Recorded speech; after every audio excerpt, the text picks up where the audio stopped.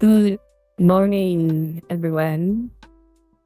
How's everyone doing today? Where's here? Hello, lamb, kissing you, bird, chaos, cat, Conrad, Rach, John. Nice, yeah, John.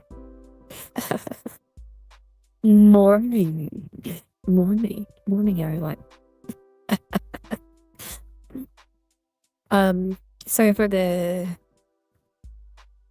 Sorry for pushing the stream back again another 15 minutes. I just wanted to get something done real quick.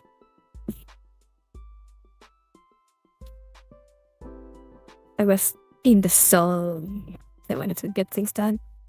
And yeah, indeed. I managed to start stream on time. And at the time, I pushed it back. But still. Good night to you, Conrad. This voice filter is... Excellent question.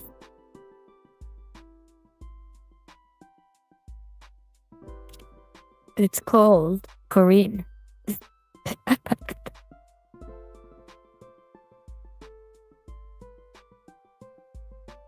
But alright, enough Korean.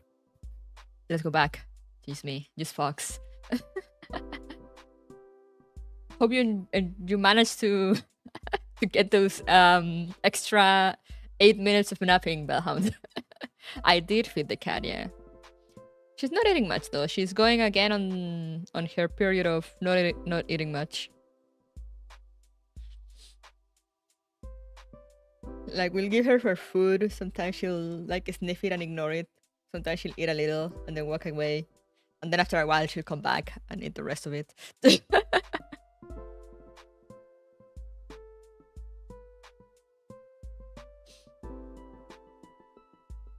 It's winter time. They don't eat much but get fat and fluffy. Yeah. They go through periods.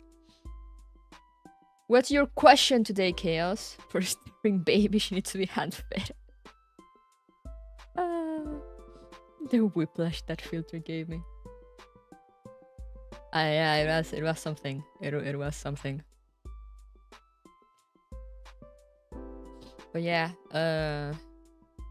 we took her for a walk yesterday. Actually, it was really funny because we took her to. Sometimes we take her to like nature parks that are like fairly empty. There'll just be like every now and then there'll be someone walking by. But on those, you know, she usually gets out and starts walking around, you know, like full of confidence and curiosity, at least until someone walks by, and then she kind of glues herself to the ground and stays still. But there's this park nearby that we take her for. That it's more of a people park, you know. There's like football fields, like small one, you know, for children, and there's like some children playgrounds, and it's one of those that people usually go to just walk or like do some exercise, walk their dogs. So that's the part we take here for. We call it exposure therapy. So to see if maybe one day she'll stop being afraid of every little thing.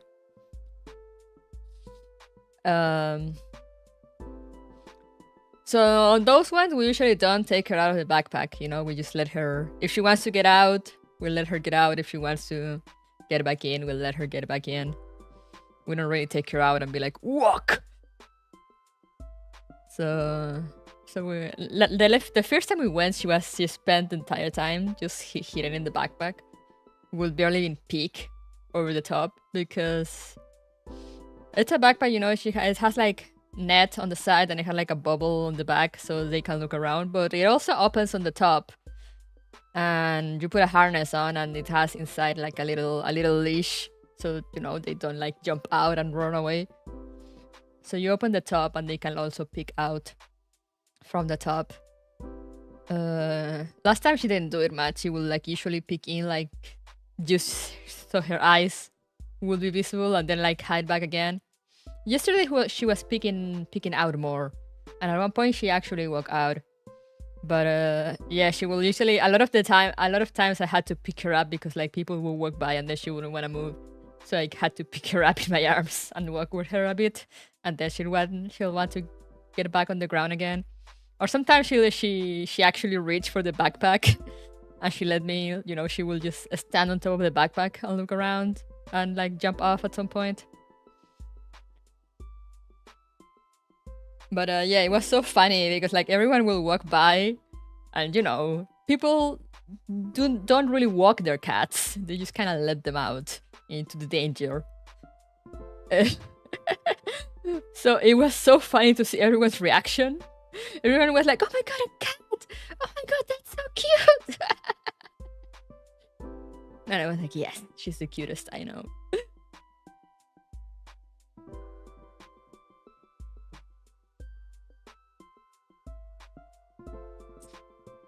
Like at one point there was like this big rock just on the road, and she likes climbing on rocks, so she let her like get on top of the rock so she will look around, and a lady just walks by like looking at her phone, but she sees her like just sitting on the rock, and she goes like, "Oh, that's so cute! That's so cute! That's so freaking cute!"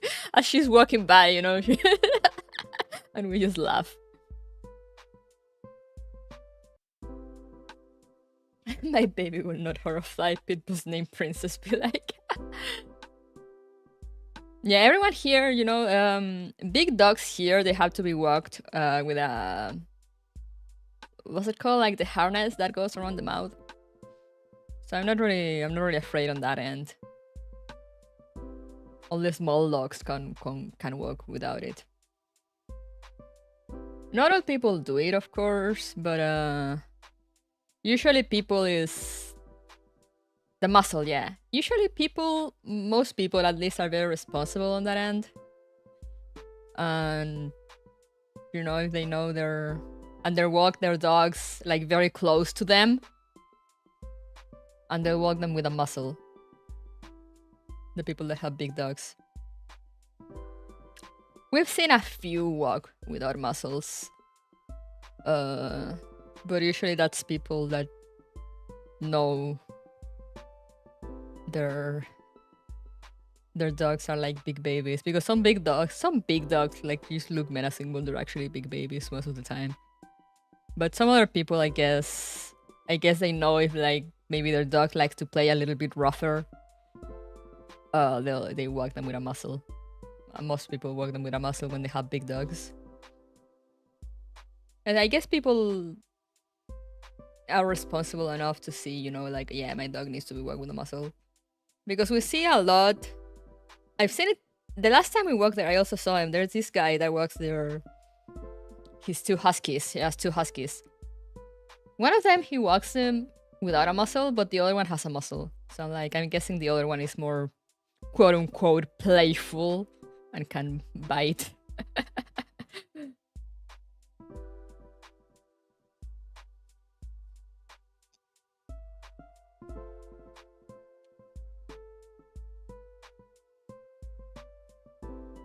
Oh, huskies are yappy.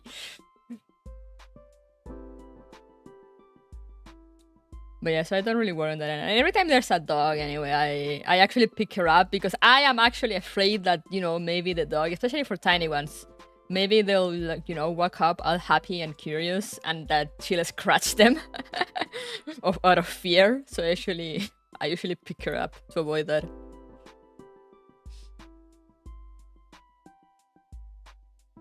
Like I'm more afraid of my cat actually scratching the dog than the dog actually doing something.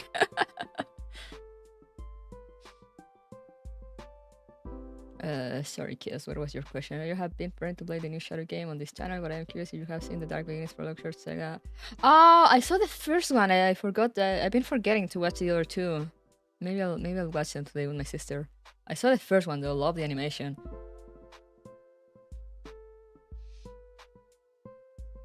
My dog and cat used to play when they were young. The dog is small and will usually lose. No!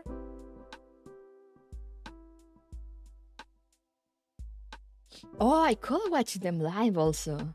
Maybe I could find time for that, because they're pretty short. We could watch them together. I don't think there's anything. I haven't seen people do live reactions. I think they have, so it should be okay, right? Didn't think about that.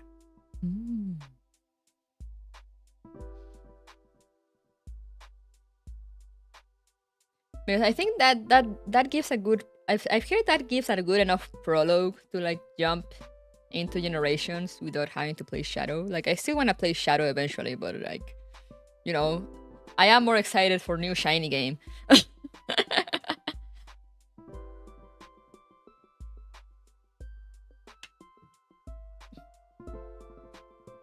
But I don't know, it could be a thing. I don't know if during October though, because October usually tends to get busy because it's Spoopy month and everyone is asking everyone to play things together. I actually have a collab next week again. But yeah, it could be a thing. I've seen people try Shadow and Man eat 8. Yeah, it didn't really age well. Like I remember physics-wise, it was very Sonic Heroes. So yeah, gameplay-wise, I doubt it aged well. So I am more excited to play the new one first. And I think the Dark Beginnings, I've heard it's good enough of a prologue to jump into the new one without playing the first, and then we can go back and play the first at some point anyway, and maybe catch some extra references.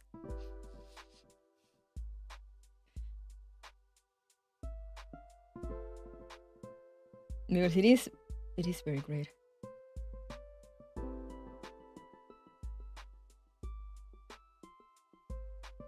If you do want to play Shadow the Hedgehog live, the Sonic hacking contest just released a mod called Shadow the Hedgehog Reloaded. Ah, wait, Shadow is out for PC? I don't know. The thing is that I usually play them on GameCube, so Shadow the Hedgehog. Game. Video game.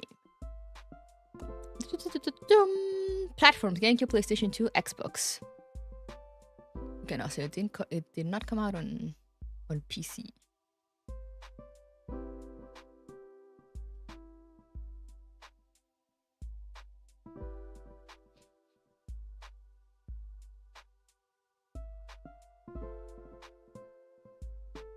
The game was commercially successful. Seriously? I did not know that. Over time, the game has developed a cult following. I'm not saying I'm not part of that cult, but I'm not denying it either.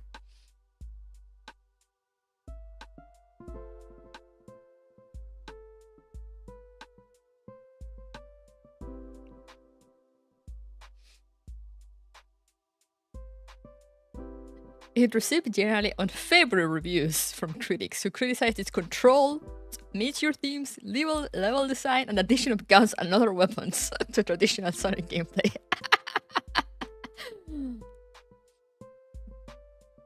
Yeah, it's rough.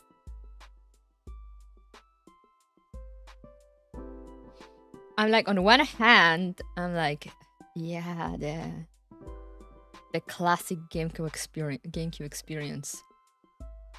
On the other hand, considering how many times you have to play it to get all the endings.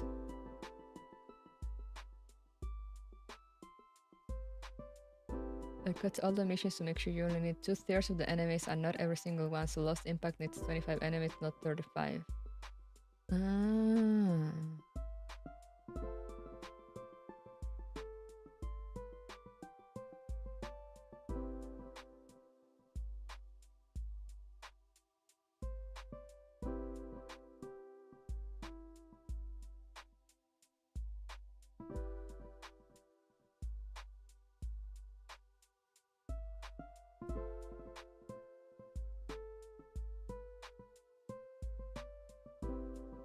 Completing all 10 endings unlocks the game's true ending.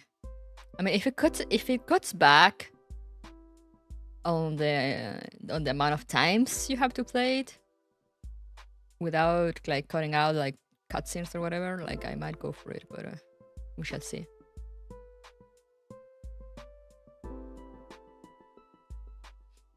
Because like again, you know, back in the day when I was playing it as a kid, I didn't really mind. But playing it as a streamer, I guess I could also play like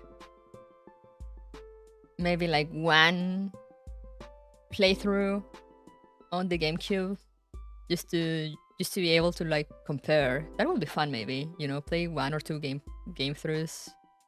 playthroughs on the original GameCube and then switch to the mod to see how different it feels. Interesting.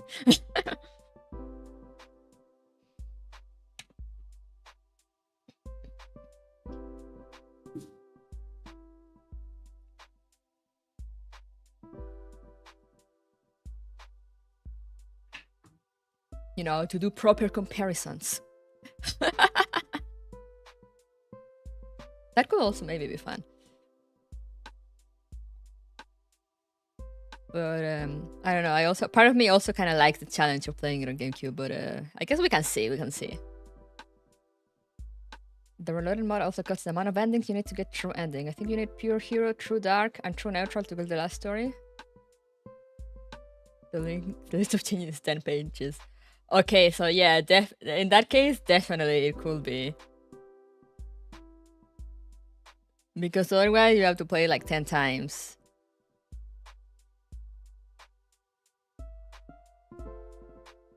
And the endings are not that different that I remember.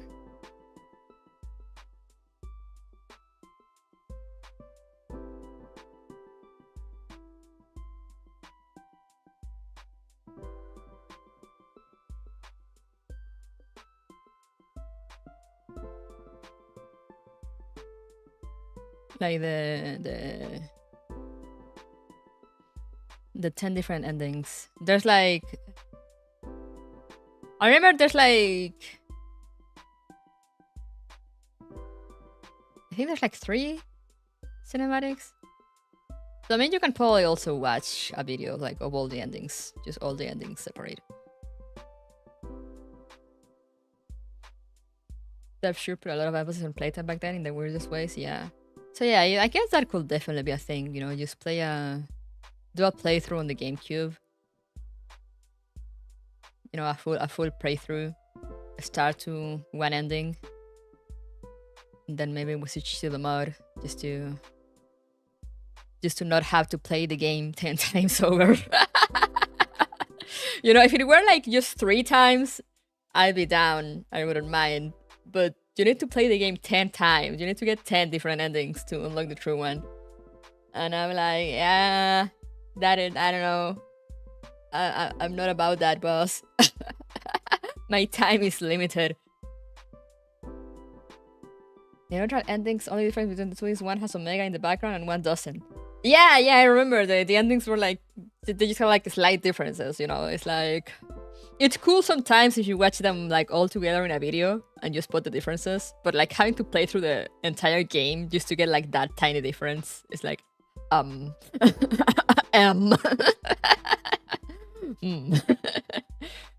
So yeah, I think that definitely could be a thing. That's probably what I'll do, actually.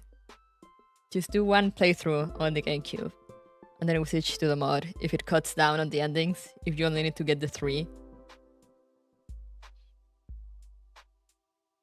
I said that it will be, I feel like that would be a fun comparison to have like a fresh comparison on the old versus the new.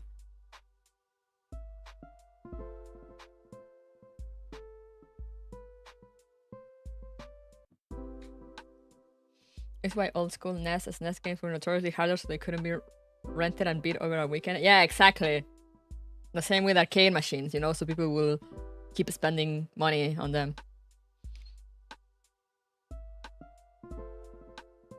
The truth is though, and the real reason they all suck, is that none of them matter.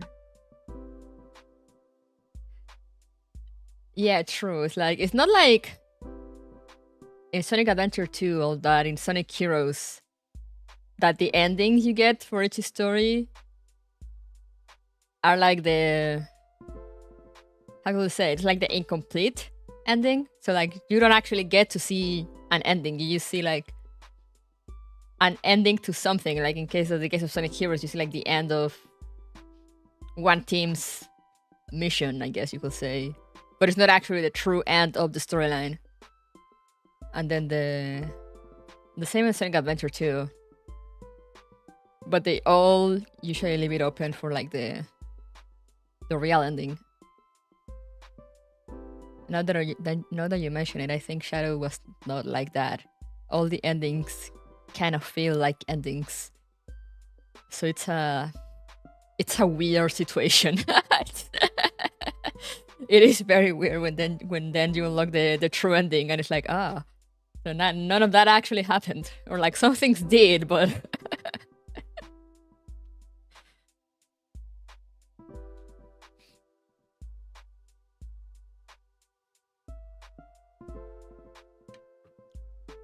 so yeah, I'll look into that. I know technically I own the game and the console, so emulating it is not illegal.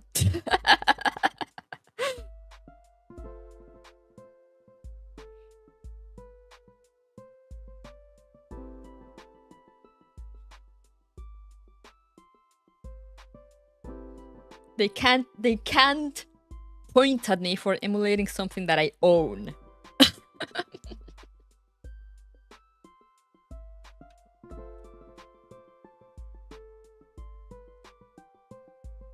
True. At least in the previous games in Dreamcast, there is that all the endings interconnect to another to form a complete ending. Yeah, exactly. Yeah.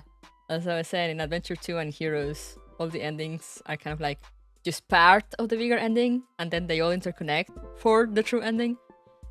And in Shadow, it was not like that. I'm sure the lawyers would find a way. They'll never catch me alive. But yeah, thank you. I'll definitely look into that then. If they cut back on the endings. I'm like, yeah, definitely. We can do like just one playthrough on GameCube and then we switch to the mod. And I can comment on how different it feels. Sent it your way?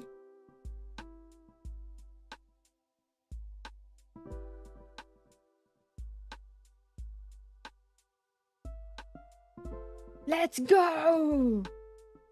Shadow the Hedgehog Reloaded. Gotta pin that later.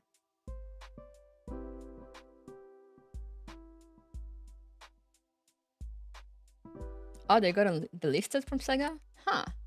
Unleash and the storybook games too? Damn. I have Unleash and I have one of the storybook games, so that won't be a problem. That won't stop me. That won't stop me from showing your sins to the world, Sega. Except for Black Knight, I need to get Black Knight. Because I did not get... I mean, I had Black Knight for all of like a week. Before it got taken from me.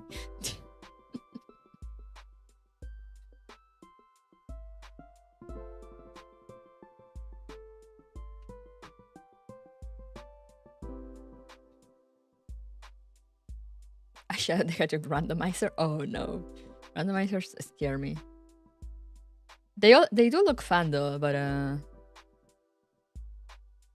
again, since I'm more of a, I don't know, I feel like since I'm more of a narrative person, randomizers don't really call to me unless it's like maybe a one-time thing, you know, like for a celebration or something.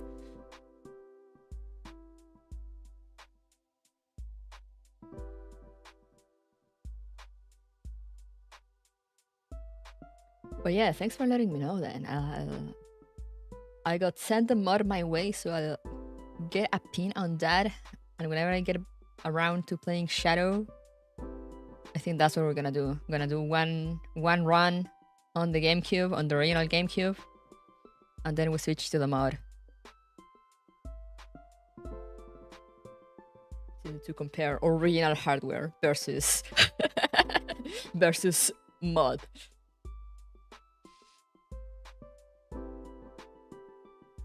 Opening the first door and immediately being sent to the Black Doom fight. Wait, that can happen. Holy shit.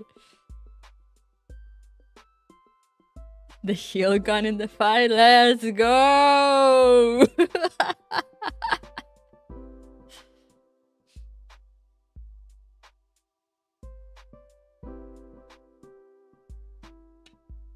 But yeah, that sounds like a plan. Because again, I had the time as a kid to go through that game 10 times. I went through that game more than 10 times even because I got it into my head that I wanted to get all the 300 something variations that there were for endings because they all had like their own names and their own like you will kind of complete a list that they had in game. I didn't last much though because it was too much, but I did get into my head at some point. I did print the list with all the combinations of endings. But who has that kind of time anymore? Not me. So yeah, we got it. We got that plan now. I'll probably write it in my Trello later and be like, this is how we're gonna do that.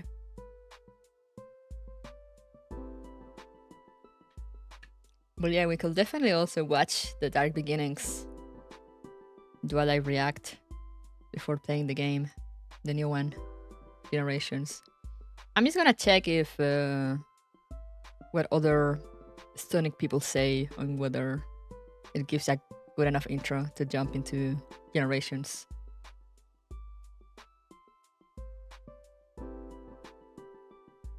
But yeah, hopefully I can find time for that soon. But as I said, it might not happen during October. I may be able to schedule the watch along for Dark Beginnings during October. But I don't think I'd be able to start the game during October. It might be better to save it for... Maybe it might be better to save it for like before I actually start the game. Since they're short, maybe actually do it in the same stream that I start the game. Because they're pretty short, aren't they? YouTube.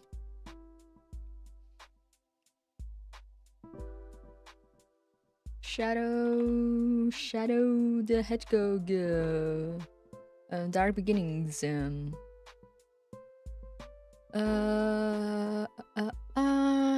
Yeah, they're like 5 minutes each.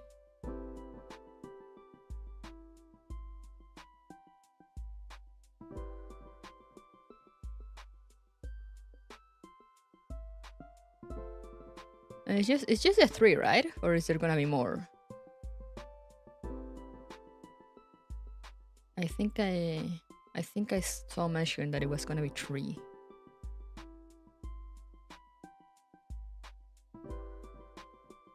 Oh yeah, and then there's reactions of people. So we can definitely do a reaction. Let's go!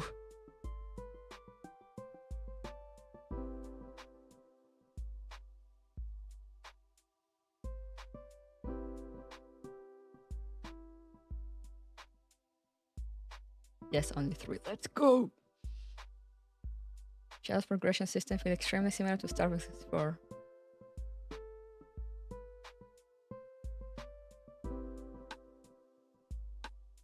I never played Star Fox, so... But I know there were some weird game changes. Like I remember the first one was like, you know, like spaceships and stuff, and then there was one that was like 3D platformer / adventure, which was like, okay. Which apparently was gonna be another game. Like completely unrelated, but they were like, no, slap Star Fox in there so it will sell. And yeah, weird decisions were made. You know, weird decisions are always made in the gaming industry. And back then was also a period of weird decisions being made. Just like a period of weird decisions that we're going through now in gaming. All things are cyclical.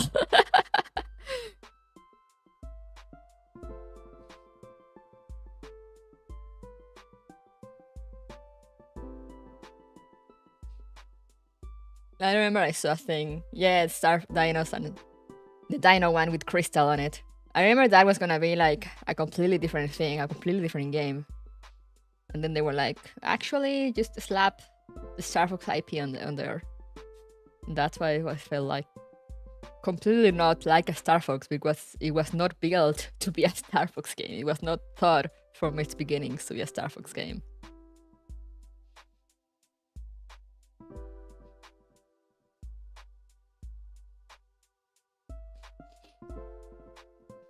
Which is also, as Kyle says, why probably they don't bring her back. That happens in every industry. Yeah, industries kind of move in cycles. And like, I'm pretty sure with how things are going right now in the gaming industry, unless it can be stopped somehow before it happens, I'm pretty sure we're heading to another video game crash. How things are going now, I said if they don't stop it before, I feel like we're going straight down into another video game crash. And then, you know, then something will happen and the industry will rise from the ashes again. Rinse and repeat.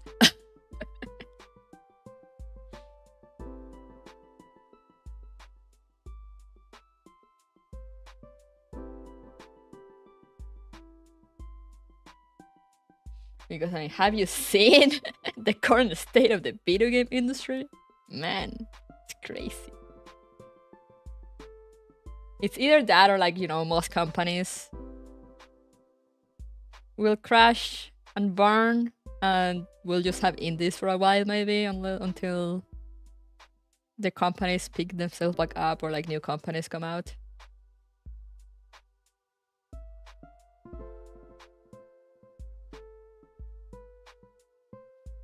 I feel it will be, you know, it won't be a crash just like last time when like the entire industry kind of stopped and it actually, we had to get like Nintendo to get in here and save the video games. But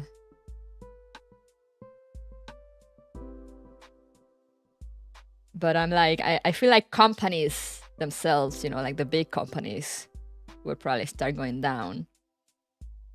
And we're gonna see like a crash on that end of the industry, you know, like the AAA game of the industry.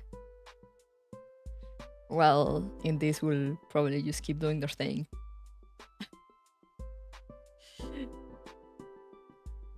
Have you seen the current pricing of games? It's insane.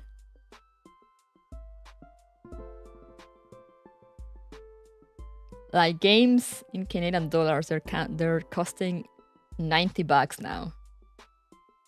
90 maple leaves, and that's before taxes.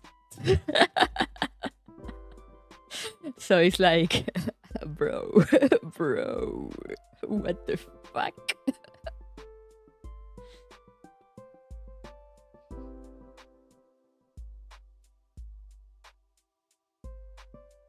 That is a lot of leaves, yeah.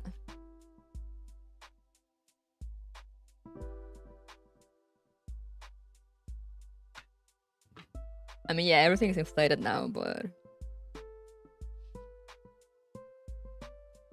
still, you know, and the fact that physical games cost the same as digital ones is like, and you know,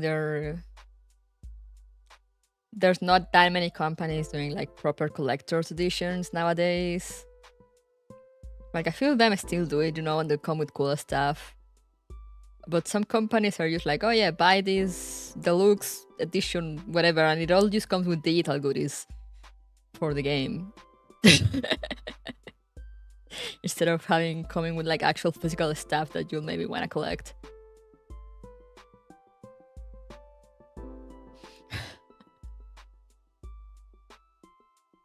But yeah, like I was thinking of getting Silent Hill 2 because I do wanna play Silent Hill 2, the remake. And my sister told me like, hey, did you see the price of it? It cost $93. And I was like, what the fuck? What do you mean? And like, I'm sure it's super good, but like $93.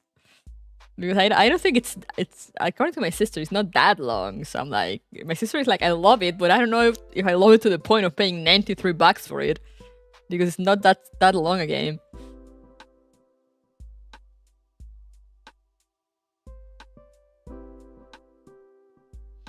The fact that they can remove a game you bought and can't do anything about it. Yeah, exactly. It's like,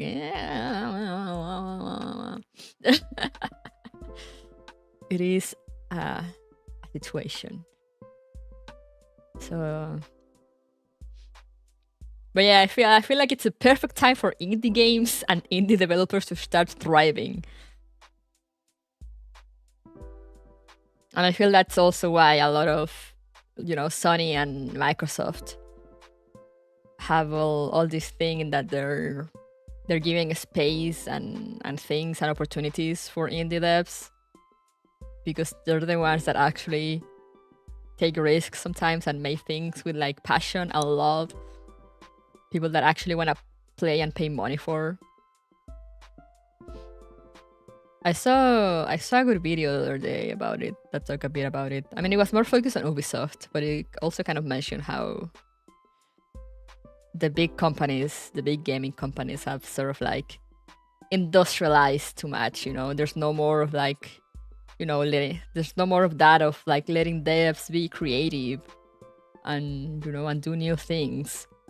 It's like we got success with like this one game, now repeat it like 20 more times and just do exactly the same. And then they're surprised when people stop buying their games because they're all the same. And they're like, Pikachu gasp. Where did we go wrong? Why are people not buying this game that was so successful 10 years ago? Like, gee, I wonder. Astro is pretty good, yeah. I'm not really into platformers, but I've seen some things and I've heard people saying that it's an excellent platformer and it's full of like little Easter eggs and references to other Sony IPs.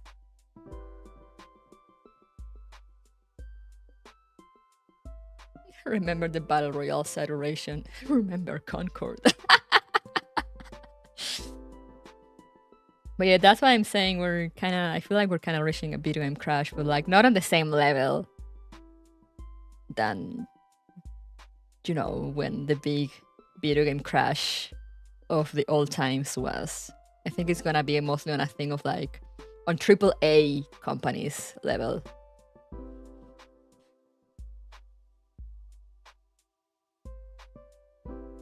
While probably indies will have more of a chance to shine as the big companies fight each other and burn.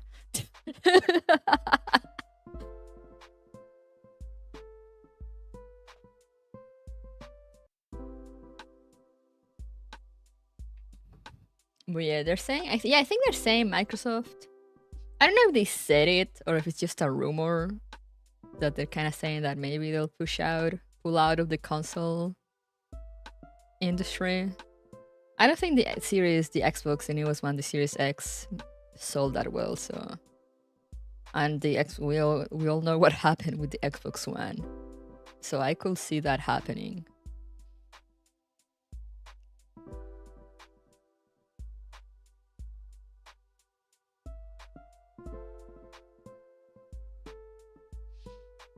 The thing is that, big video game companies are like pushing people, the devs, to like churn out games quickly. And it's like, no, good games. I mean, games are taking longer and longer to develop. And it's like, you should let them cook. But the thing is like, yeah, money and time invested and whatnot, it's a mess. If you have a PC, you basically have an Xbox, yeah.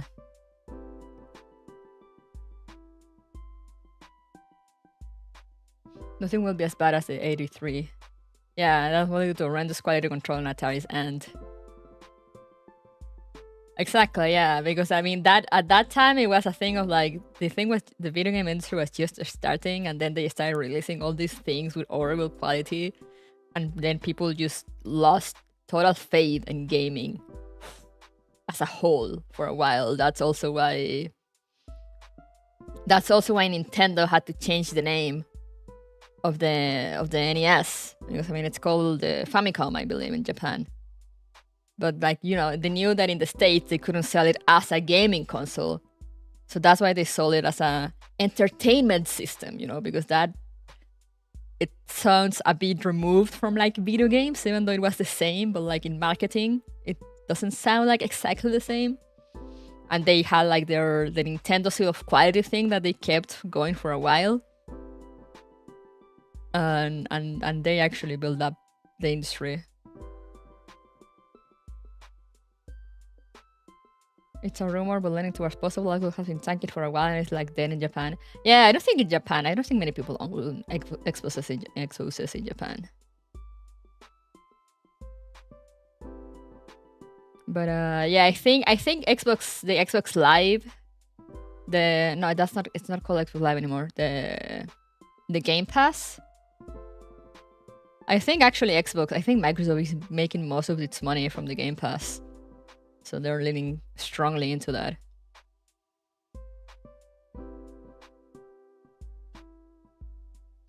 So yeah, that's what I'm saying. When I talk about a video game crash, I mostly refer to like the big AAA game companies. I don't think indies and smaller studios will be affected that much. But we're seeing the companies, the big ones, are starting to suffer, like Ubisoft. Ubisoft is tanking badly.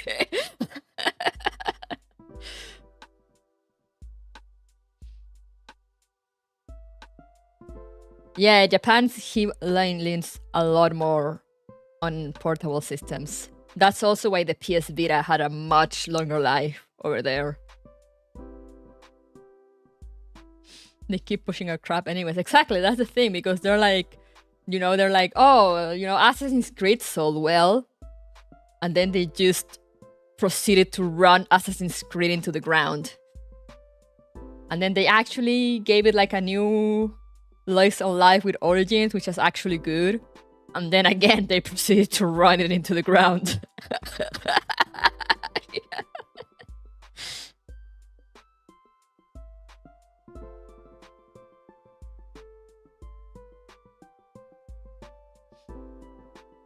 So yeah, but yeah, I see, unless Microsoft changes their approach, they'll probably pull out a bit on the console thing. I don't mind if they keep releasing console though, because I do really like the Game Pass, and I do have an Xbox Series X, mostly because my sister has the Ultimate Game Pass, so we get the games on PC and Xbox. And as you guys know, I'm a console player girl. When I'm not streaming, I don't really like sitting on my computer and playing video games. If I'm sitting on my computer, like, I feel like doing other things. Or like maybe I'll play Digimon TCG. Or like write or like watch videos. But for gaming, I like to lie down on the couch, turn on the big TV and just play comfy.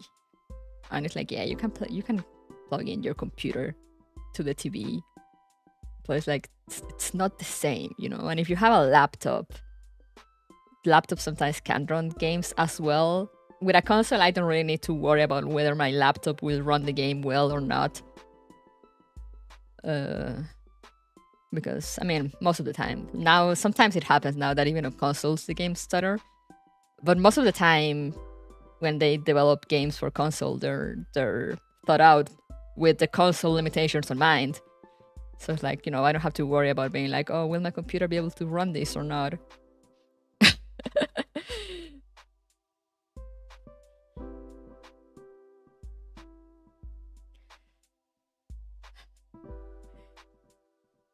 I've heard also there are strong rumors of Sony wanting to release a new portable console.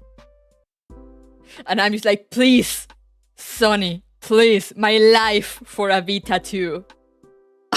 My life for a new PS Vita. that console was ahead of its time, and you fumbled it so much in the West. You can do it now, I believe. Just look at how successful the Steam Deck is. I believe. Please, Sony, please.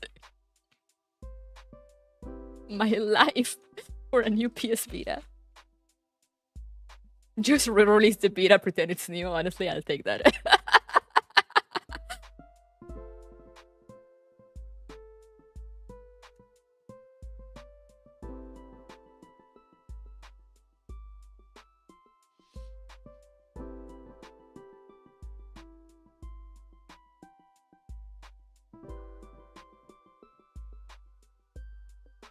Like another rumors, and they have the thing, the PlayStation.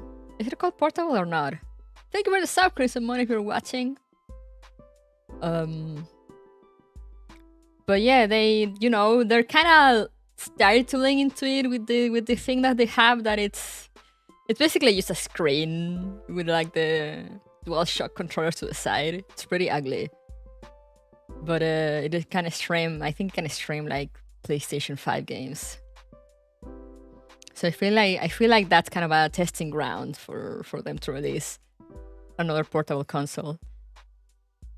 And there's been rumors and leaks on that they might be working on a portable console, not a thing that is stream games, a new portable console, and I'm just so excited for it. I'm like, please, Sony, please.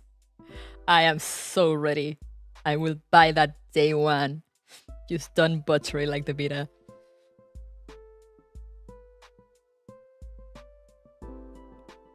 I really had the Xbox 360 connected to a projector. Oh yeah, it's also fun to do that when you connect consoles to a projector.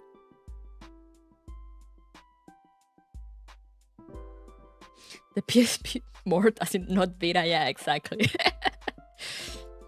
But yeah, as Kat said, Japan is big on portable console. That's also why gacha games and stuff tend to thrive in Japan a lot, because people in Japan, I believe it's a trend that has not gone away.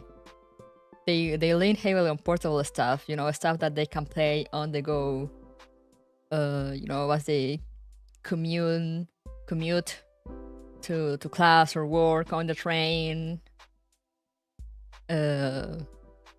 instead of home consoles.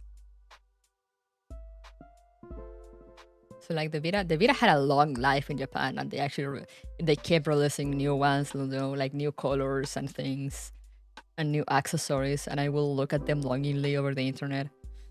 They had this really pretty one that was like an aqua color, and I really wanted it. But in the West, we only got the black one, and I think we got the white one for a bit, and that was it. No more colors.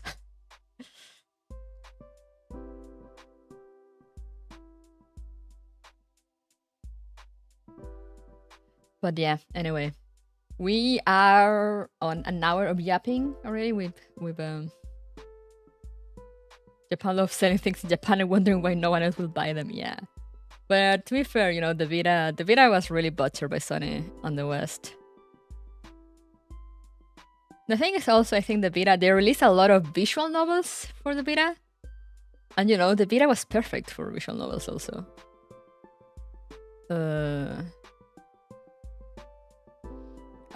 But like, I guess people in the West don't like to read, or at least I feel like that's the image that a lot of people on the East or lots of Asian countries have of the West.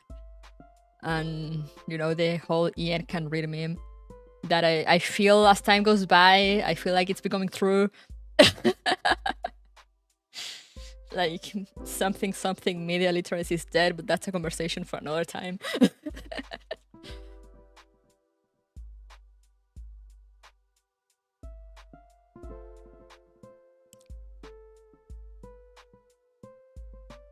We can read.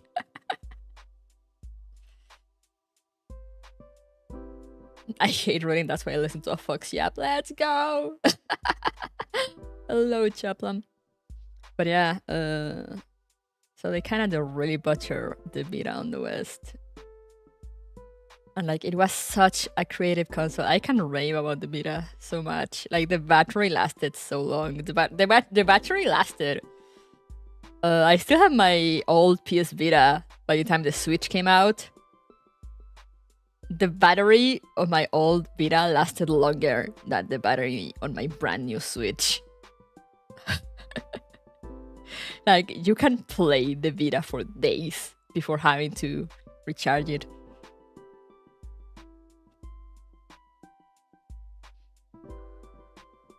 And you know, it will suspend games, so you could just turn off the screen of any game, and then you will turn it on and it will be back up on this at the same spot. I think when the battery ran out, the same happened. You know, and then you could just recharge it and then go back to the same point you were in. It had 2 touch screens, because they have the screen itself was a touch screen, and it also had a touch screen on the back. It had like a light sensor. It had the gyroscope thing.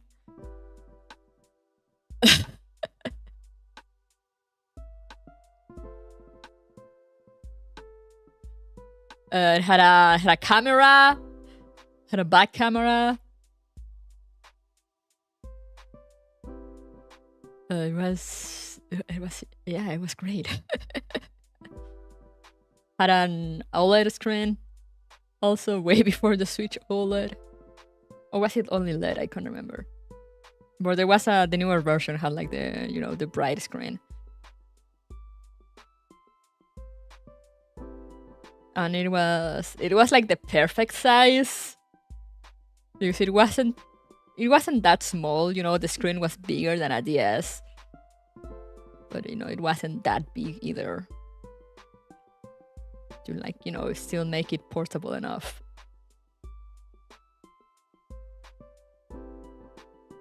And yeah. You could connect it to your PlayStation 4 and use it as a controller, or you can also stream games from your PlayStation to the Vita and play them on the Vita, which I used to do with back during the pandemic. My sister and a friend got me into a visual novel that I never finished. I actually want to play it at some point on stream because it was actually really fun. And the PlayStation 4 version had like a lot of higher quality CGs and extra stuff that the PC version didn't have. But yeah, playing visual novels on a home console, that ain't really it. Visual novels for me are really for when I play them on my own, at least. They're really for the portable experience, just like lie back on bed and like read.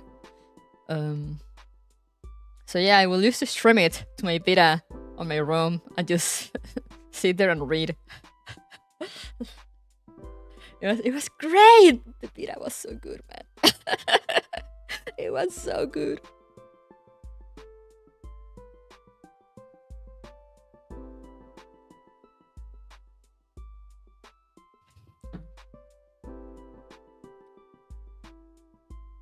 I love Phoenix Wright.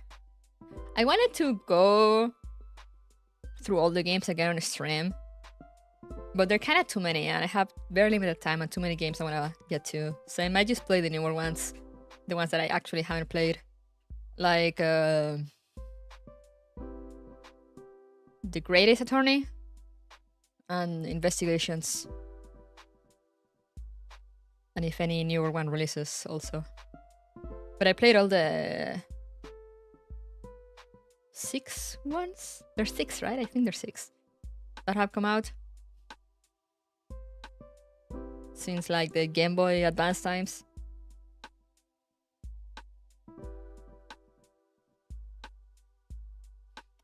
It's so good. Phoenix Wright is so good.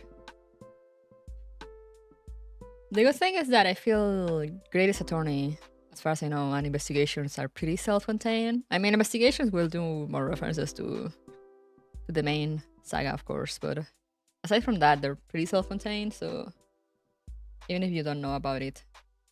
I feel like it's good to just jump into them.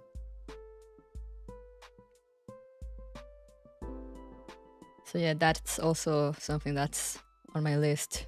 I wanna play the new Ace Attorney games. I haven't played them, just so I can play them on stream at some point because they're so fun. They're so silly. The characters are great. But anyway, and I got the 3 ones on Steam. Someone gifted them to me because I was planning them on streaming them all. And you know, maybe at some point I'll find the time to go back and do it. But I think I'll start with playing the new ones because I really want to play them whenever I get the time.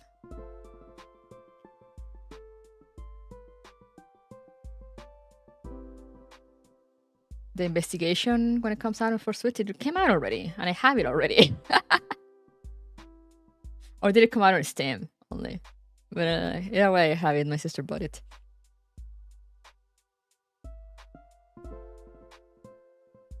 But yeah, great stuff.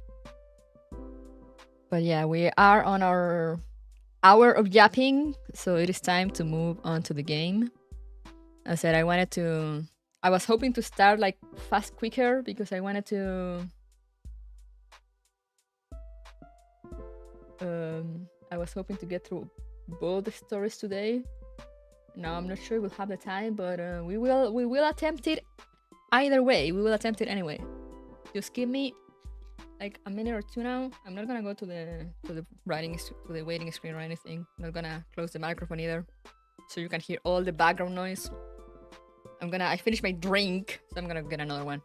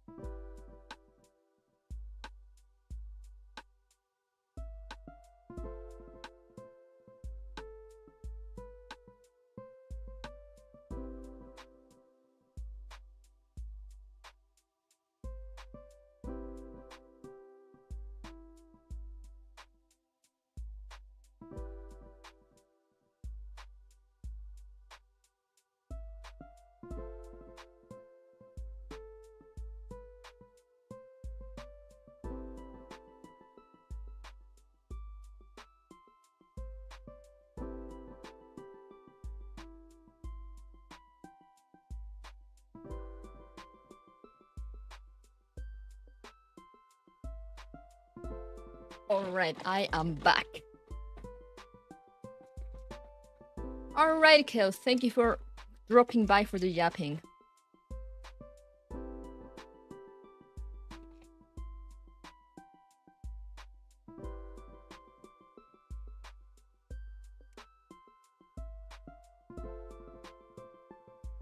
Thank God for the yaps. Hey, Doc.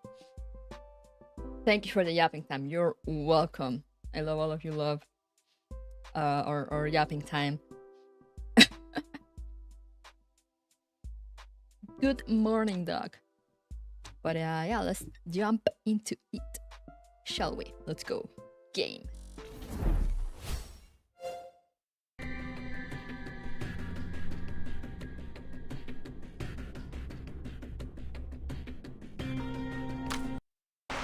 So yeah, we're gonna start with Lucy's story.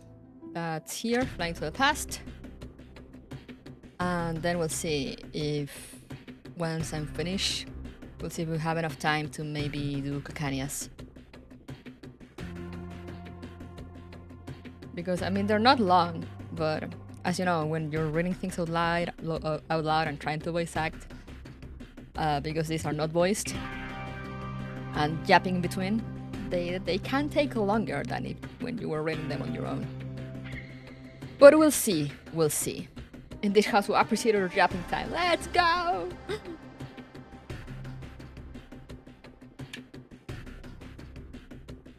But yeah, I wanna try to get them done, so as I said, next week we can get back to Signalis. But if not, we'll just do Kakania's one on Thursday evening. But yeah, we have a collab plan next week, again with Hakuya, Maple, and Guinevere. We're gonna be playing some old classic Phasmo. Because we're all too broke to buy new games.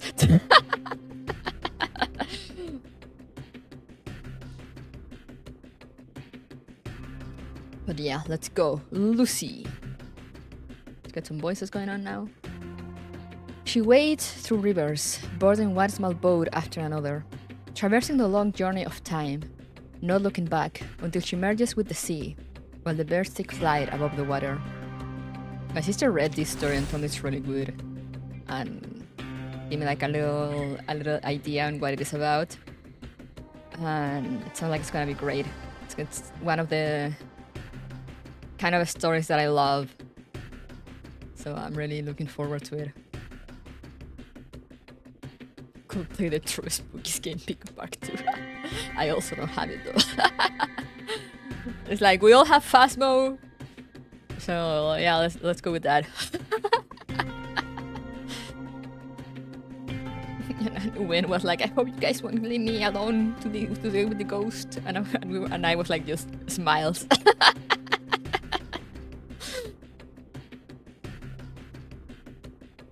So that's gonna be fun.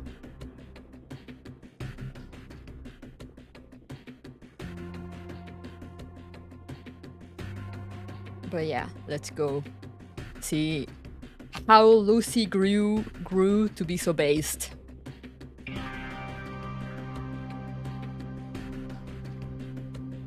But yeah, I feel like from what my sister told me, as I said, I feel like I'm really gonna enjoy this story, and I feel like a few among you will also enjoy it. I mean, as I said, much besides the point of you like coming here, watching me stream and watching me play games, I feel like some of you will also generally enjoy it for what it is.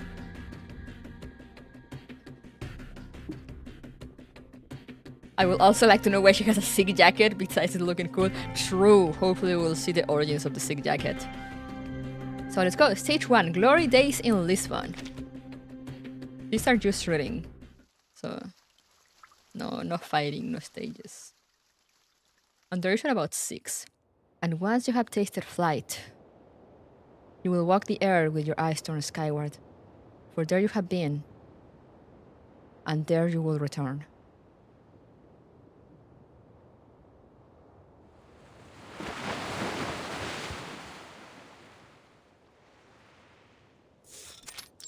Coast, Lisbon, 1835.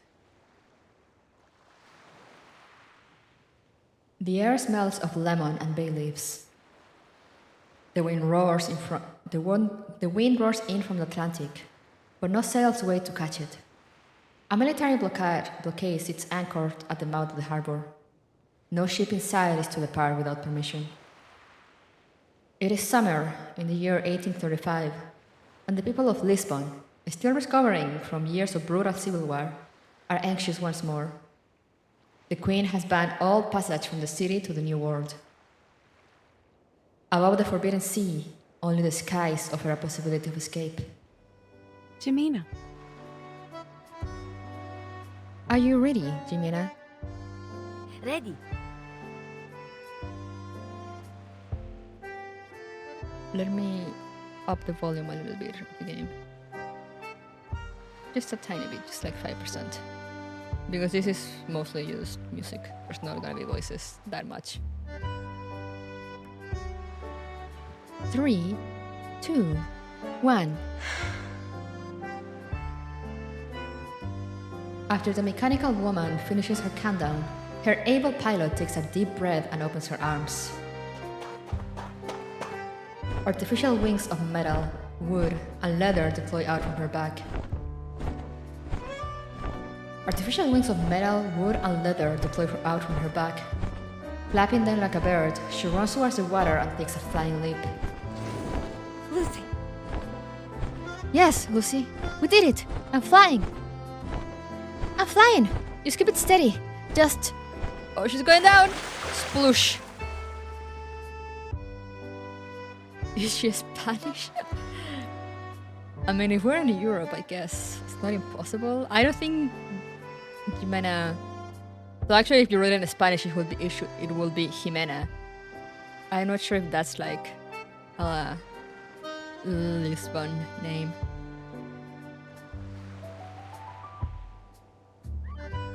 The bear dives sharply into the water. 9 seconds. Good. An improvement over last time. Do you need any assistance? Thank you. No, thanks. She moves to unfasten the wings before noticing a crab perched on her shoulder. Returning it to the sand, she crumples down beside it and sighs. It appears the primary difficulty is power. The wind is not strong enough, or more precisely, we are not generating sufficient lift. With further optimizations, we shall be able to extend your flight time. This model took a whole month to complete, and it only flew 3 more seconds. I don't understand. Is it ever going to work? That had to be crazy to spend his life like this. A gaggle of boys nearby had watched her from their boat. They laughed as she fell, and are still laughing. The girl shoots them an icy glare, a piercing bolt that hits them one by one until each rises up and turns back to their fishing. I am pleased. 3 seconds represents a 50% improvement in performance. If you take that into consideration, our progress has been remarkable. Didn't take you for an optimist. I Please. see. Please, you should get yourself into some dry clothes. I believe I have identified the primary issues with the current design. Great! At this rate, we might make it from the Cape to the shore in, about 100 years or so. If only I could reach the other side of the ocean this very moment. Just think how it would be to fly all across the Atlantic and land on the shores of New England. We should head back. Coming. Bundling up the soaking machine, the girl and the mechanical woman head back toward the city. In the distance, the line of warships have resumed patrolling the harbor, their sails jutting up from the water like the fins of hungry sharks.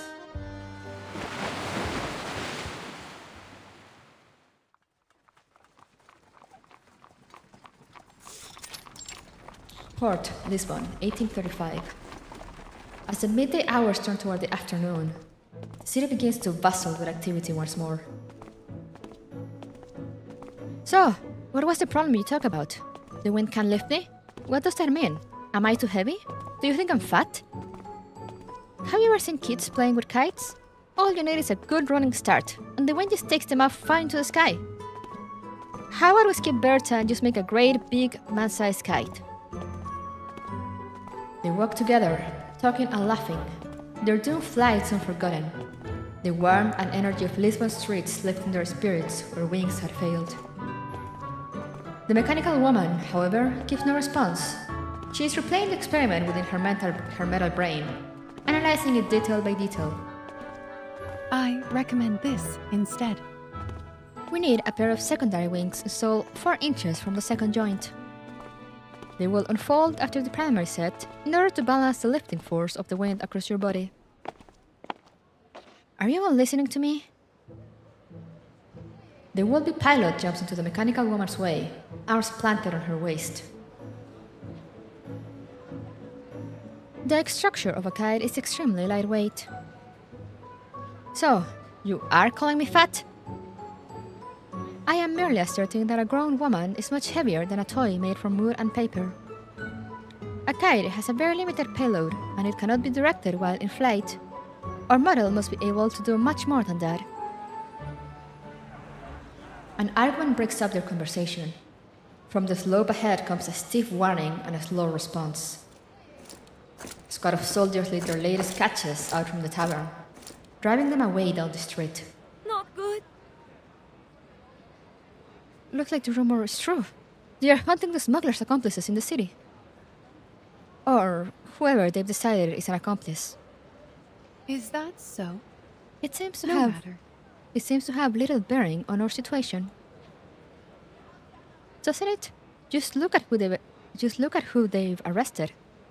Fernandez the Broken Arm, Carlos the Golden Hand, and Alfonso the Gill. Okay, they're all Spanish names. The girl's face grows pale as she keens their faces out from the dark. All of them local arcanists, no exceptions. Of course, why should it bother you? You're not a local. Her Majesty will never dream of being so unkind to foreigners. Besides, you have that letter of introduction from that computing center. Who will be so stupid to find an honorable guest from Britain? But I'm not so lucky. If only I could fly, then if they ever came for me, I will laugh at them from the safety of the skies. There was no luck involved. The LSCC sent me here with all the necessary documents to accomplish their interests. I suppose I had not considered that arcanists here might not have the same privileges I do because of them.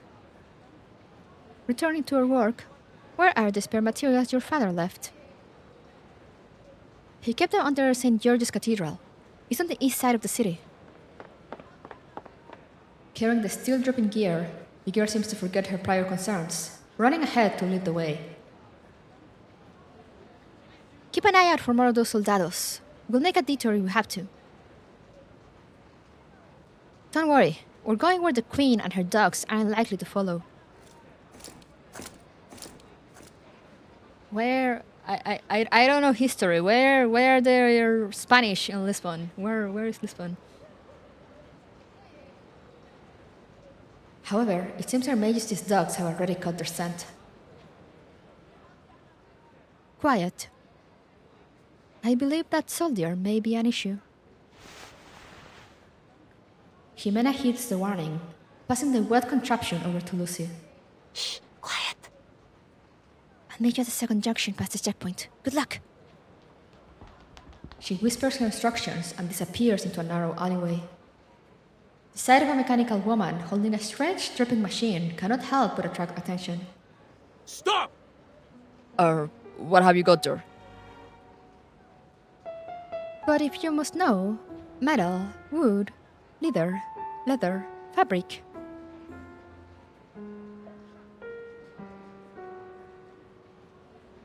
Lisbon is in Portugal right now, so that may or may not be a spoiler. Oh, I see.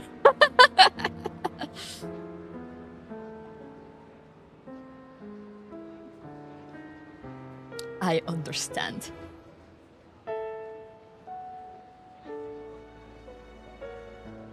Not to mention a badge bearing two lions that signifies an empire in which, it is said, the sun never sets. I also need someone to point this reference out.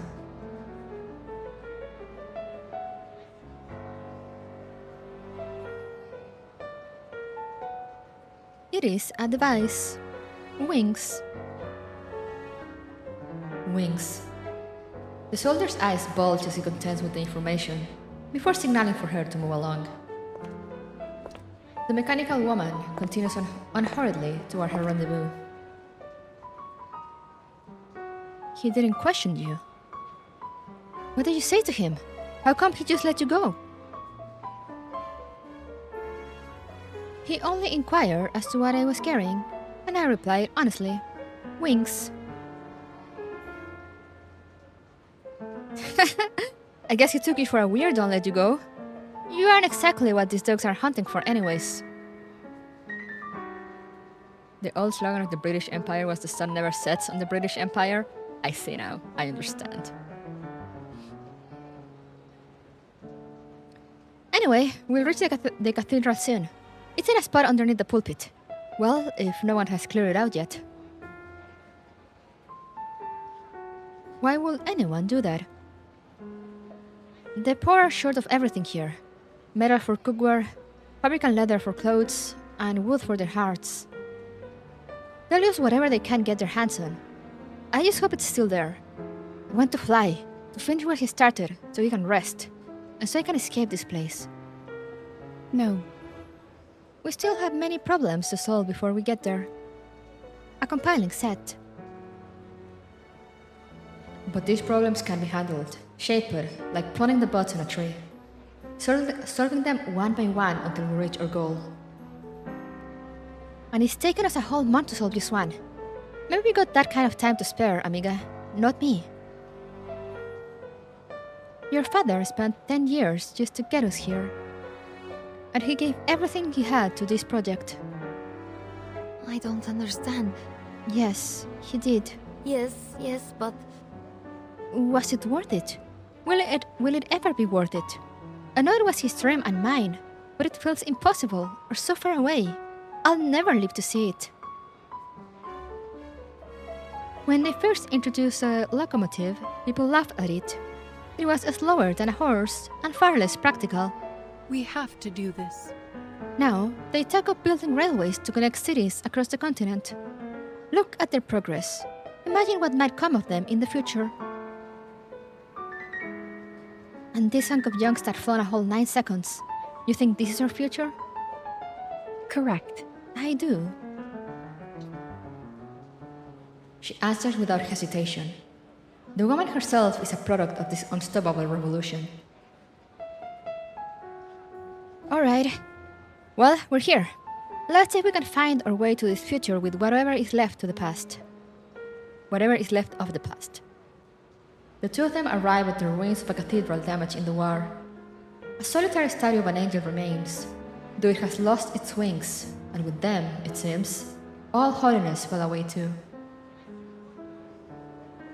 I do hope the materials are still intact. There is a cellar underneath the pulpit. Go on ahead. I need to speak to a friend around here. Be right back.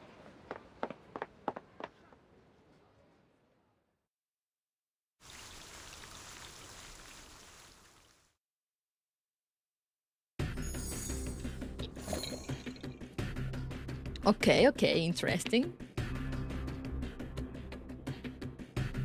Let's go to the second one. Stage 2, the blown away kite. Blown away kite.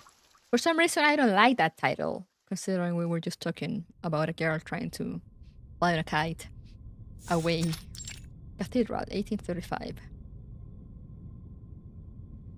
It's quieter than she imagined. A kite. Precisely. She may be right to consider that.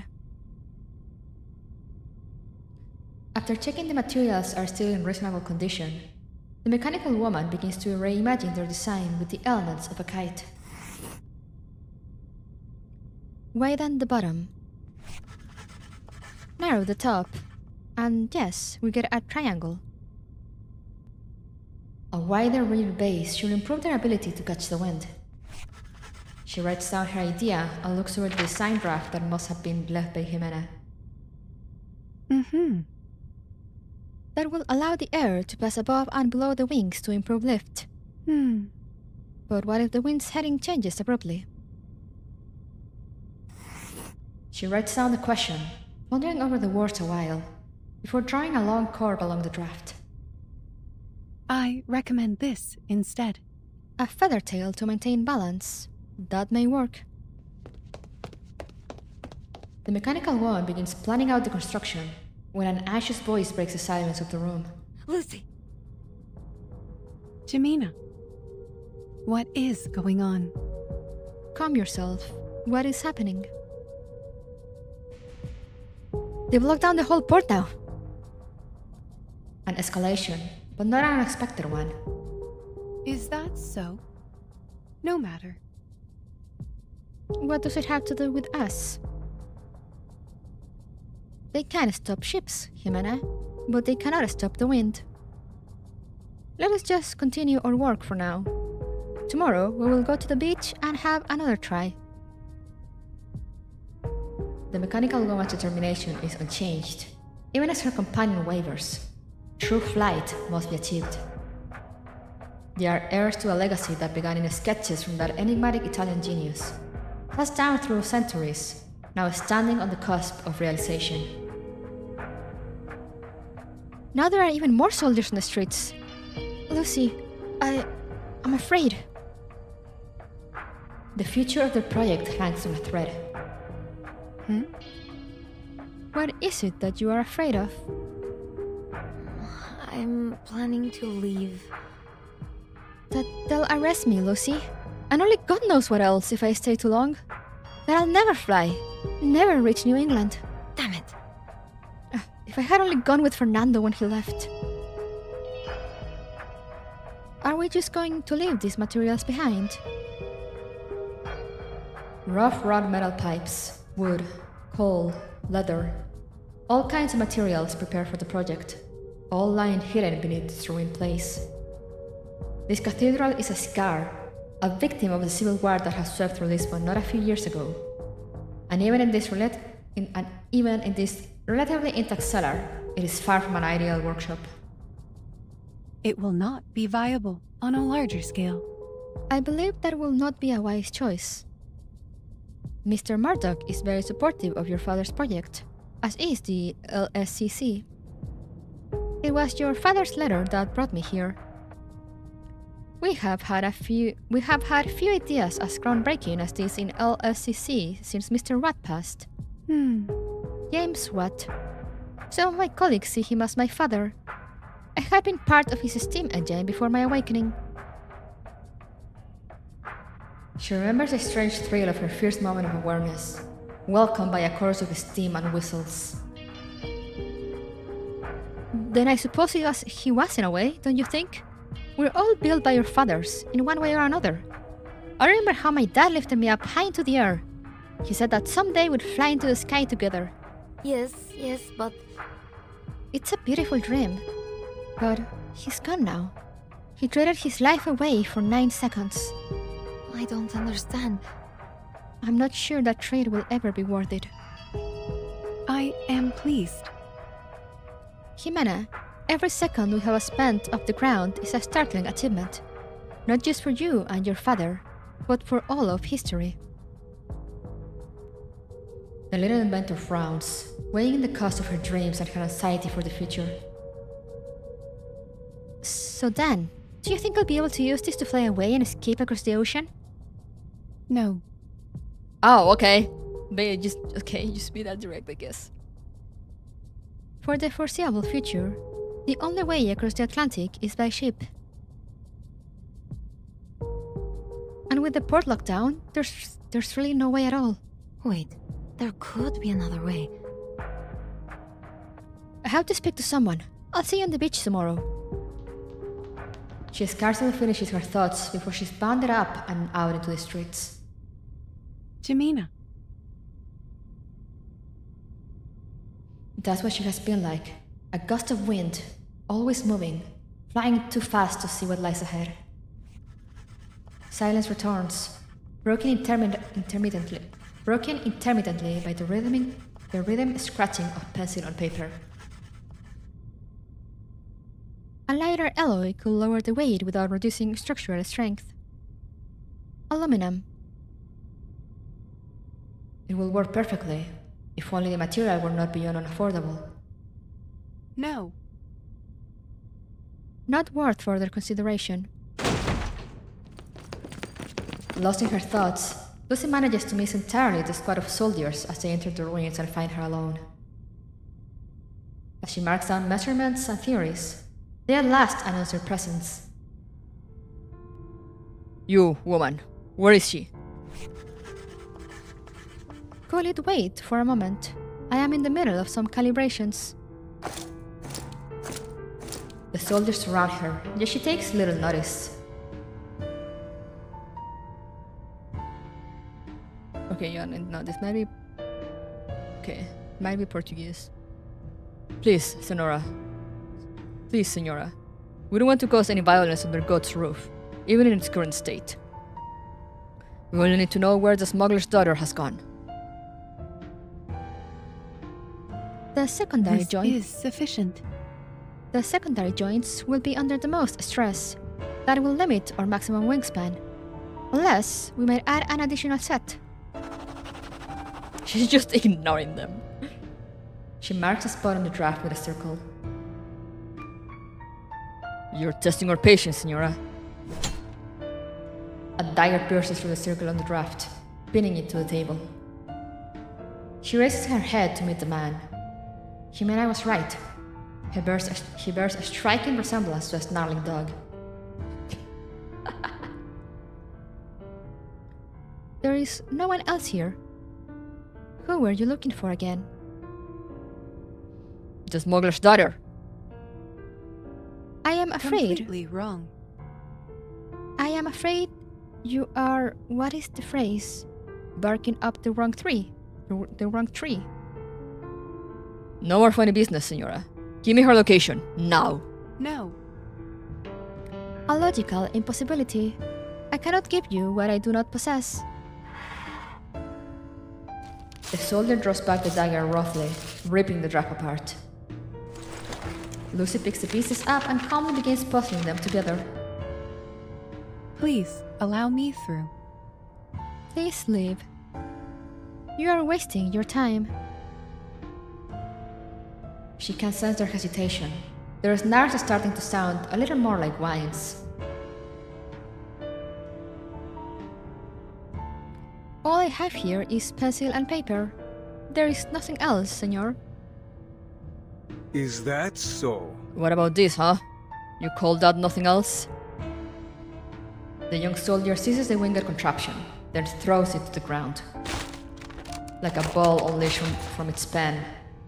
Like a ball unleashed from its span, he stomps over any breakable piece he can find. She's not here. Let's go. Vamos, rápido. Okay, no, it is Spanish. So I guess they just put the H there because they have no ñ.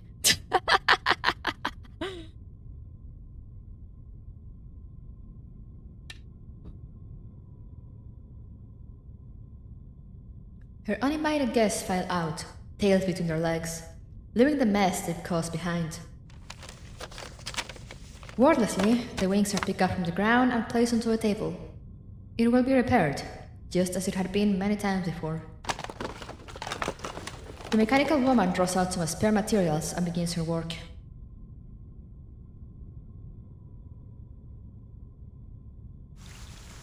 God, I love Lucy. I mentioned how much I love Lucy. Oh no! Why is stage 3 called Icarus?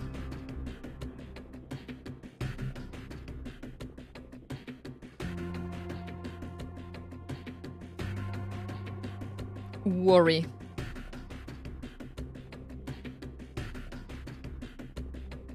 I feel like the story is going to give us the jacket with a name like that. I'm sure the dev just thought it sounded cool. Yeah, I'm sure.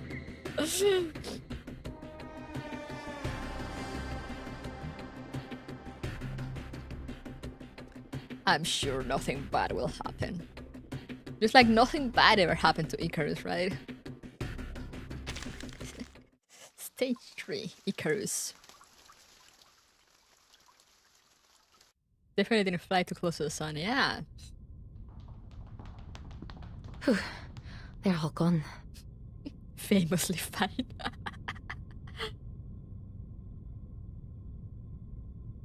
Your father's materials prove useful. It will not take long to finish these repairs and make some adjustments. We will still be able to perform another test flight tomorrow. So, it's not all bad news. Still, I have something to tell you. She stops, hesitating to continue. I'm planning to leave. I'm leaving Lisbon. I see. And your flying machine. Leave it be. I'll take it on our draft to the new world and continue the project there. Mm-hmm. So, you have no further need of me then? That's not what I meant. If that means the project can be completed without further distraction, then I suppose I should welcome it. Congratulations, Jimena. The mechanical woman stops her work abruptly and returns to her would-be test pilot. I made a deal to secure my way out of here. I'm going to the beach. There'll be a boat waiting for me there. You should consider. And you will be going to the New World. That will be unwise. You have access to many more resources here in Europe. To start over in New England will cause unnecessary delays. And you'd have me stay in Lisbon, where I could be arrested at any time? So, you will leave, even if that puts the project in jeopardy. The mechanical woman's words sound like an accusation. I'll take all the materials with me, and a draft. A delay, maybe. Maybe a long one, but nothing I can't handle. I'll be fine. Her confidence fades. Besides, this is my father's legacy. My father's, not yours. You're only here because of him. This is my decision to make. It's my dream. Our dream. The words taste like a lie. She's scared.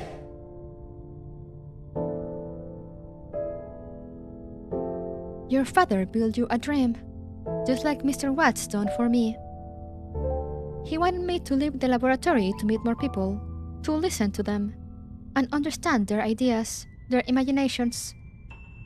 He believed in the power of human cooperation, that an idea could be passed from hand to hand, like a torch or an ember, across generations. She points at the core of her body. That very idea had come to life in her. Do not worry.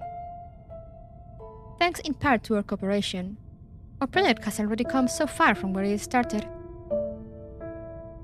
That's true, but things have changed. If there were some glimmers of success, something I could hold on to, maybe, but... What difference does it make? What's the difference between 6 seconds and 9?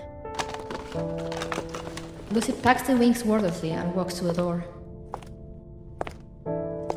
Lucy!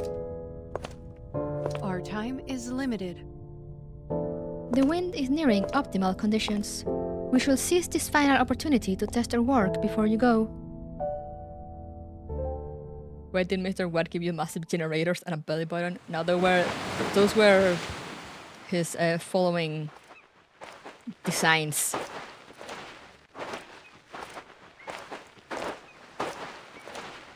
So we have to blame the engineers that came after him, maybe.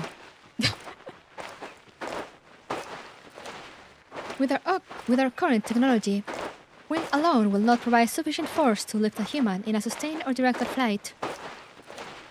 But a controlled glide may be possible with the right materials. Despite knowing that they will soon part, the only thing they can speak about is their project. Like a windmill or a water wheel? Will it use steam like your power source?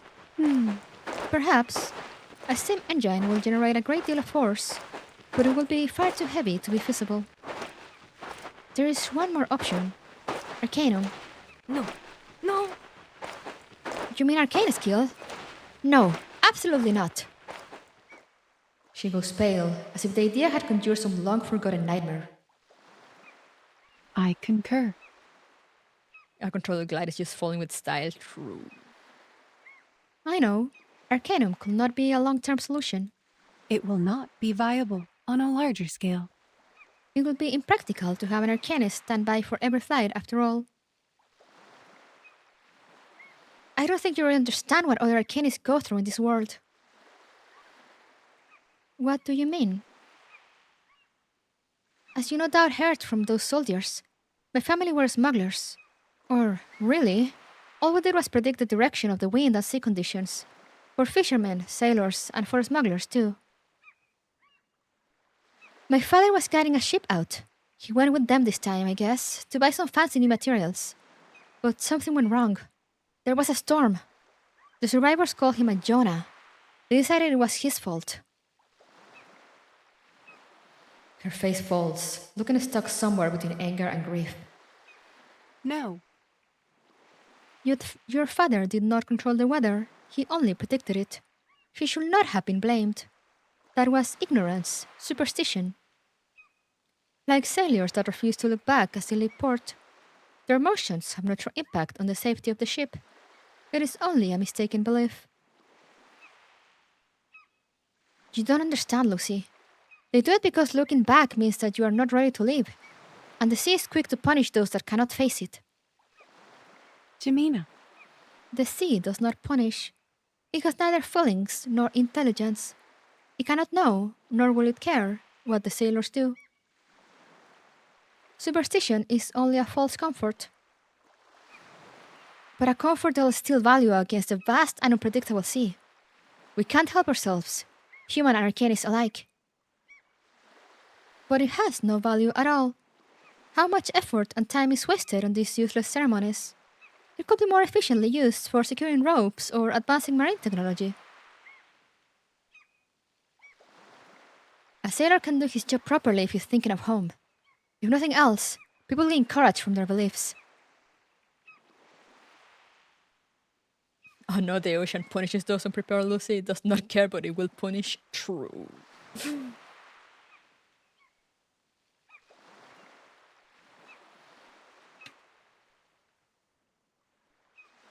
They will be able to feel more courageous if they focus on gaining experience and properly utilizing technology. Everything else is simply mechanistic fate. Luck, not belief.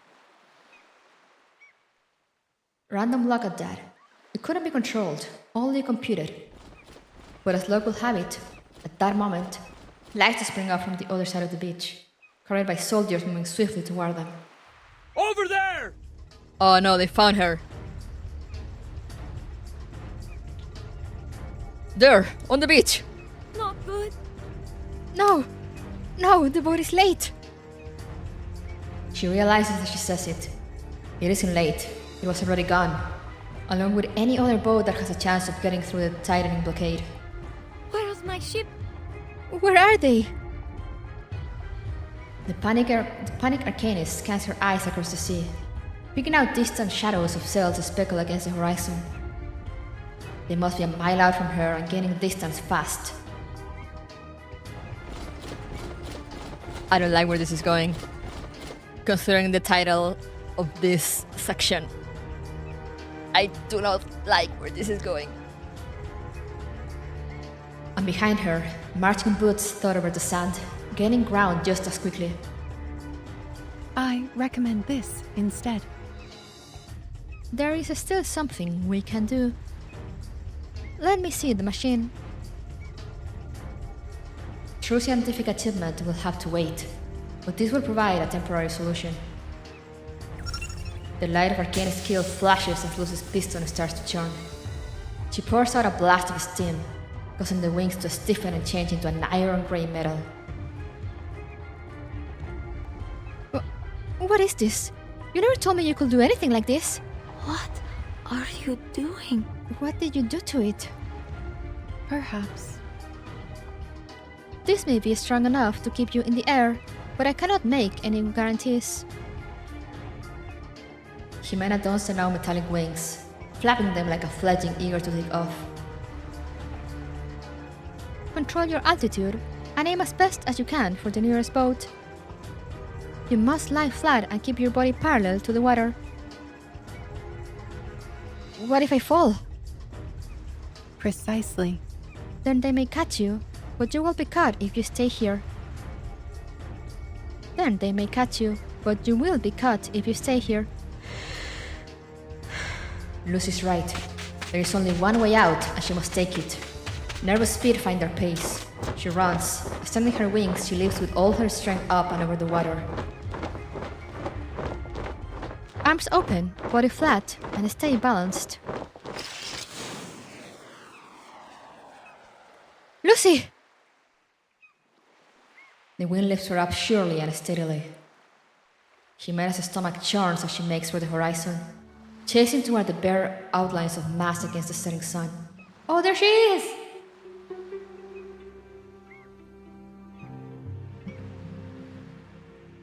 From the beach, there is no more sign of the little pilot, no way to know whether she landed safely.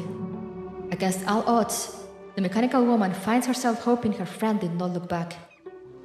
A seabird skims overhead from the darkness of the sea toward the lights approaching from the beach. Jimena's flight is a little unsteady at first, but she flies. No one can take that from her now.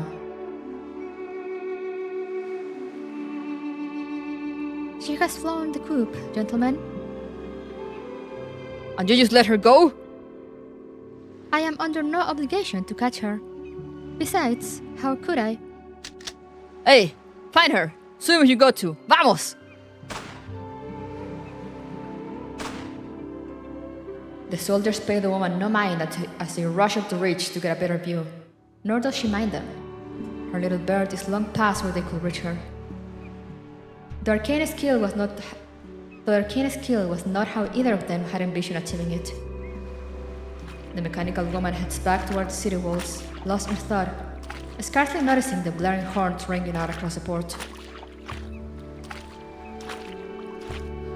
We have tried so many designs. A variety of materials, shapes, structures, countless formula adjustments, and yet only arcane skill proved sufficient. A shortcut, one wholly unreliable in any practical application. She performed within acceptable parameters. They had made so much progress, only to part without a solution. Jimena, that frightened little bird, she could not blame her, though she wanted to. All this so she could escape and leave her with nothing, not even a working theory. Crackling shots ring out from the beach, the soldiers firing vainly into the sky as their captain rages. But Jimena is well beyond sight now, and the reach of their shot. As if to bring her back to her senses, a tiny crab crawls out of the sand and snaps at her feet.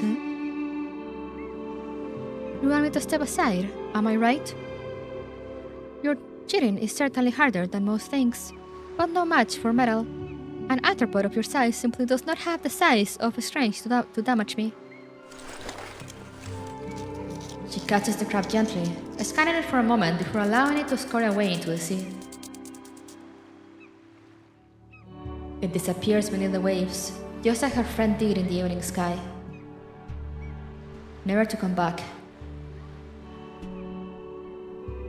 I let you cheat, but to find a real workable solution, there will be a price to pay.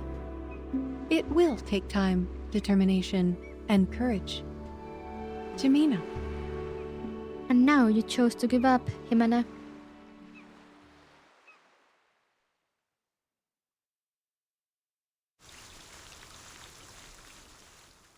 Yep, she's going to the US. New England. Wonk wonk.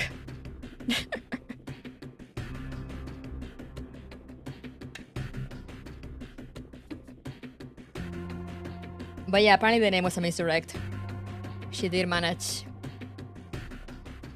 Or at least it seemed that she did manage to fly into a boat.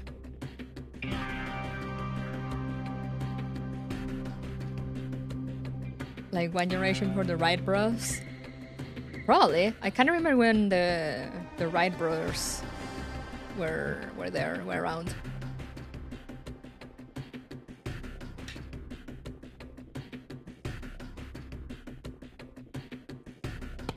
Let's keep going. I really like Lucy as a character, you know, how she couldn't really understand why Jimena wanted to leave so badly. Well, they weren't finished with their project. But at the same time, she understood that Jimena was in danger and decided to help her anyway, even though she will take away like the project with her. So it's just such a great character, guys. But alright, let's see. Who are we gonna see now? Stage 4, Metropolis. The Wright bros were born 1867 for the earliest. Oh, and we were in 1864? 54? 53. I think so. I guess we'll see. 1835. Oh, okay, so yeah, it was a while before. Guess we'll see. It would be interesting if they are mentioned at some point, though. It will be even more interesting if they show up. But even if they just mention them, that would be fun. Guess we'll see. Metropolis.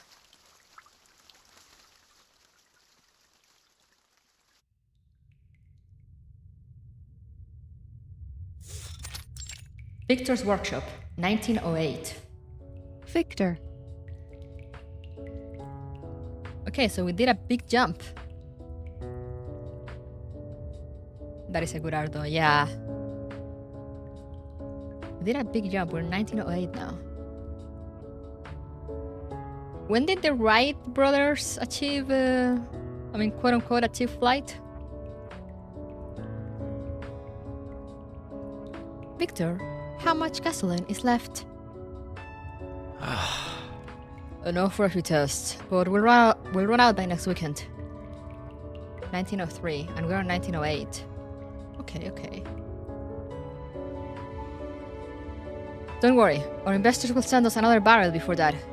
Still, we'd best use it sparingly. This stuff is expensive. The engineer turns the page on his calendar, staining it with oil. Several drafts are pinned to the wall, each marked with notes and proposed changes. This pipe will not be enough. It may warp if the temperature is not controlled. You looked it up? What did you look up? What did you find? Guess how long the Kitty Hawk flight lasted? 12 seconds? Oh.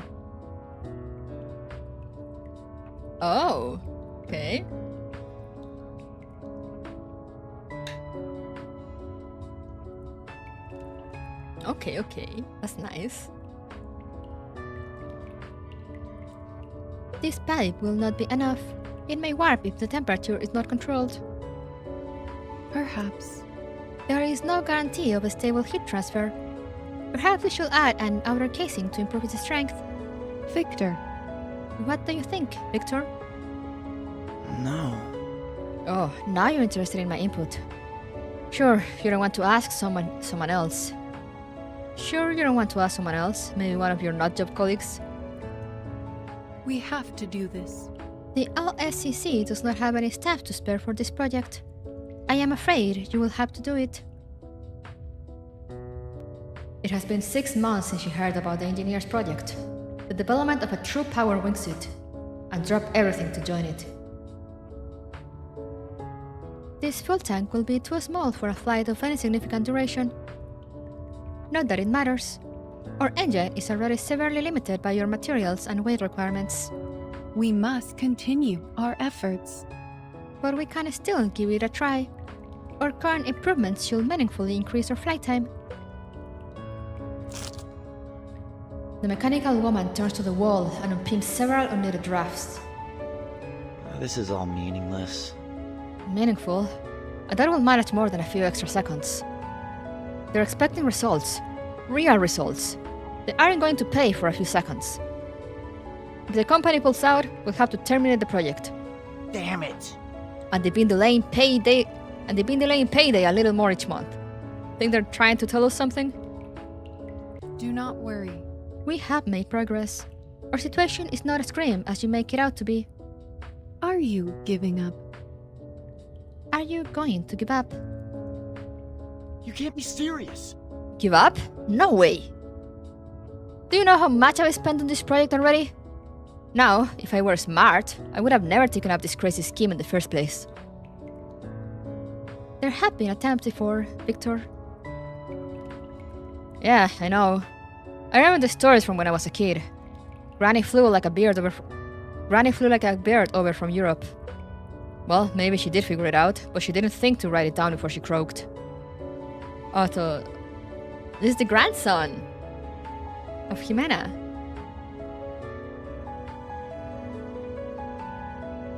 No. And there have been plenty of others that have tried since. Did even one of them succeed? No! Not a single goddamn one. So, here I am, about to be the latest one to make the same damn fool mistakes. Maybe the last. A moment of bitter clarity strikes the engineer. No, The last one? Of course not. you are not the last. Why would you think that? The dream of flight? No, I cannot imagine humanity ever giving up on it. Are you aware this pointless debate has cumulatively wasted 3 hours, 48 minutes, and 19 seconds of our time? Just this month. You should consider. Time you might have spent better on checking these wings. Don't tell me what to do, Ironhead. The engineer walks away, muttering unclear but targeted complaints, until he pivots and returns back to the wings. Returning to my original query, I am concerned that heat from the exhaust will compromise the integrity of this piping. Why not cool it down with water or something? No, A rapid shift in temperature will cause the pipe to explode. I admit that it is unlikely that this will occur during the course of our current maximum flight time. However, I suggest a change in material to avoid potential issues as we extend its duration. No. That's not an option. We've only got what we got. explain. Why? We could greatly increase their efficiency, not to mention safety. Because our investors ask us to. They want a model for mass production. Our top priority is to give them confidence, otherwise they will cut our funding. Cut our funding. A threat that's looming ever nearer. Do you know how long those right boys are keeping their contraption in the air now? We're losing our only opportunity to make something of this project. There they are! The right bros! The only opportunity? Victor, That is not true, Victor. Even if they were 3 to 5 years ahead of us, it will make no difference. We are heirs to the work of centuries. Besides, we are not precisely direct competitors. that will not be necessary. They have produced a rigid wing aircraft, not a single-person wingsuit. There is room for both concepts. Centuries? 3 to 5 years ahead of us? How many 3 to 5 years are there before I'm dead and gone? What good will it do? You're wrong, Luz. If they bring that thing of theirs to the market first, they win. In this business, winner takes all, pal. A loser gets nothing. Literally nothing. Even if we are not commercially successful, our work will not be meaningless, as long as we advance scientific knowledge. Yeah, maybe that's enough for This is your all Ecker pals at meaningless. LSCC. But there's no glory in second place, Luz. No fame, no money, not a red cent. He seizes up, as if his rage is building up under his skin, ready to explode. Victor, Calm yourself, Victor. Go get the car. We will have a test flight at the parking lot in 2 hours. Didn't I already tell you not to bark orders at me? Sorry, Miss Lucy. I'm just frustrated. I'm on a short fuse these days. good. We should focus on our work, Victor.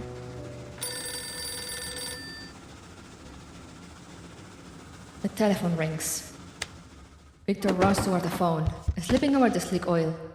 He's half cursing as he picks up the receiver. Damn it. Yes, hi. Hello. Yeah, this is Victor speaking. How can I... It's most regretful. Mr. Victor, we deeply regret that we must speak to you, due to some recent development with our competitors. We've been forced to reassess your project. However, we come to the conclusion that it is no longer economical for us to maintain our involvement. No. Economical? What do you mean? Oh no, they're getting shattered. Simply put, we will be no longer providing any further funding or material support. Given the I growing think it's necessary. Given the growing success of your competitors and your own lack of results, it appears there is no longer a viable future for this project. Good luck. We appreciate your understanding in all of this. You will be hearing from us if we require your services in the future. Hey, don't hang up. What the hell are you saying? Hey, Hey! Damn it! Bastards! What is going on? Got good news and bad. Which one do you want to hear first? You look pale. Tell me the good news first. The good news is we don't have to listen to those ignoramuses we call investors anymore. The bad news is they're out. I see. So, they have abandoned the project. In a manner of speaking. But we have not abandoned it. Or will you abandon it? The engineer sits down on the oily stool, head in palms, inadvertently smearing oil over his hair. I got some friends to call. They may be able to salvage this mess. Good. In the meantime, perhaps we should take a break. Would you like some coffee? What? Coffee? Nah. Thanks, Luz. But I'm not taking a break. This is it. It's over. It's over. Oh? It was a fool's dream, Luz. Leave the flying to the birds and those damn Wright brothers. I'm talking about selling off all this junk. We might cover a part of our losses still. Are you giving up? Are you that easily defeated? We still have sufficient materials to improve on our current design. Oh, sure. And what about the one after that? Experiment after experiment. How many more times do I gotta fail before I wake up? And what's the use? Even if we could do it, we're already too late. Come on, go get the car. We can run the experiment on the beach. No. Actually, we should go to the Charles River.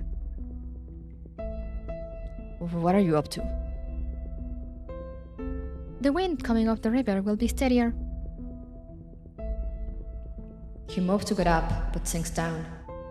Unsure of his next move, looking like a ship tossing in a storm. One last round then, for all time's sakes? No. It will not be our last. Yeah, let's hope. Anyway, you're right. The river is best. We'll have more attention there, provided we get off the ground. Precisely. This is the right decision. It would be irresponsible to give up before attempting all other possibilities. She will not give up again. Her words conjure up an old memory, a friend from years ago in the distant past, of the last time she had shared this path with someone, and how superstition and fear had taken it away from them, just before they reached their dreams. And their obstacles here are far less significant. The only thing that stands in her partner's way now is his own ego and greed. Just think back on how much progress we have made. Alright, we'll stick to the plan. But if we're taking the river, you'll have to fly. I can't swim. Not a problem. Great, I'll get the car and call the reporters. Let's hope we get the headline tomorrow. Hey, baguettes!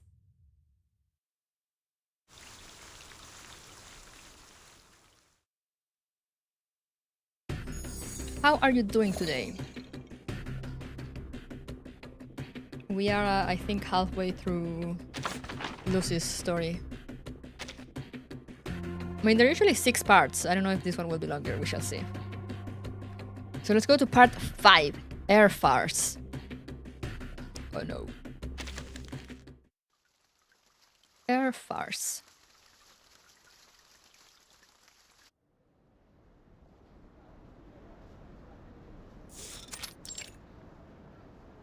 Charles Riverbank, 1908. As long as we get some energy still, let's go! I'm gonna oversleep tomorrow. Let's go. Day off. It's a beautiful day, and many people have gathered along the river to enjoy it. The spirit of this moment in time feels intensely hopeful. Humans have conquered darkness with electric lights and distance with the chug of locomotives. What will come next?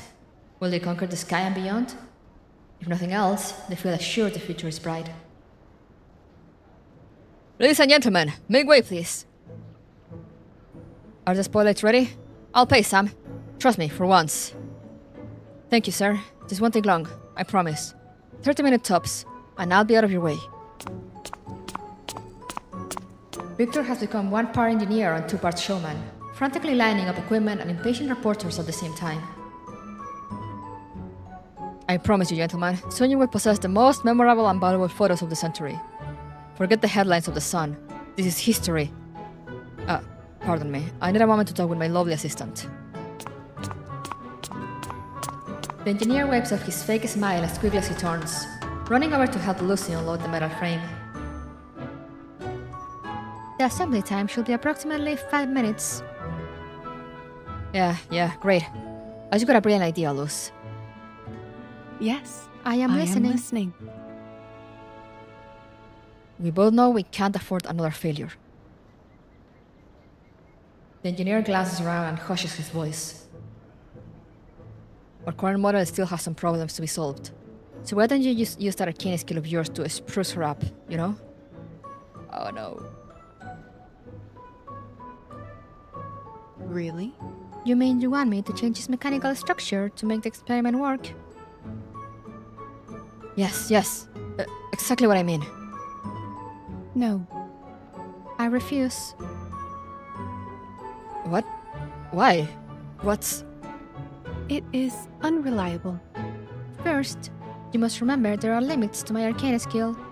I may run out of time, and it is possible it will not work. The odds are already stacked against us in the first place. Why could it hurt even if it fails? Victor. It will be impossible for me to enchant every suit once our model is put into mass production. Without even mentioning that it will be impossible to enchant them each time they were needed. It will not be viable on a larger scale. Arcane skills simply do not work that way. Our goal is a stable, reliable, and practical model. Who will buy anything less? She focuses on the future, not the present, hoping to appeal to the engineer's true desire. You should consider. Now you have my reasons. Please assist me with the wings. Do you have that head of yours screwed on wrong? Or do you really not get that our project is done if we fail again? Luz, it's real simple. Enchant the engine, go up and have a little fun in the sky, then come back down to greet the reporters when they come to take photos of you. Or investors will change their minds. Hell, they'll beg us to continue. Then we have all the money we could ever want to make the sunk of bolts really work. And once we actually finish it, Luz, buddy, we'll have stacks as high as Rockefeller. What good will it do? Okay, but why will we want a pile of paper?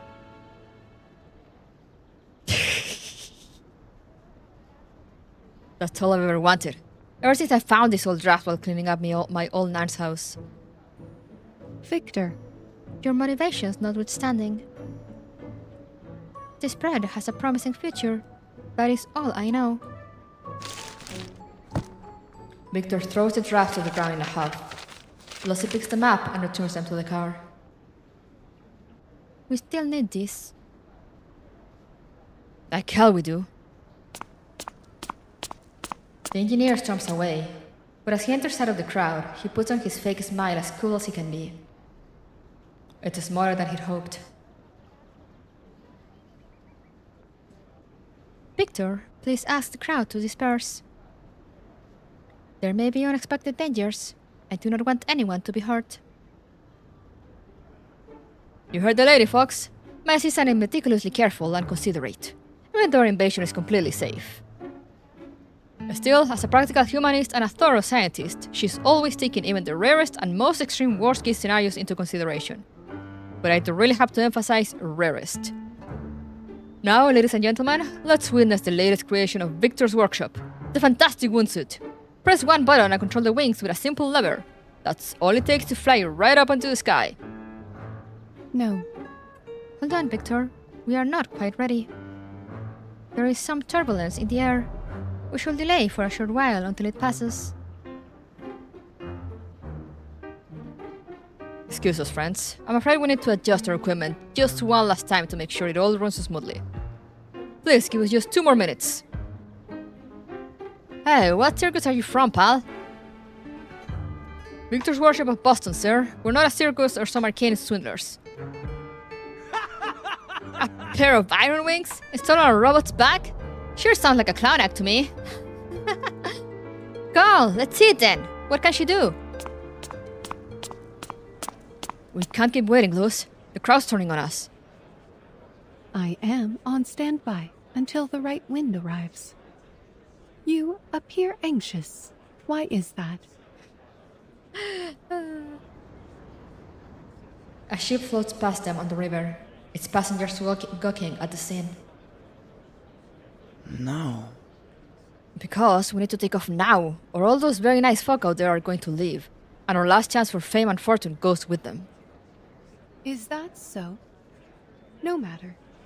What does that mean for the project? What good will it do? What good does that spotlight do for our experiment? Will the people gathering by the river help us optimize our wingspan? Or power source? You're being difficult. What good will it do? What's the point of this experiment if no one is here to see it? The point is that we put our work into perfecting this machine. Is that not point enough? Even if something does go wrong, it will give us a chance to analyze and fix it. That is the point. Humans have dreamed of flying in the wind since before even the first kite flew into the air. And now, our achievements in material science and the development of the internal combustion engine have laid the foundation for us to make this dream a reality. Victor, What do we lose even if we fail again, Victor? We have failed 100 times. What is so terrible about one more? The engineer has no answer for her. The moment turns as a swift westerly wind blows across the riverbank. Does your wind loose? Go on! Move! Move! Good luck! It is in the hands of fate now. The mechanical woman pulls the device over her silvery arms. Now a bird with iron wings, she walks to the edge of the riverbank and presses a button as a jet of air erupts beneath her. No signs of arcanum, only the mechanical rumble of human technology. I am pleased. We have done all we can. I have a feeling that this time we will succeed. You ready? Ladies and gentlemen, please direct your eyes. For you are about to bear witness to the greatest invention in human history. Where Icarus failed, we succeed. Now, mankind will take to the skies just as easily as the birds. Like her friend ran towards the sea those many years ago, Lucy spreads her wings and leaps from the riverbank. Wow! Hey, that was a jump! She jumped! Come on, do any of you think that a stupid contraption is going to fly? Where men expected a splash, they hear instead a roar, as the engine puts her up and over the surface of the water. No. There appears to be some unexpected instability. Look! Look! She's rising, folks! That's no mere glide, but 100% genuine. Up and onwards! The engineer stares out at the silvery bird as it holds just above the river's surface. Sweat drips off his forehead, and the yellow draft paper in his hand is now a crumpled ball. And he turns back to the crowd. Victor, Oh no. Let me tell you folks, this thing is safe, stable and reliable. Why, even a child may pilot it after a few short lessons. Imagine it, faster than an airship, more convenient than a locomotive, and cheaper than an automobile. Victor, Gentlemen, I ask you now for just a small investment. One small payment to put yourself in front of the most important invention of our time. This is a once-in-a-lifetime opportunity to own a piece of the future. Seize it now! Fame and fortune await! Victor, Something is wrong. The engine begins to sputter and cough, no longer moving forward, buffeting wind. The buffeting wind pulls her into a tumble. Your future just took a nosedive, pile. She fell in the water! Look how she hit the water. That could have killed somebody. The engineer turns white, slowly wrenching his head toward the splash. No. No. The iron bear pulls herself up to the riverbank and drops her wings. I believe that I have found our problem. Our engine is not providing sufficient downward thrust to keep us in the air, even with the aid of wind. It will not be viable on There a are- larger scale. There are also many extraneous parts. We could significantly streamline the design to improve our fuel efficiency. If we can improve the overall power output. Yeah, well, good luck with that, Luz. I'm out. No one is going to invest after today. Not a penny. It's a waste of time. It's a money pit, and I'm tired of digging it. No chance I'm going to see a profit. Not in 10 years, not in 100. The mechanical woman dries herself and walks to the engineer as he mopes on the ground. They deserve a better ending. Are you giving up? So, you give up? We got this close, and you just want to walk away? It isn't worth it, partner. Seems like it, don't it?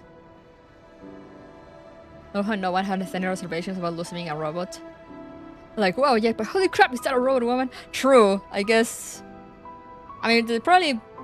I think they mentioned they've been there a while.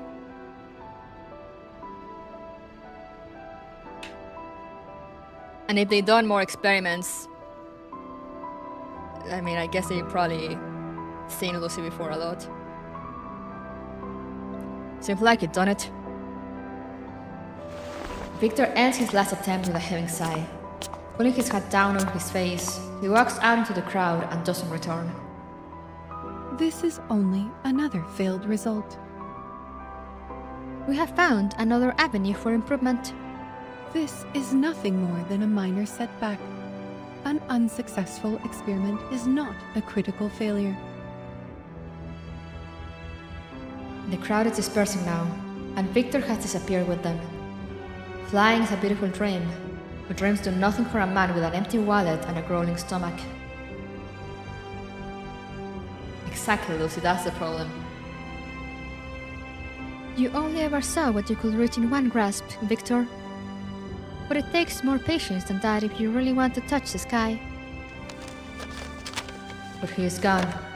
The random moment of fate has left her alone once more.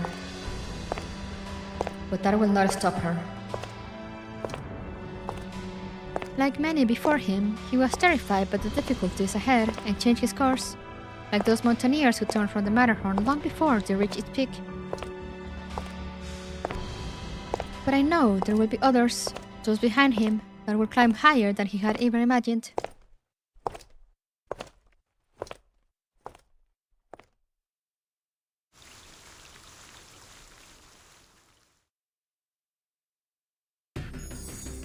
Alright. And now, I think this should be the last one. It's called... Inherited Wings. Oh no, there's another one.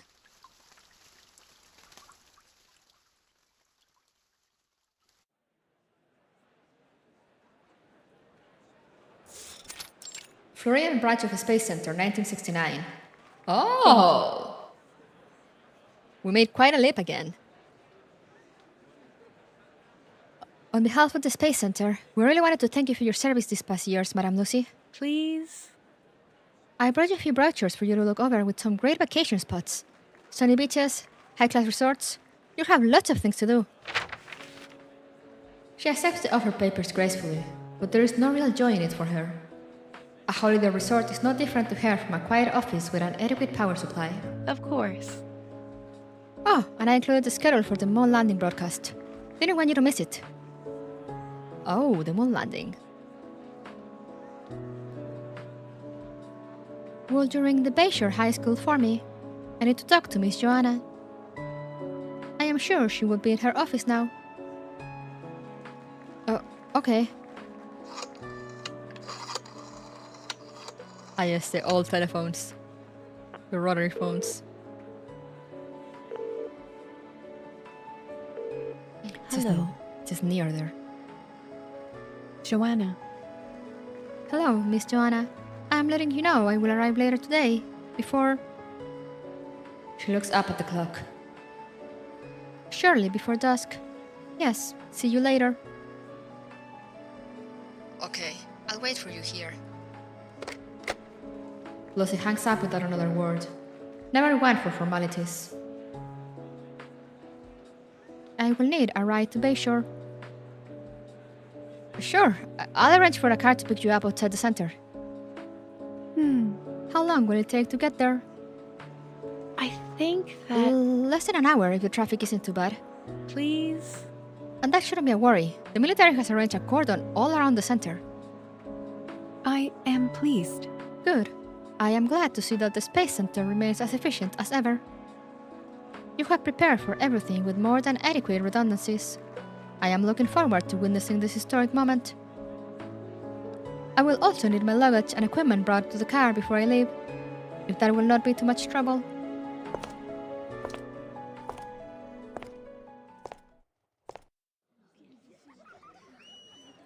We're at school. Bayshore Middle School, 1969. When did you come to a middle school? Adolescents, even of the older variety, have always confused Lucy. The patterns of their behavior unpredictable and frequently irrational. As she arrives, she is instantly reminded of that discomfort. The students begin flocking to her. Whoa, a robot! Hey, Yak, Annie, come check it out! A real live robot! Please, allow me through. Please. The mechanical woman is surrounded by the students, forming an impenetrable wall of questions. Give her some space. Is that how any of you will treat a guest? Joanna, You look healthy. Have you improved your diet and exercise? Have you improved your diet and exercise regime? Is that robot for good to see you? Well, I'm glad you haven't changed too much from hanging around with all those brainiac without me. precisely. A healthy body and a clear mind will improve performance in humans. And even I need regular maintenance. Without it, I might experience unnecessary component failures. Or, sorry, I meant to say, it is good to see you too.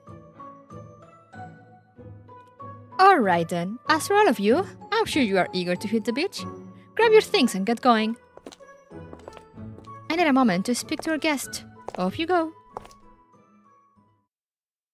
Who is this lady? Joanna's office, 1969. These are the trophies. As now it's not as glamorous as working for the Space Center, but teaching has rewards of its own. The trophies are not inconsiderable, and by the reaction of her students, she has most certainly achieved her own kind of success. Happy to see you. I am glad to see that you have found something meaningful to do after you left. And I'm happy to see you finally taking a break. Oh, was she in the Space Center before, maybe?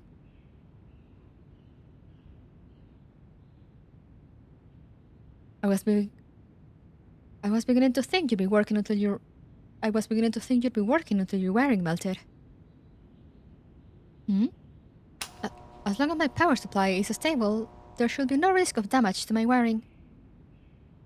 As if matching her statement, the lights began to flicker in the building. Probably just a generator. Don't worry your pretty metal head over it. No. You should. Relax. We've all gotten used to it. That Space Center of yours is a bit of a power suck, but a few flickering bulbs are a bad price to pay for the moon. It shouldn't affect the broadcast, but we'll just have to hope the system can hold up until then. But that's why we always have a plan B, right? I concur. People underestimate their value, but in an emergency, redundancies always prove their worth. But best not to leave it to chance.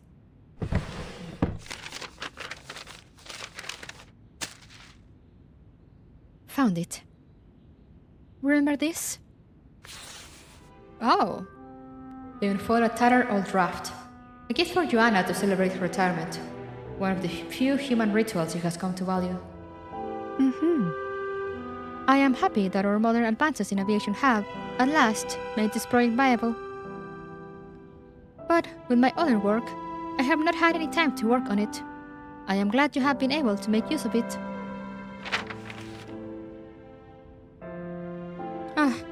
Well, I had a time you didn't.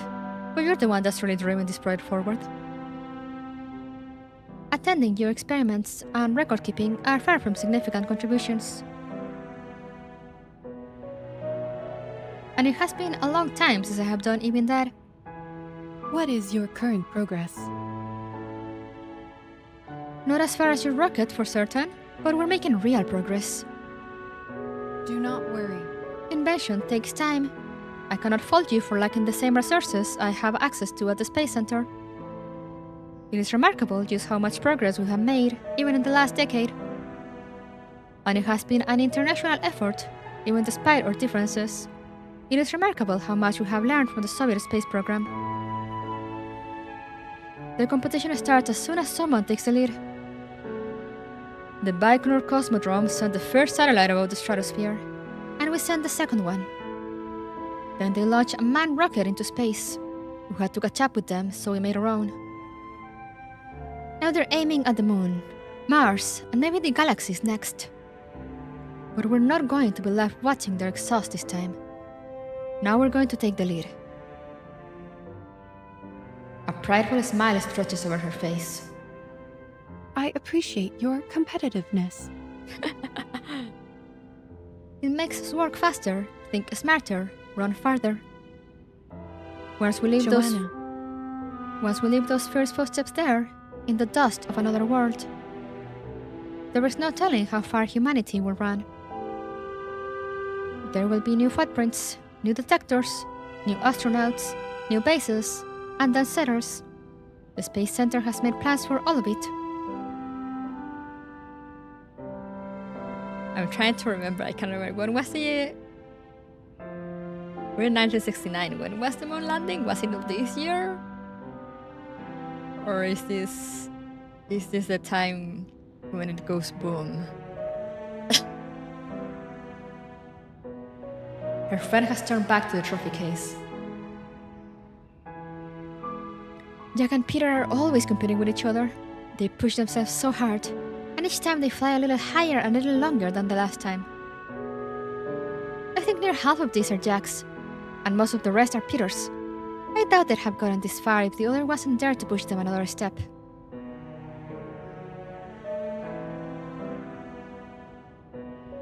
The rewards tell the story as well as you could. Small incremental gains, iteration over iteration, but each victory was a badge of honor. Apollo 9 was in July of 69, yeah. Ugh, that's what I feared.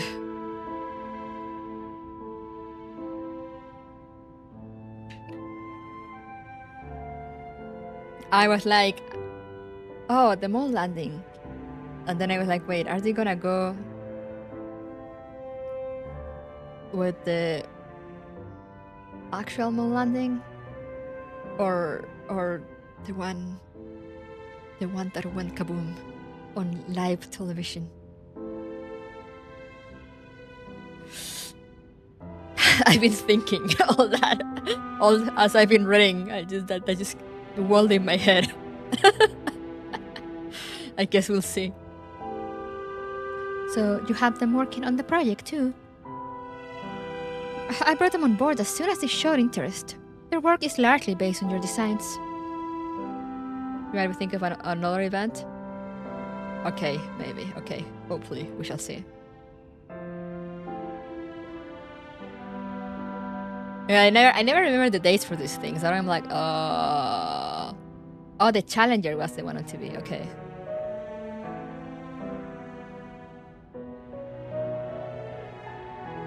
Okay, so different rockets.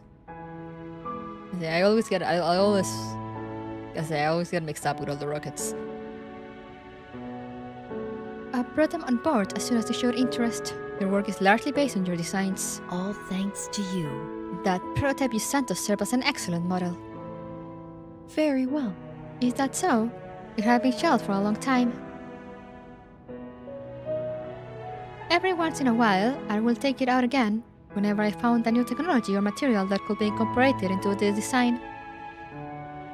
It has been the work of decades, centuries almost. I am very, very glad to hear you have made progress on it. Lucy, Only because you never give up on it. A project should not be idly abandoned, not until all avenues of success have been exhausted. And that is a rare case. In fact, perhaps I am optimistic, but I think that such a case almost never happens. The only real challenge is in what projects deserve our time and resources. There is no way to juggle everything. Sometimes other work must take precedent. That's why we share these ideas. What was it you always said? Like an ember passed from hand to hand. Come on, Lucy, let me show you what we've done with that ember. It was an uplifting invitation.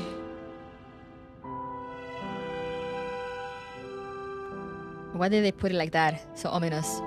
After 2 years, we're finally seeing the sparks take flame. Though it isn't much now, use something for them to play around with. Are you sure? You mean you have actually made something of my designs? How did you overcome the issues with fuel capacity? Were you able to find a rigid material capable of withstanding the drag force? One that is still flexible enough to allow the pilot to pivot in the air? How long has she kept that ember? How many before them have thrown it away? But now it seems that it is burning. Once more. Oh, Lucy, I'm sure you have a million questions. Let's just go see our pilots in action.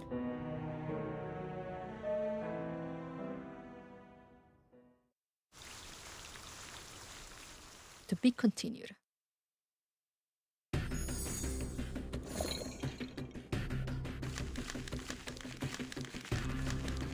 Oh, apparently it might be just 8. Let's see.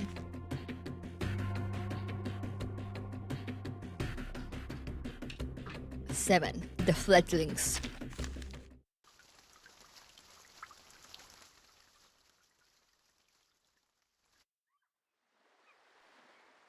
I love how it's the same beach, Bayshore Town, 1969. They only have the one beach CG.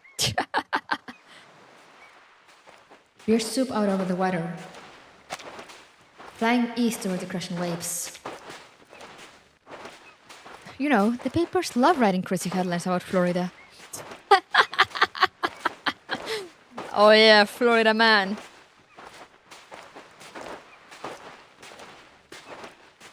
Like, ghost ship returns from the Atlantic. Lost warplane guided home by little green men. Winged man lands on Tampa Beach. Time is a flat circle. I have heard them before. Our colleagues sometimes share their favorites over lunch. They will laugh so hard they spill their coffee. It was always a mess afterward. They say it's the Devil's Triangle. 3 points between our coast, Puerto Rico and Bermuda.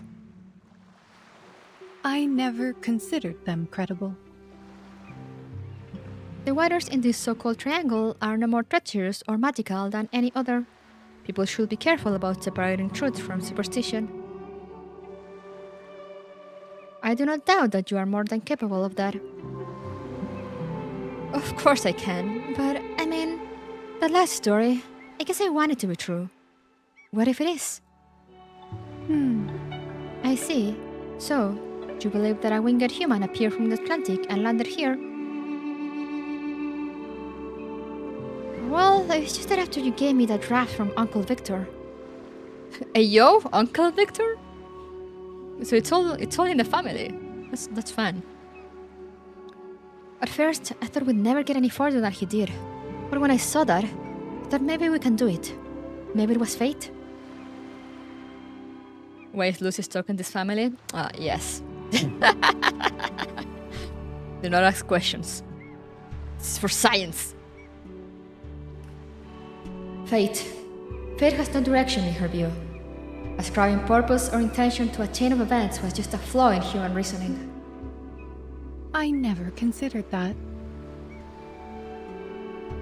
Victor. I've had insufficient time to work on it. So, I give it to you. That is all. Uh-huh. Where your uncle failed, I had hoped you might succeed. Is it the Watts family, like Inventor's descendants? I wonder.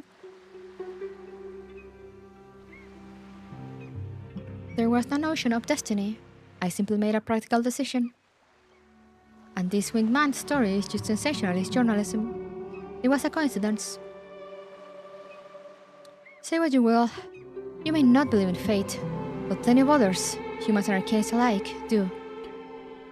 Anyway, fate or not, you shall see how far we've come.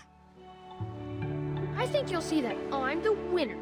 That makes it 1 minute and 8 seconds. I win! How dare you! Give me a break. That was 1 minute and 1 second. You were still on the ground when you started counting.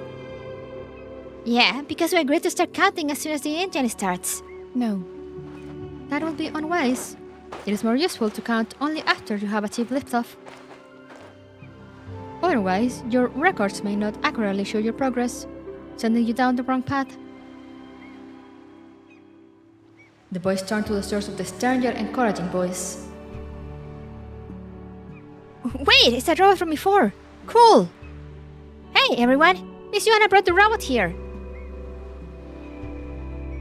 Do you mean that your flight duration now exceeds a minute without aid from arcane skills? Simply outstanding. You should be saying thanks. It was Miss Lucy who gave us the original prototype for our wings. Of course, thanks, miss. Yeah, thanks, Miss Robot. You've correctly guessed our biggest obstacle. Fuel. We tried enlarging the tank, but the heavier the weight in fuel and material, the less efficient it became. We just can't find a solution that allows for prolonged independent flight. But we're still confident, aren't we, gentlemen? It's far from perfect now, but that's fine. As you said, it's only a matter of time, and these kids have plenty of that. Think how far they'll have progressed by the time they reach my age. The world will be completely different, even from our wildest dreams. The march of progress has been undeniable, even contained to just the last century. From whale oil lamps and coal to gasoline and atomic energy, it is hard to imagine what will come next. The television is a great example. It has only been around for 44 years. When it first released, it seemed as though it will never dethrone the cinema. Now it is a staple of modern life. People can hardly spend a day without their favorite shows. Are you talking about TV shows? Hey, miss, do you know Captain James T. Kirk and Spock? Oh, wow! I know those references. Why did you ask her? It's a TV show, not real life, doofus. She's a robot, not an actress. Yeah, I know she's a robot. That's why I figured she'd have to know about the best sci-fi show of all time.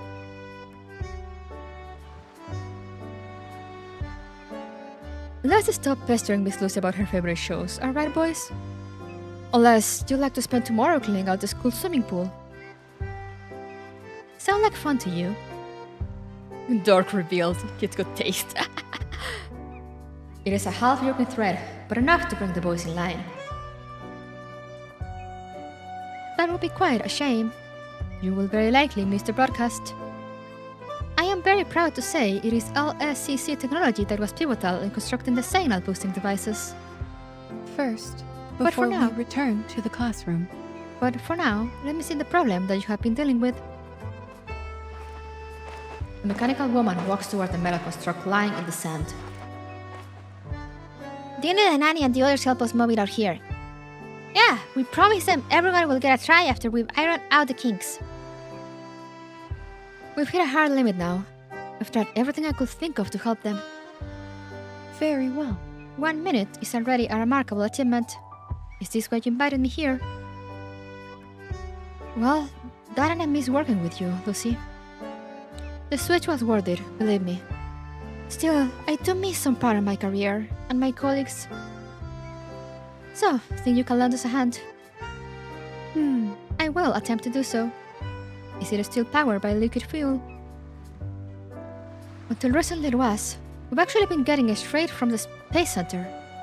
So it was about as high grade as you can get. But we've been toying with something else now.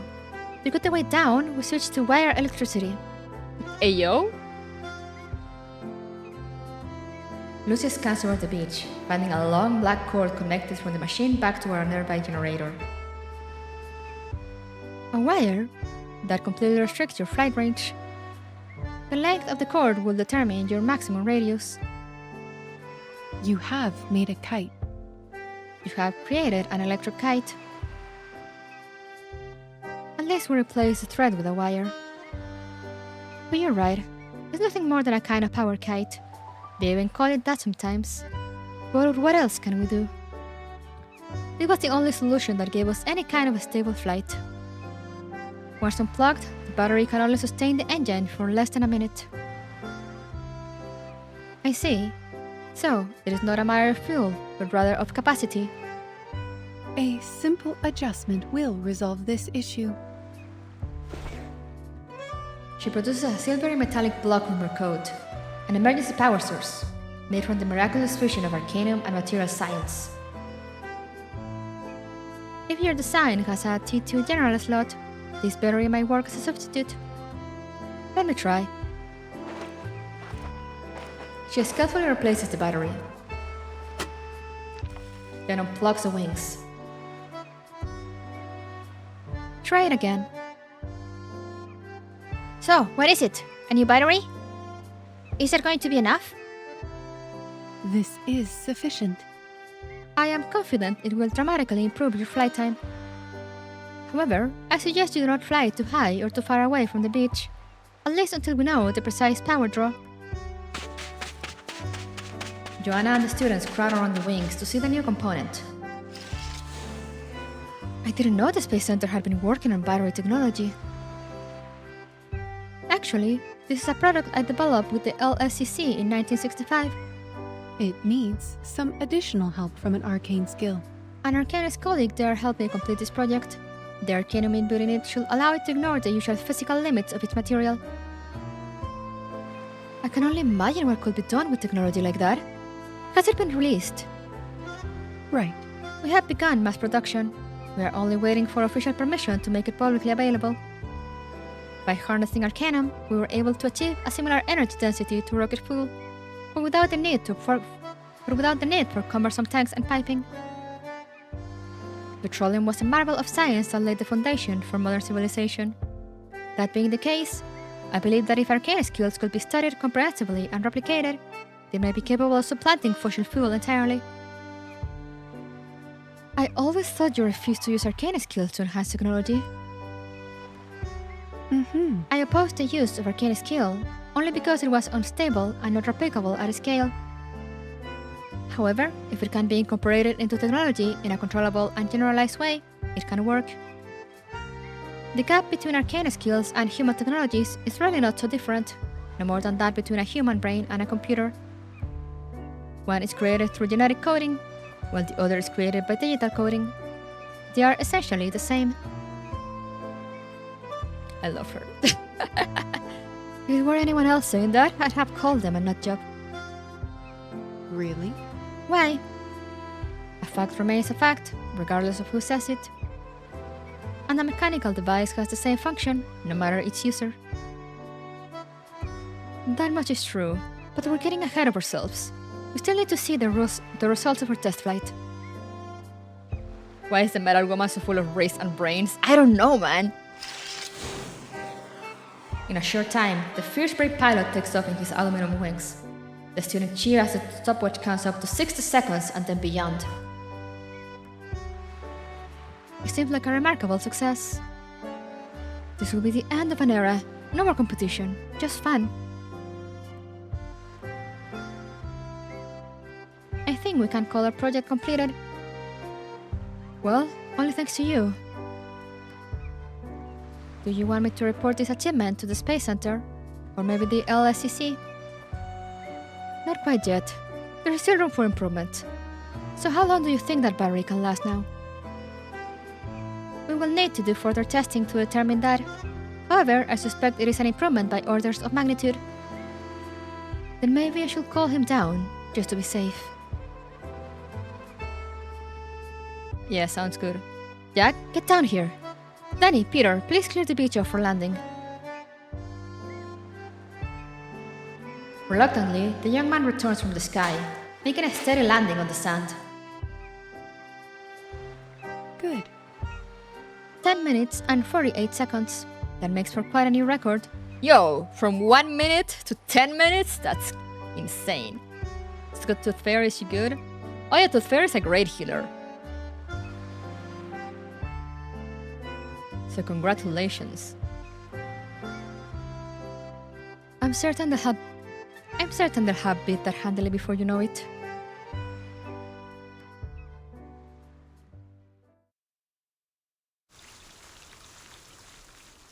That was more uplifting than I thought.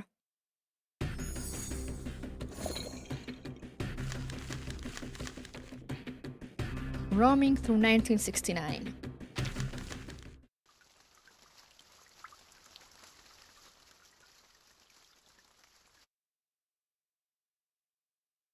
A door. Joanna.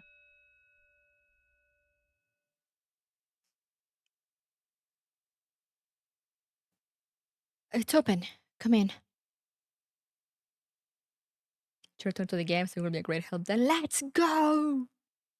Yeah, no, Tooth Fairy is a great healer. Is Solder's door? No. The mechanical woman enters her friend's house.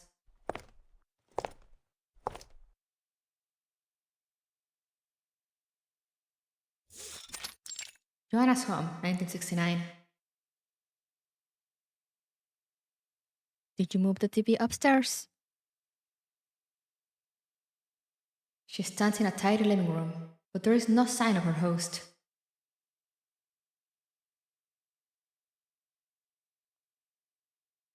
There's so much silence. I will also pretend that the story does not inevitably turn sad in some way. Gonna leave while we're happy.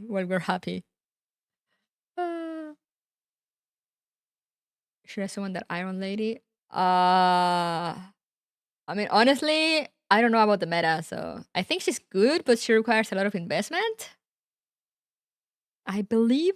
You should have a free temple, though. I think they probably still gave you that, so you should have a free temple on that banner.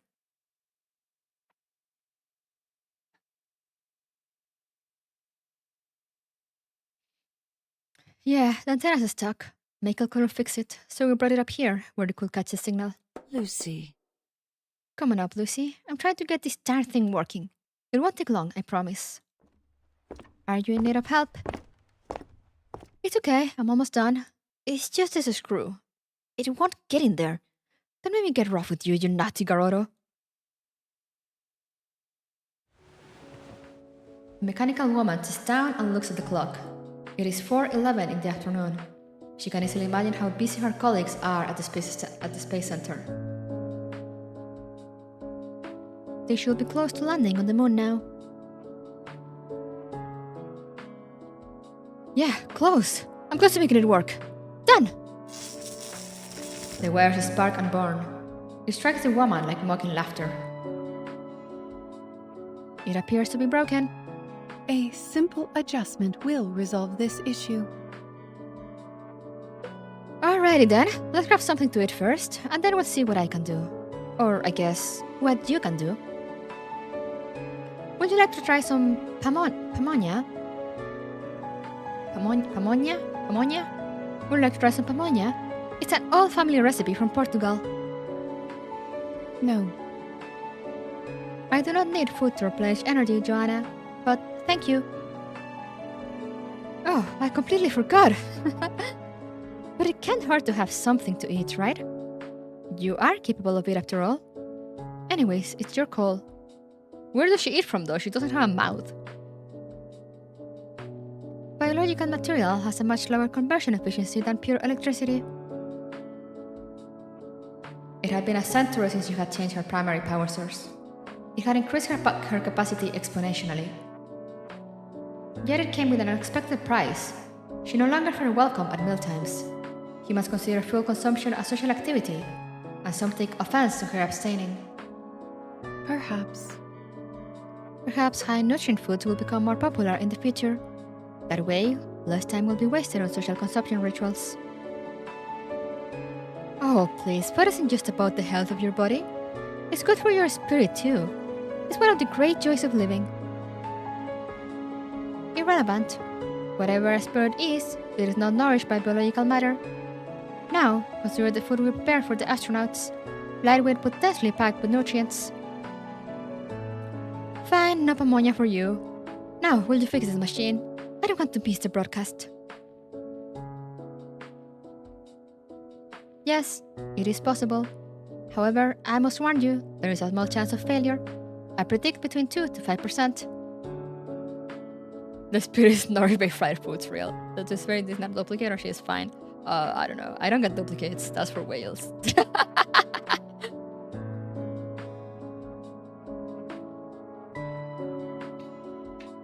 I'm really sorry though. I only know Tooth Fairy is a great healer because I have been a racer and she has saved me, and I've been told by people that she is, but you must be new here because I am not a meta player at all, so there is really no point in asking me if a character is good or not. Sometimes I'll know, but most of the time I'll have no idea, honestly.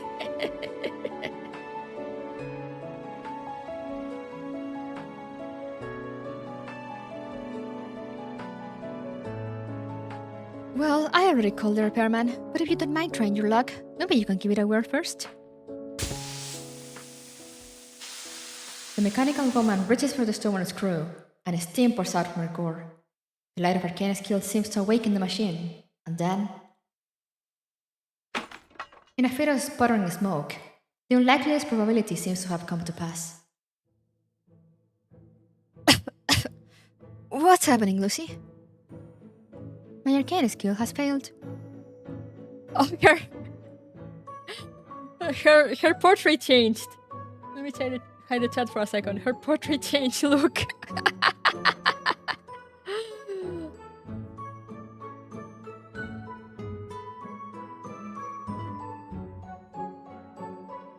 A finger-sized robot now stands motionless next to a piston where Lucy had been.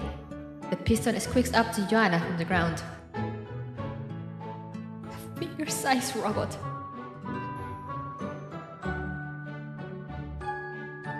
It has been 42 months and 18 days since the last time this failure occurred.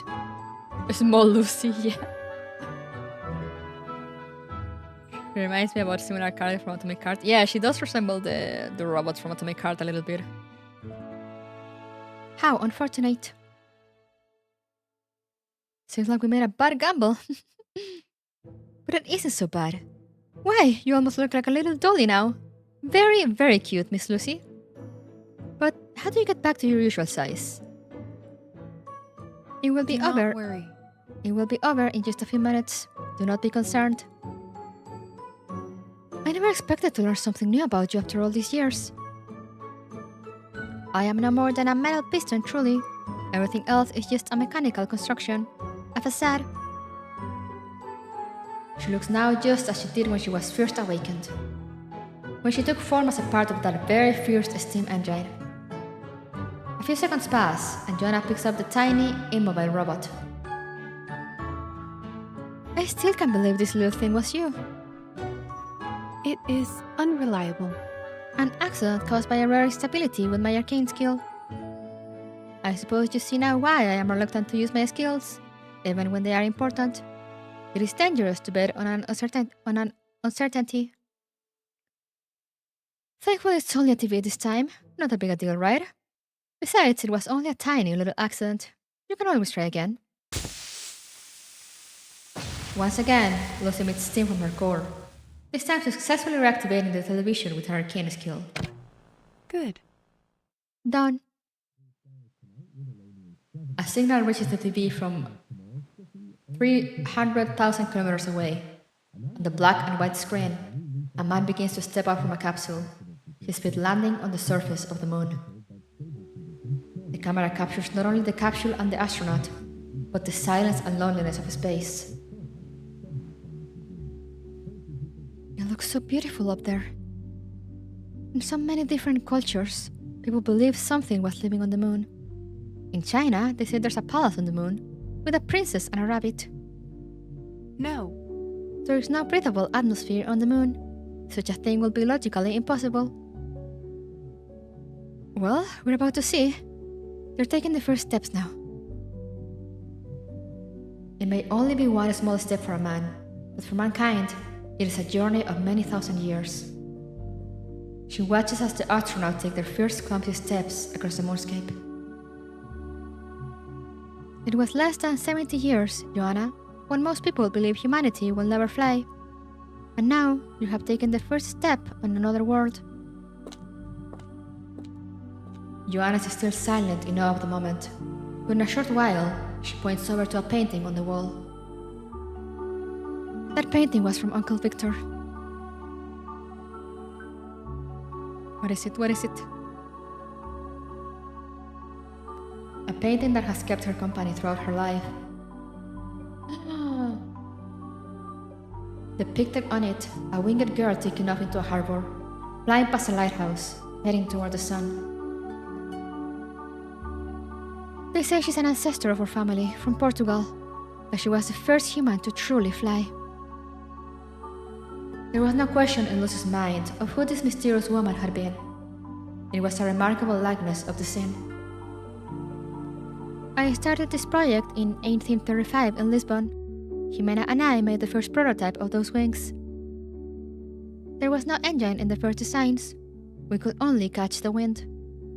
It needs some additional help from an arcane skill. It was something of a bitter moment. I had to use my arcane skill to alter it so that Jimena could reach her ship. I never saw her again. I did not even know if she survived.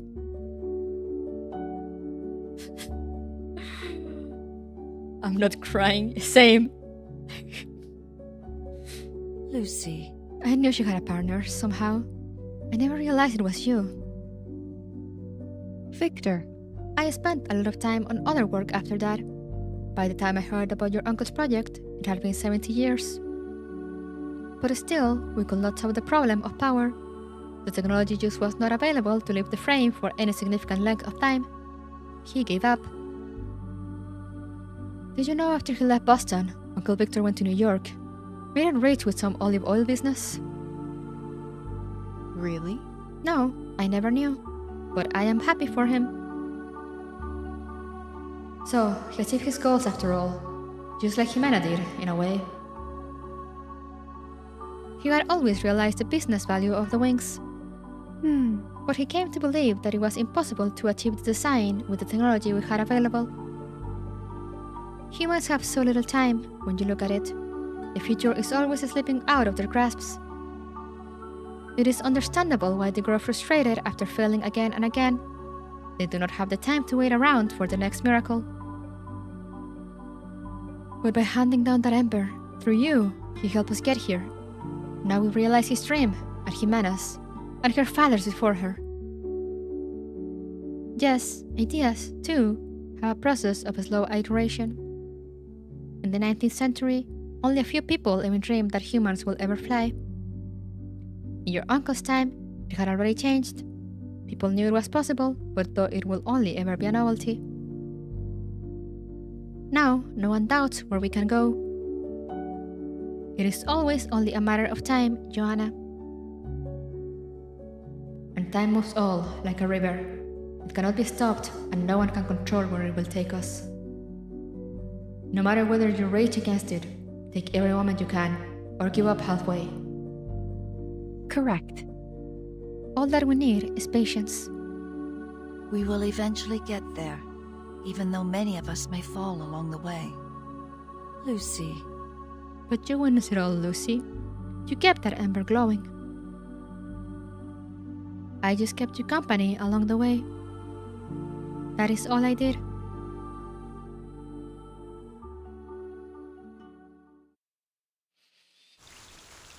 The end. I'm not tearing up, you are. Ah!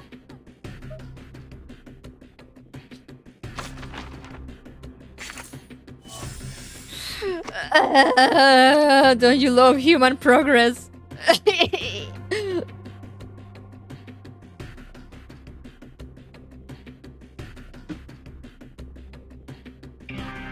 I do like your voice. Sorry for my cards.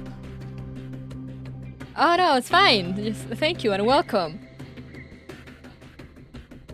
As I said, like sometimes I know because I'll ask my friends. My friends are like my sister. My friends are like are meta focused. So like sometimes I'll know if a character is good or not. But most of the time I just roll for characters because I like them. But like from the ones I have that I can show you that I know are good. This girl was limited. 1, 2, 3, But if she ever comes back, 5, I do recommend rolling for her. She is really good. She is really broken. 9. Tooth Fairy is an excellent healer. If you don't have Tooth Fairy, Balloon Party also, and she's lower rarity. She's only 5 stars, so she's like a cheaper investment. And she's actually a really good healer. Like I didn't get Tooth Fairy until very recently. So the entire game, Balloon Party carried me. Hey, Mango.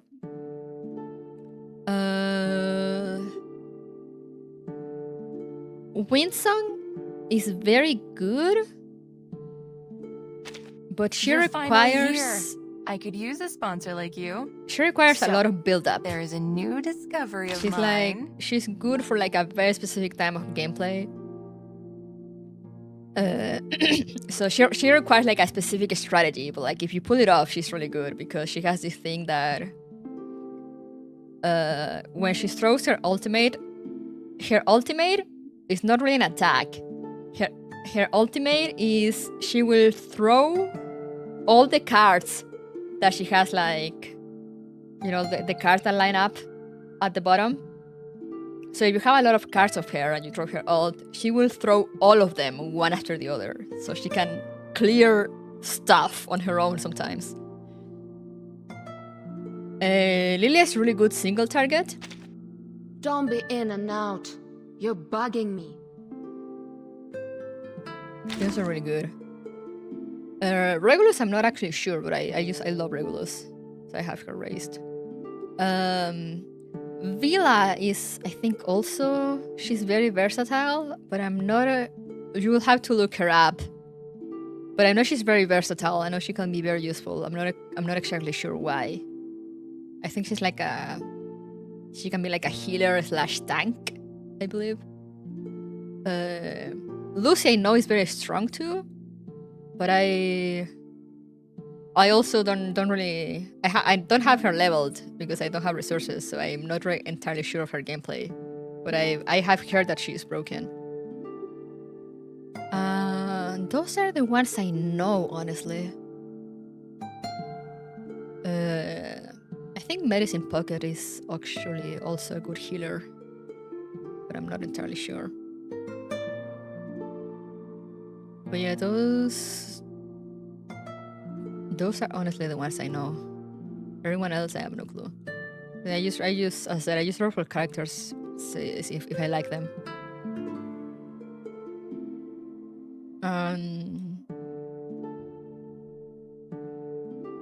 And usually in reverse, you don't really need. I mean, unless you're like a hardcore kind of player, you don't really need. If you're more casual, you can still play the game. Because they implemented now after chapter 4, I think, they implemented something called breezy mode that just lowers the difficulty of the story a lot.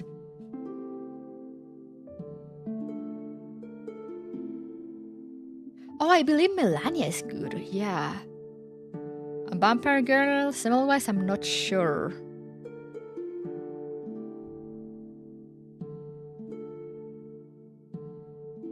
I believe Semmelweis is a situation of like, she's good because since she's free, you know, they just give her to you.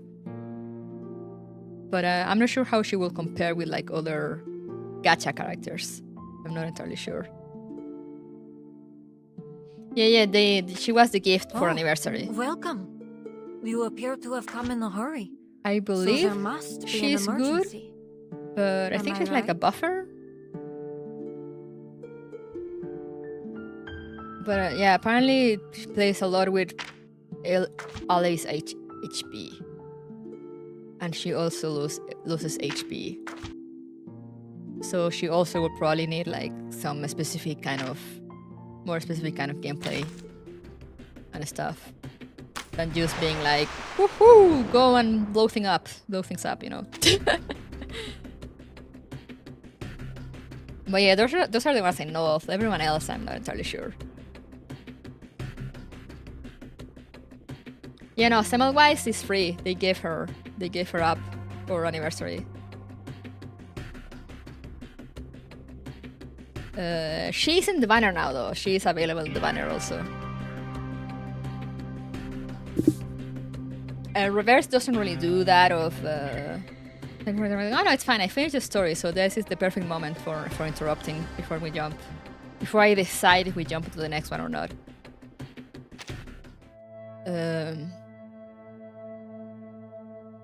But yeah, Reverse is not like other gachas. I believe they put their characters... Yeah, they put their characters, you know, even after the banner is gone. They put their characters in the general banner. Except for the, you know, now there has been... Up to now there has been 2 limited ones, I believe.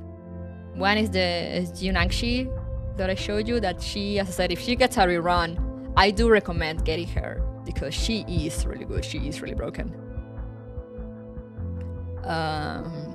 And the other being now Lucy. Lucy is limited, so once she's gone, she's gone. But all the other characters, you know, you see the banner. Like, for example, you know, Lucy says there is limited. So once she's gone, she's gone. In 17 days, 16 hours, and 53 minutes, she will be gone. But like, for example, you look at Kakania. Kakania is a new character, so she gets, you know, a banner. She gets a rate-up banner. She gets like all the treatment of like, woo, new character, that gachas like to do. But after her banner ends, she won't actually go away. She will be in the general banner. It's just that, you know, she won't be on rate-up.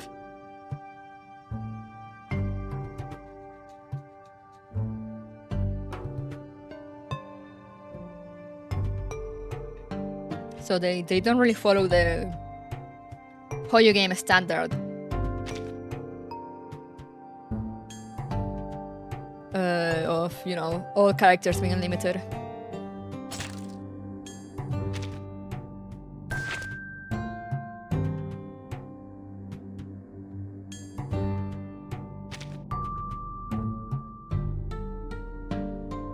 I think there's another one also. Oh no, Calabawn is also. So like you see, she doesn't get added. Like right now, she's not there because she has her release banner, you know. But after her release banner is gone, she will be here on the list. Like there's Calabauna, she was also an event character.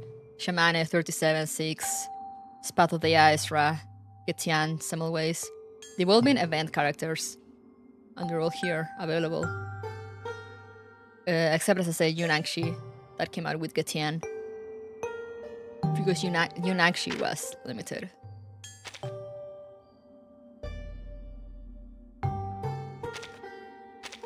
Let's see, so...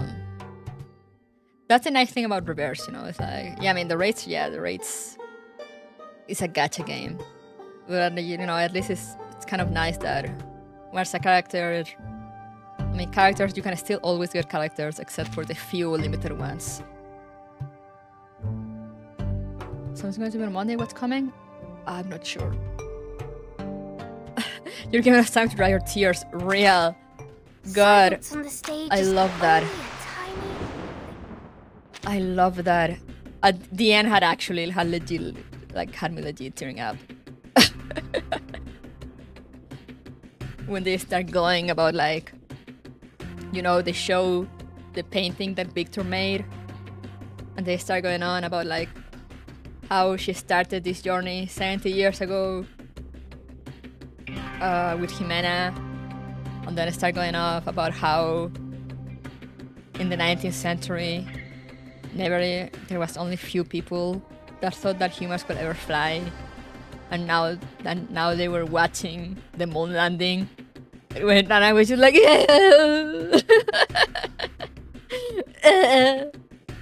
I love the indomitable will of the human spirit. You know, that whole concept of humanity passing down the torch to the next generation and stuff, and how much progress has been made that way. It just makes me like, ugly cry.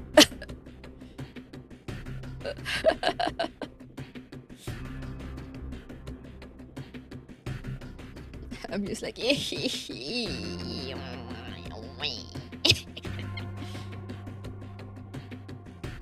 now it's been 3 hours. It took me an hour to start, so it took me like 2 hours to read that. So I should have just enough time to read the next one. Let me see, depending on it's also how many. Oh fuck!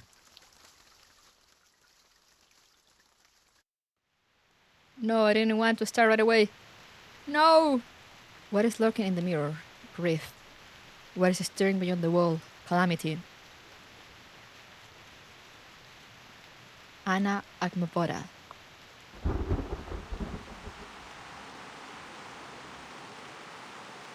Oh, remember this, guys?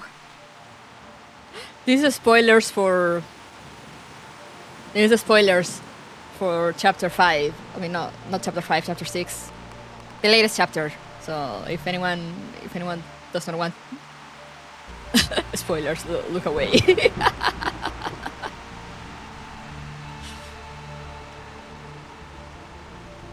Just so. Look, it's no harder than tying a sailor's hitch.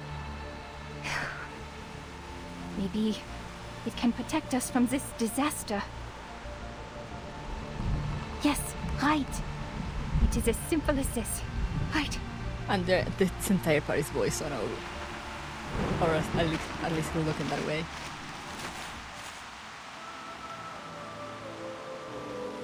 She holds up the note in her hand. But there are no tears of jubilation. Despite the notes in her other hands, the people around her way have all started to melt away in the rising rain.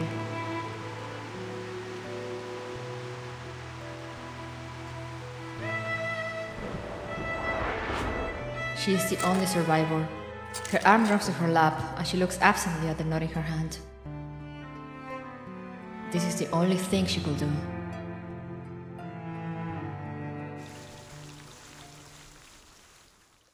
Well, we're starting off great. I just wanted to see how many parts there were. Okay, it's also 8. I was gonna say ocho. Like an American show, Latina. There's 8. So yeah, I think we can get it done. Have some more tiers to add to our tiers. But you know, but the Lucy tears, the Lucy story tears were like tears of emotion, you know, when you get emotional, but like not necessarily being sad. It's just like you're like, oh. This one would probably make us cry of sadness. So.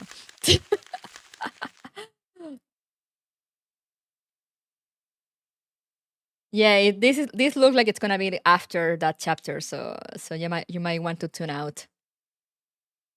Like it already started with spoilers of one part, so it will probably talk into like stuff from like chapter 5 and 6.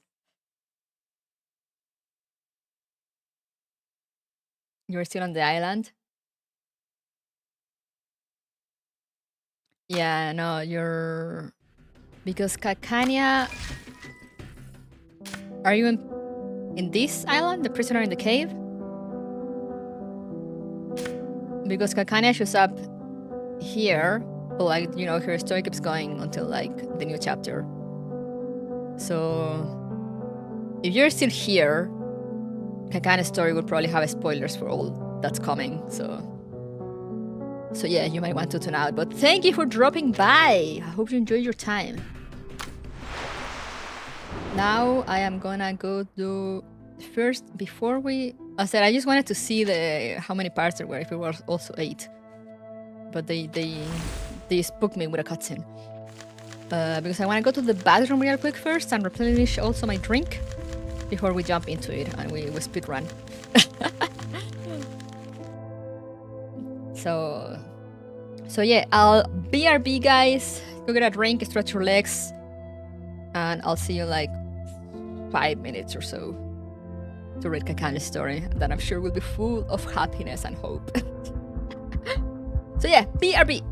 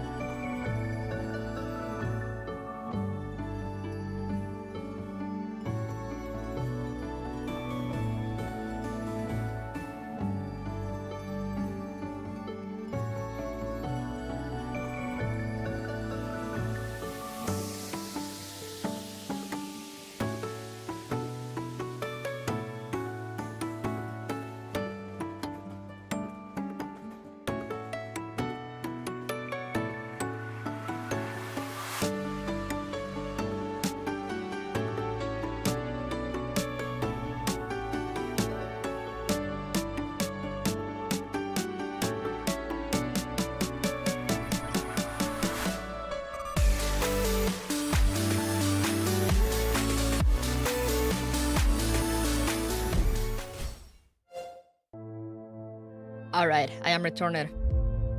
Are we ready to suffer? Are you ready to suffer? There's a job line in Final Fantasy XIV that asks you that. I can't remember which one it was. But like they have this thing when you're picking up a new job that you need to talk to this character like twice. And at a point they ask you, like some of them will be like, oh, are you ready to pick up like the way of the hunter or whatever, you know? And there's one of them that is like, are you ready to suffer? Something like that. Let's go. With that intro, I'm sure this is gonna go great.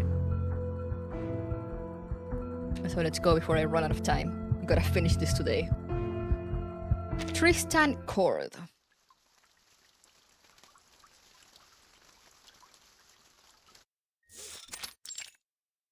La Place Rehabilitation Center.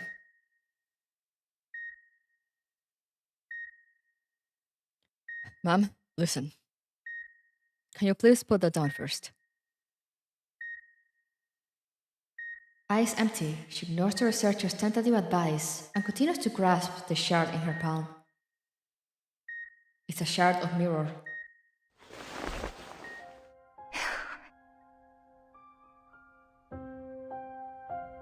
Her mirror shattered during the storm. This is one piece of it. But she can't recall who broke it. Perhaps it was some frantic passerby or simply herself. Gachas fights against her impulse to grasp the shard even tighter. There is already a cut in her hand. It would be best not to make it deeper. The Foundation made a mistake. They failed to check her handbag for any dangerous items.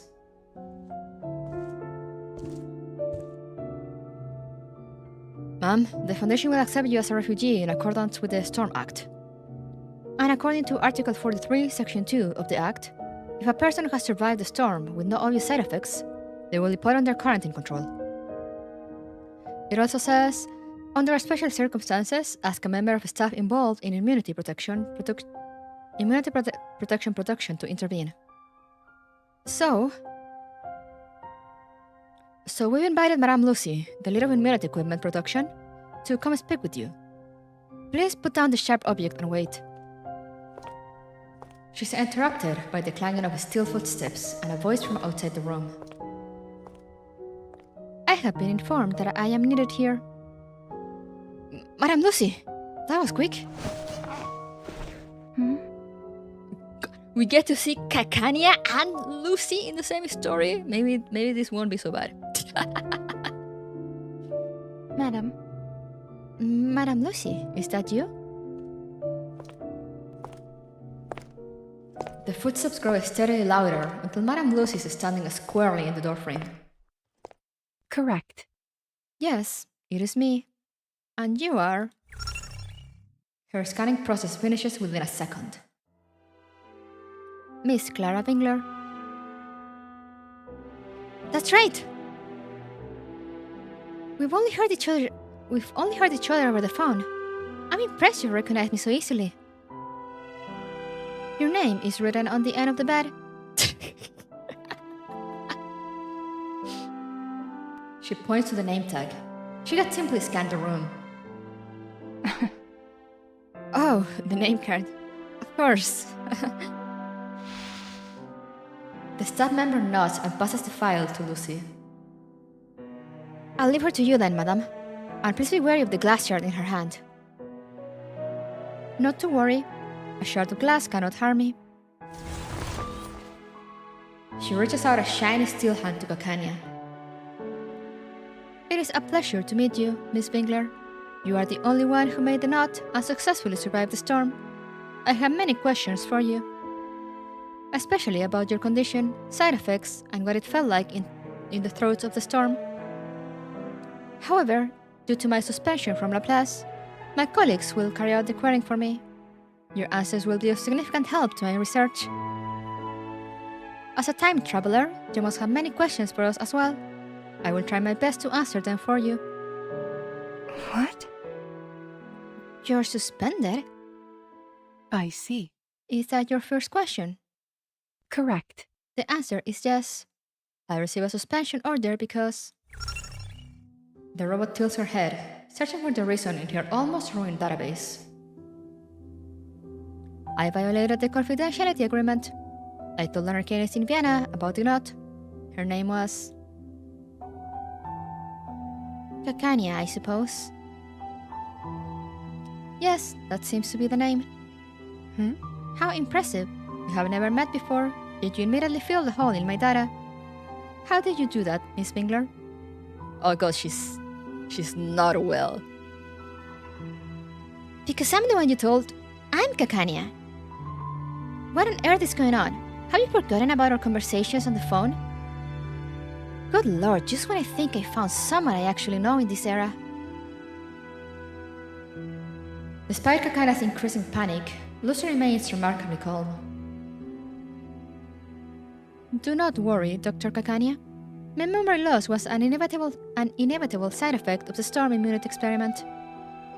The data I still have left should be sufficient to answer most of your questions, though some details will be missing. Are there any other questions you would like to ask me? Experiment side effects? I suppose the situation here is no easier than mine. Realizing the sensitivity of the topic, she doesn't press for more details. Immunity, you said. Miss Marcus calls it a catastrophe, and you call it the storm. Is this some kind of disease? Like plague or smallpox? If only. I am unable to answer this question. It is an unknown phenomenon. A storm, disease, and immunity are just terms we use to try and understand it. But an answer I can provide is, this is a disaster of time that covers the world. Only a few areas are unaffected by it. Both its origin and regularity remain unknown. Using the ritual provided by yourself and investigator Marcus, we successfully found a method that protects people from the reverse, although it has its limits. That's it? Precisely. That is the summary of the situation. Even the person with the most knowledge on this subject has little understanding. Our research on storm immunity is still in its initial stages. We are far from fully understanding it. Details like lineage, the thickness of pneuma, where you cast the ritual, and the order you tie the knot may affect the results. It is necessary for us to cross-check our data with those who survived the storm. Furthermore, you are a crucial witness of the Vienna incident. Dr. Cacania.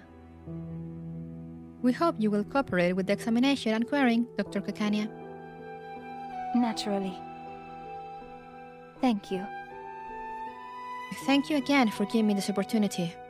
You kept your word and taught me how to tie the knot, and I have almost nothing to give in return.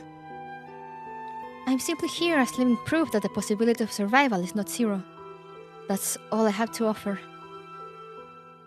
I haven't a clue as to how or why it took effect. I'm afraid I'm useless to this place and to you. Is that so? Perhaps there is one thing you can do. Undo the hypnosis on Miss Tittersdorf. Isolde? Oof! Oof! She jumps out of bed like a startled bird. Lucy just keeps talking. Since she is a former member of Manus Vindictae, the Foundation attempted to question Mrs. Isolde von Tittersdorf. However, she did not cooperate. Or rather, could not cooperate. Is she right? I was present for most of what happened too. Maybe the Foundation can question me instead. Lucy continues to ignore her. In brief, she has been in a state of hypnosis since she arrived at the Foundation. She still believes she is living a regular life in Vienna. Thus, we have made no progress. Investigator Marcus mentioned in her report that it was you who hypnotized Miss Dittersdorf. I'm having a hard time saying her name today. Oh god. Kakena takes a step back in horrified disbelief. No. It Can't be. I hardly ever hypnotize my patients, and when I do, I'm extremely cautious about it. I didn't know it was even possible for hypnosis to last so long. No, I will never make such a rudimentary mistake. Would I? Oh dear. What have I done? We have adopted every known method to undo hypnosis, but all have failed. We came to the conclusion that you used your arcane skill to hypnotize her. That is why we need your help. Can you undo her hypnosis by casting your arcane skill?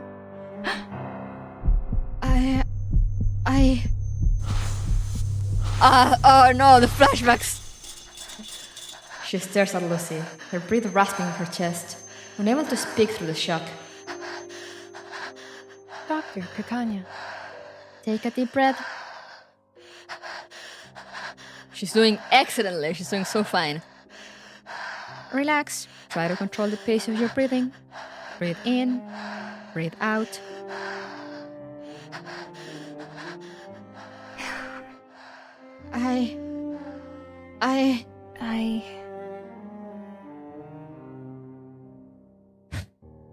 I can't. But you have taken a deep breath already. No, that's not what she meant, Lucy. No. Not that. It's my arcane skill. I can no longer use it. Kakane looks down at the sharp clench in her hand. A drop of blood is running down her palm. She forces herself to look up. With a bitter smile, she presents the shard to Lucy. As you said, experiments always have side effects. You lost something, so did I. My mirror is broken. Believe it or not, I cannot use it to cast my arcane skills anymore. Oh. Oh. Oh. We're off to a wonderful start! Alright, let's go. Let's keep going. No time to lose. Empty mirror. God. Poor Kakanya.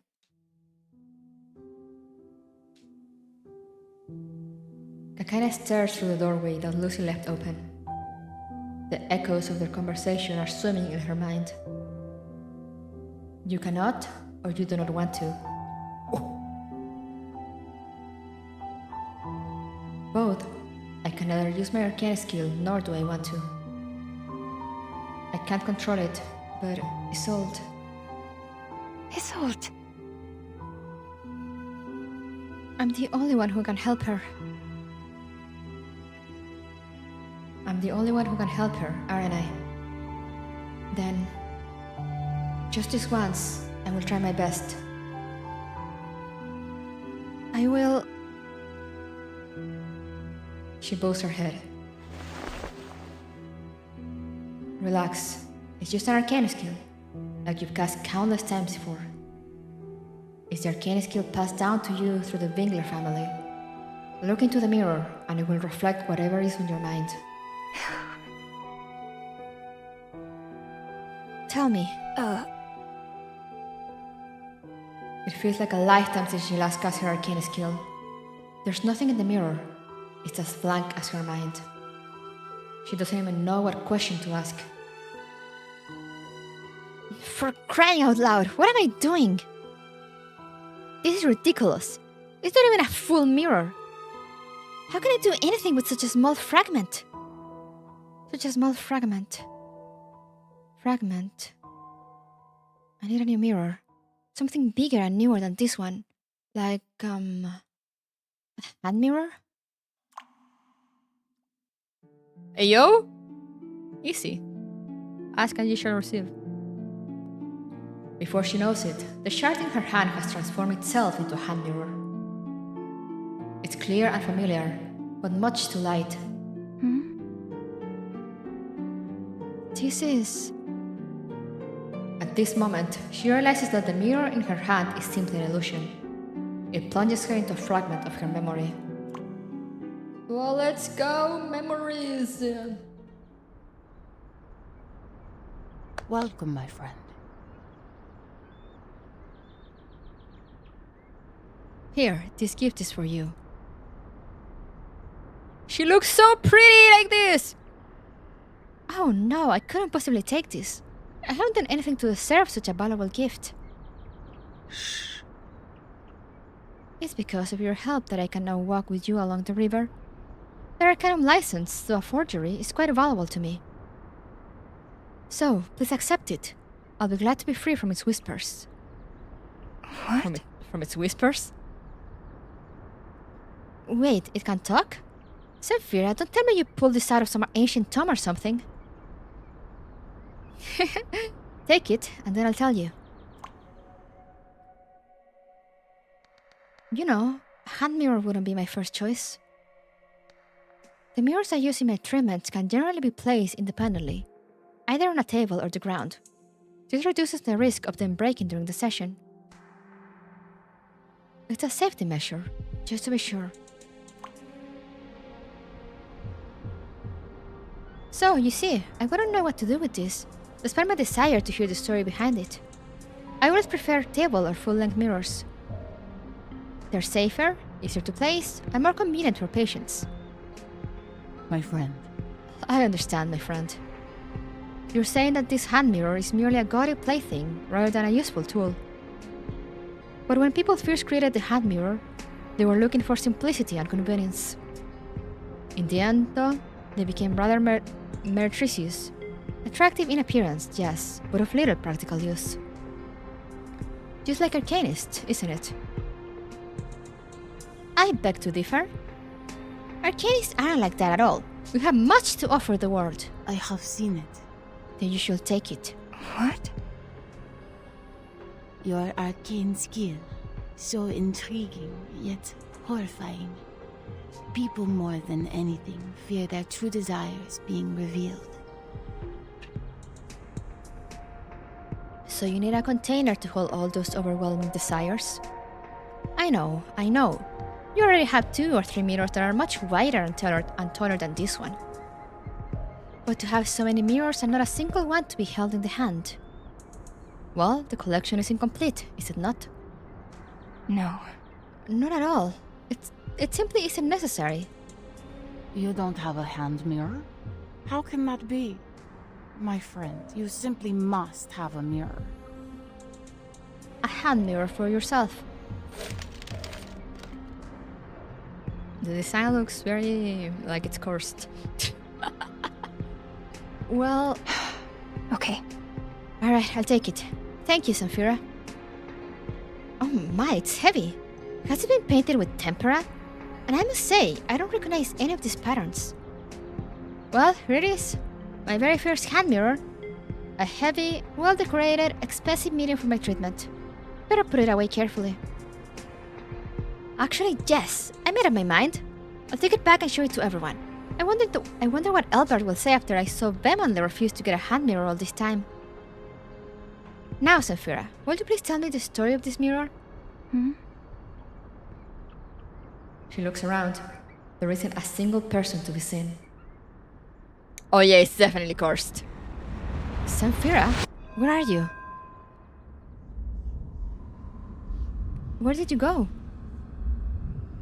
Where's the mirror? Where's Samphira? Zamfira, she...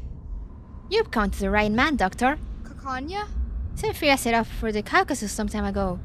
Didn't she tell you she was going? Illich? She... Wait, Illich? Has she gifted you a talking mirror? Then I'm sure you'll be interested in these too. Doctor! It's a talking porcelain basin. If you wipe it down, fill it with clean water, and light it just right. You can use it as a mirror as well. What? I'm sorry, what are you talking about? Or rather, why are you here? In the Foundation? Oh no, she's mirror's cursed, yeah. Unable to answer such questions, the illusion is broken. It fades away along with the mirror in her hand. Slowly regaining control of her mind and body, Kakana returns to the ward once again. She knows this will happen again. It's only a matter of time. All she can do is... There's a file on the table. The Foundation has clearly expressed the requirements and suggestions within it, much like Lucy has told her. Yes. Help. As she scans through the file, Kakana comes to a decision. Yes, I need their help. To help her, to regain control of my arcana skill. She presses the intercom button above her bedstand. Laplace Rehabilitation Center, how may I help you? This is Clara Wendler. I agree to appear in court as a witness of the incident, and I will support the study of this storm. And I will also attend therapy. Yo, therapy? I see. Please stay on the line. We'll route you to our specialist to make the necessary arrangements.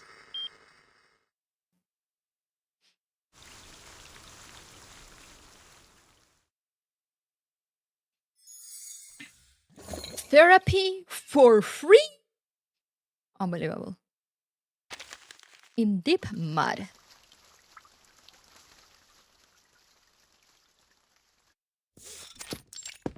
Mental health consultation room, Laplace. Miss Clara. Welcome, Miss Clara. I'm your attending psychiatrist. Before we start the session, I'd like to confirm something.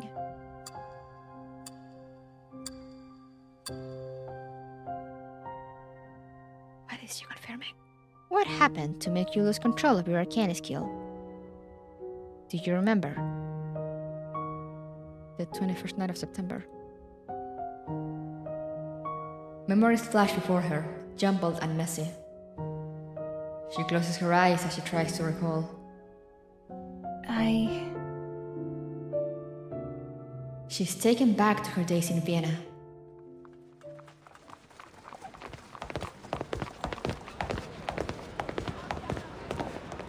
I thought therapy was just putting a fork in an outlet.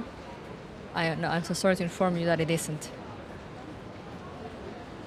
Ron Kakania, the psychiatrist gives you meds. All the magic will go away. I can confirm I'm taking meds now. Zemfira, My friend. This is as far as you go, my friend. We walk a long way. You should head home. It's best not to be alone in the dark. what about you? We entered the world alone, and we leave it alone. It's the natural way of things. Hey. Don't worry, my dear Kakania. We'll see each other again. I promise. But Russia is so very far away. Are you sure you'll still remember this place? I will remember. May I at least walk you to the edge of town? There's a station there. I can take the tram back. No need. Why? I want to remember our last day together. Is it so awful to want to extend it just a little longer? Or is it because you don't want to see me anymore? If that's the case, I'll return the hand mirror you gave me right now. It's because everything I wanted to say has been said, and the blessing has taken effect.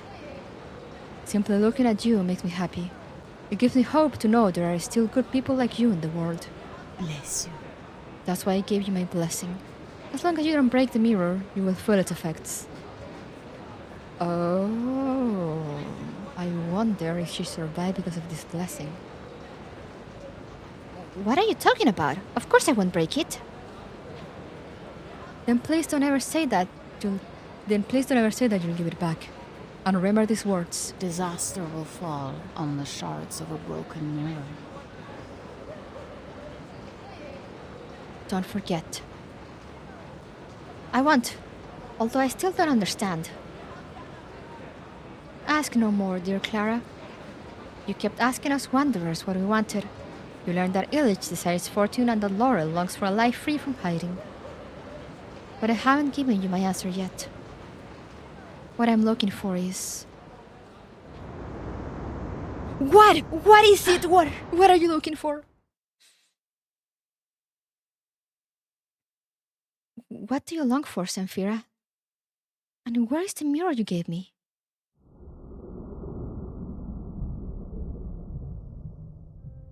My mirror. The hand mirror. It appears that every time I think of it, either my memory or my arcane skill goes wrong. I see. There's a close connection between your symptoms and your hand mirror. Noted. Then let's take a deeper dive into your mirror. Could you describe it to me? It's ornate, finely decorated. But it's far more than an ornament. It's my very first hand mirror. And it shall never be broken. What are you doing there? Oye! Oye! ¡Bájate! ¡Bájate de ahí! ¡Bájate de ahí! ¡Bájate! Alright. Sorry about that.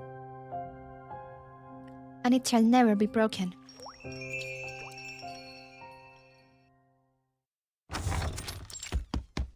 Living room, the Wingler house. Albert. Albert! Look, my first hand mirror. My friend and I had a discussion, and I've decided to use it as a key element to improving my self-awareness. Clara! You're back! A hand mirror? May I have a look? Such a delicate mirror. It is perfect for your first hand mirror. Your first hand mirror is for reflecting yourself. Your first table mirror is for observing others. The only thing missing is the Wingler family crest. You'd better present it to Father for his approval. Alright, they all use mirrors. Why should I? I have no need for his approval. Please consider it for me, would you, Clara? Father would so like to know about this. He's always wanted to understand you better. Fine, if I must, I'll show him the mirror. But I don't want his approval or the crest. I simply present it to him. I won't allow him to destroy it. You can't keep doing this. You really should. You really should what? Why is no one finishing their sentences?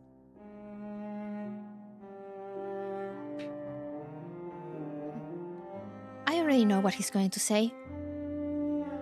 You really should show more respect for Father. You really should be more restrained.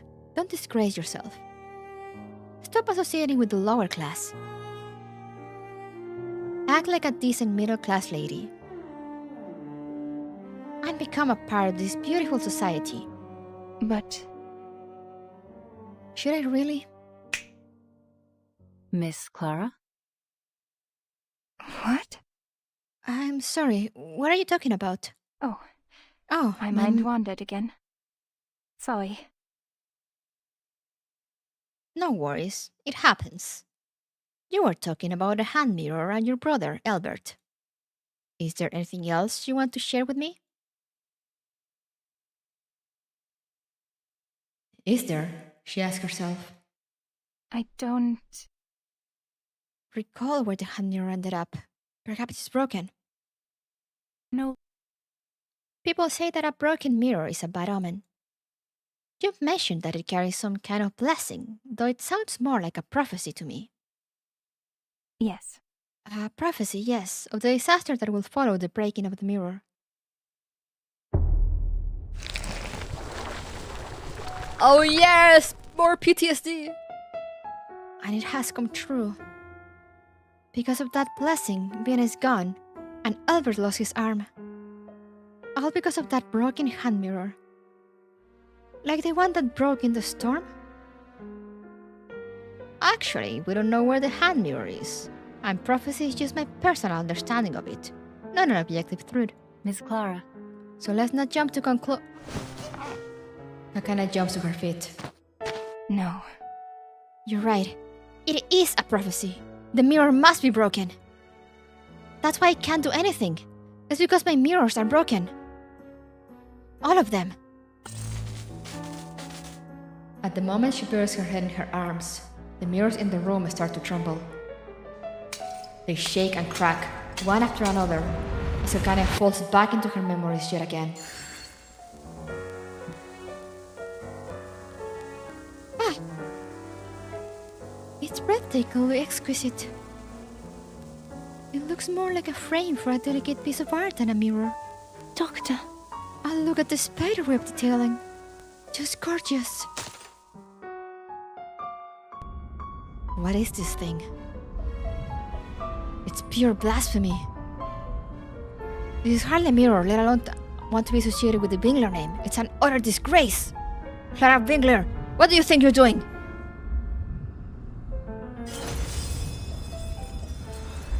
Oof. Her memories sewer in her mind, surrounding her like the fragments of broken glass that are now all over the floor. She sits with her head in her arms, her body shivering. My mirror is broken. Just like Vienna is broken. What on earth am I doing? What on earth can I do? I think I kinda need some electrotherapy. Oh yeah, very approved psychology method. Definitely. Damn. So this seems to be mostly Kakanya working through her trauma, question mark? Let's see. Halfway through, a wisp of wind. This is the half point. We're doing perfect time, I think. Therapy room, the foundation. That is an interesting therapy room. Oh yes, totally a therapy room. Look at this.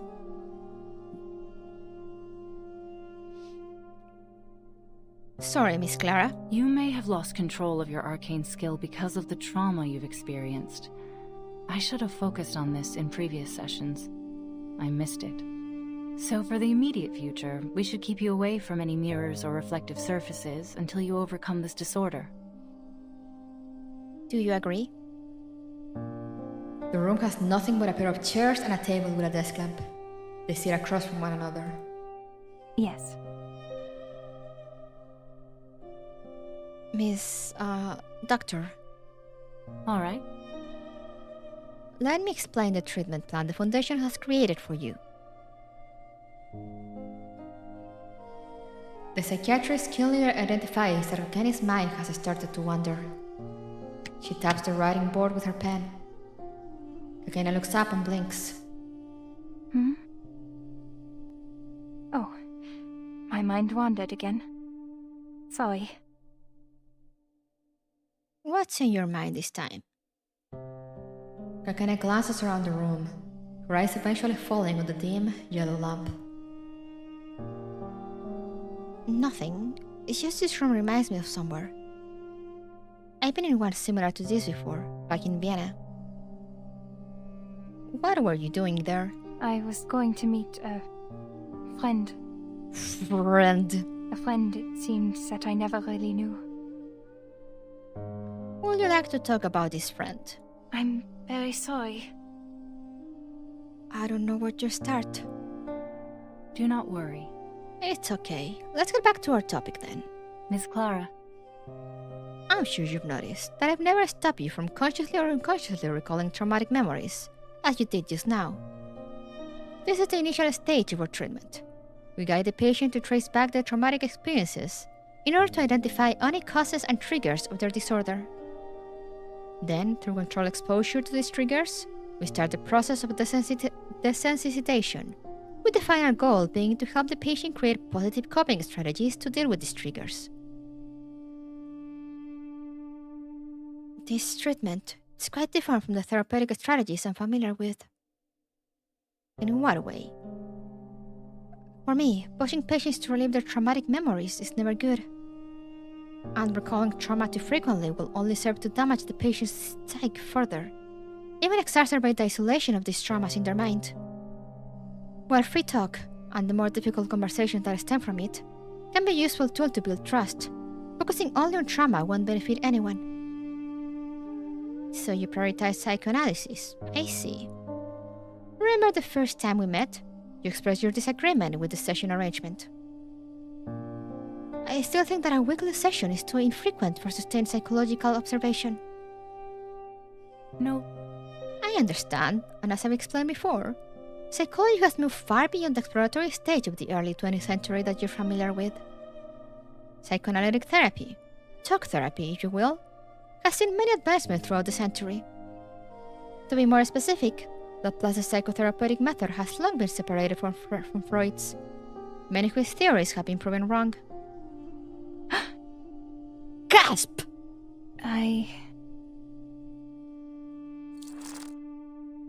This is not her era anymore. It has never been clearer than now. She clenches her fist, and a sharp pain shoots from her palm. She looks down to see a blood-soaked shard clutched in her hand. This... Huh. Miss Clara. What are you looking at, Miss Clara? Miss Clara? It's slowly turning into a horror movie. I'm hallucinating. Thank you for telling me. What do you see? A fragment of a mirror. My mirror is broken. As I said, and I haven't been able to use my arcane skill since. Yes, the report stated that your arcane skill is related to mirrors, that they serve as kind of wand for you. But it didn't tell me this. What is it that you can do with a mirror? My arcane skill is Winkler's mirror. It allows me to see what people are thinking. You can understand it as reflecting people's inner desires into the mirror. The psychiatrist takes a moment to contemplate this. I see. This is how you treat your patients. So now, during our conversation, you fear I'm prying into you. Because now you think that's what you did to your patients. Oof. I feel like that's a good psychiatrist. Just figuring her out. You no longer consider that treatment the right way of helping people, do you? During our treatment, I'd like you to shape your understanding of yourself. You're not a psychiatrist in our sessions, Miss Clara. You're a patient who needs treatment. To be honest, you're not the first psychiatrist I've treated. There are a lot of people at headquarters who have been traumatized by the storm, including some of my colleagues. How are they now? Before I answer, I want to ask you a question. Have you heard about this theory? Growth is the process of behavior reinforcement. This sounds like behaviorism. I thought you'd recognize it. Well, our method could be seen as a distant, less extreme evolution of behaviorism. It's called recognition reappraisal. We work with patients to identify and reframe the negative emotions they hold toward a particular traumatic event. Eventually, as they learn to better recognize and manage their emotions, the trauma will feel less overwhelming than it once did. And to answer your question, most of my colleagues were able to modify their emotional response to the events that traumatized them through this process. A small number of them are still under treatment because they haven't been able to reframe the negative emotions associated with the trauma. Their friends didn't make it to the safe zone. Seeing the hands reaching out to them, the melted painting like faces, it keeps haunting them. I mean, yeah, it would. Much like how it haunts you, doesn't it? Speechless, Kakana looks down again, opening and clenching her fist repeatedly. There's nothing in it. You unconsciously replay the events in Vienna before the storm over and over in your head, and you keep mentioning that mirror. You relive those negative emotions again and again, but are unable to reframe them, to understand them differently. I'll need some more information in order to help you in this process. Doctor. What do you need to know? You identify yourself as a psychiatrist, and, outdated though it may be, you have a strong knowledge of psychoanalysis, yet you still use your arcane skill to treat your patients. It sounds counterintuitive to me. I never thought about that, it's true. Kakana furrows her brow. Yes. You're right. It is counterintuitive for a psychiatrist. My arcane skill is one of my therapies. In fact, my treatments are based on Dr. Freud's theory. There are many others I employ. I treat my patients with science. This arcanum is just a kind of parlor trick. I see. A fusion therapy using an arcane skill and following Freudian theories could have some lasting value. I wonder, have you ever used this on yourself? Gasp. What do you mean? I mean, have you looked at yourself in your own mirror? I'm sure I must have, but... Yes or no? It's not possible. Your first hand mirror is for reflecting yourself. Your first table mirror is for observing others. Every Wingler knows this. I had a hand mirror, so I must... No. I must have... Have I? Have I looked at myself in my own mirror? Have you? Oh, I'm really liking the writing on this one.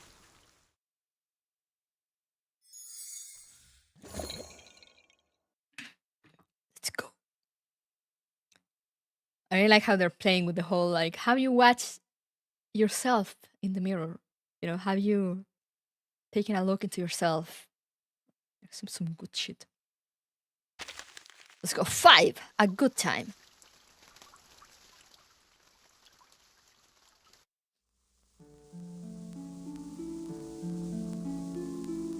It reflects your inner thoughts, like a mind's endoscope. I cast an arcane skill on it to help your thoughts surface. Do you remember, guys? Such good memories. Such good times. Look at it, and tell me what you see.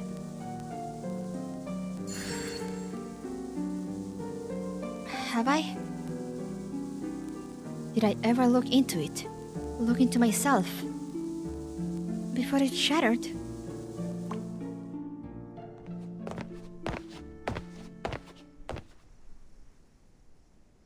What is this thing?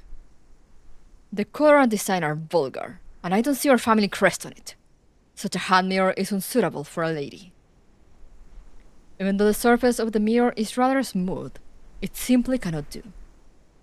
Clara Wingler, you cannot take this as your first hand mirror.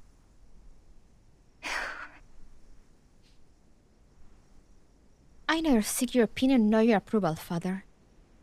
I'm simply here to inform you that I have my first hand mirror. There's no longer any need for you to give me one. That's all. No, wait. Father, it's a gift and a blessing from Clara's friend. I think that's why this hand mirror means so much to her. And you, Clara. Her friend? What friend? This isn't that damnable gypsy again, is it? Or one of those filthy arcane vendors scurrying around in the shadows like rats? No matter who it was, the moment you brought this thing into our house, it was humiliating to me and to the whole Wingler family. Your first hand mirror. Don't be ridiculous. It isn't qualified to be a Wingler mirror. In fact, it tarnishes your very name. I warned you not to try to win my approval with an inferior product. Inferior like your friends. Yo! I want to kick this old man out the window. Father, this is too much. Albert. I fulfilled my promise. I show him, and from now on, this is my mirror. I'm leaving. Clara. Wait, just a moment. Wherever she's going, she cannot take that mirror with her. I won't allow it. Take that thing away from her, Albert. All is good, yeah?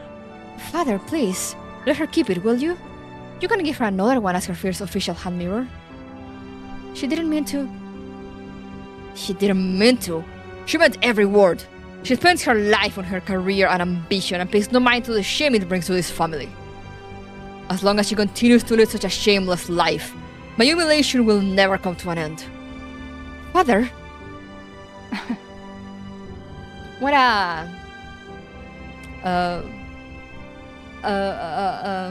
a joyful old man. Arcane vendors like rats? Did I remind you how you made your fortune?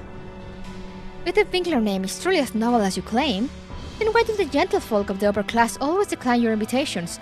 Oh, you tell him, Kakania. You worked so hard, haven't you? To hide away your past as an arcane vendor and wear the mask of a nobleman. Or should I say, a noble human? Oh. Ooh. You. I'm simply telling the truth. You know I'm right. The more you try to distance yourself from your arcanist identity, the more people are reminded of it.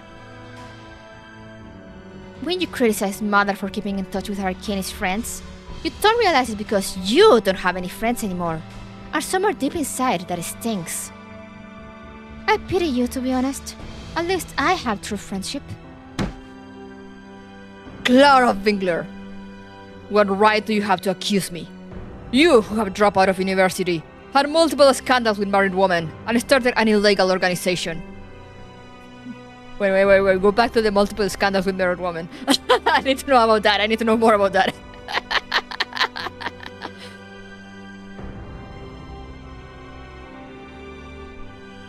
But you are right about one thing. It's not your patients who should be sent to the madhouse. It's you! Father, do you have to end it this way? Take it from her, Albert. Clara! The servants block the door like silent statues. She cannot leave unless she gives him the hand mirror. No. No need. I'll do it myself. Oh no. She raises the mirror high over her head and throws it to the ground. It shatters and collides with the floor. Mirror shards scatter around the room. Why did you do that? Clara? Her eyes are firmly fixed on her father. This is the last time I do as you ask, Father. Oh. Yes, it's shattered. How could I see myself in it?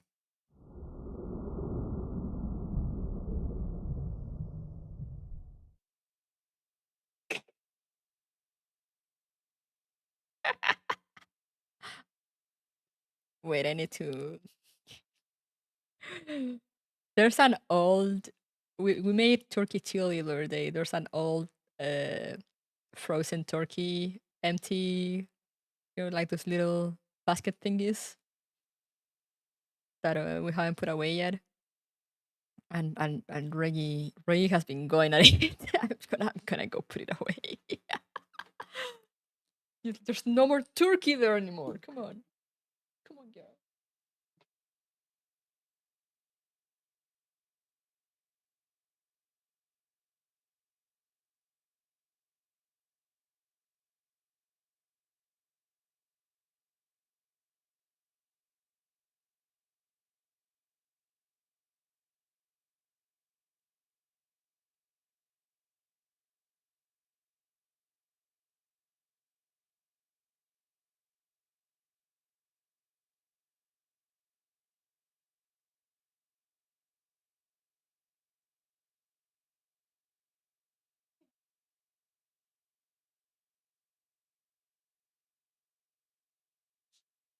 All right, I'm back.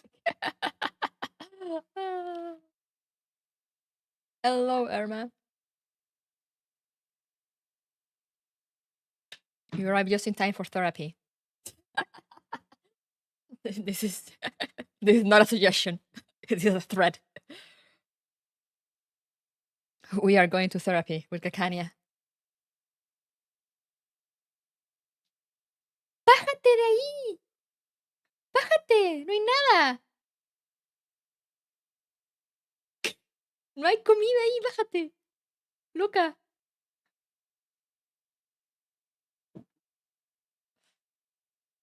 No, I want to keep seeing RPK. I'm so sorry. Say goodbye to her. Say your last words.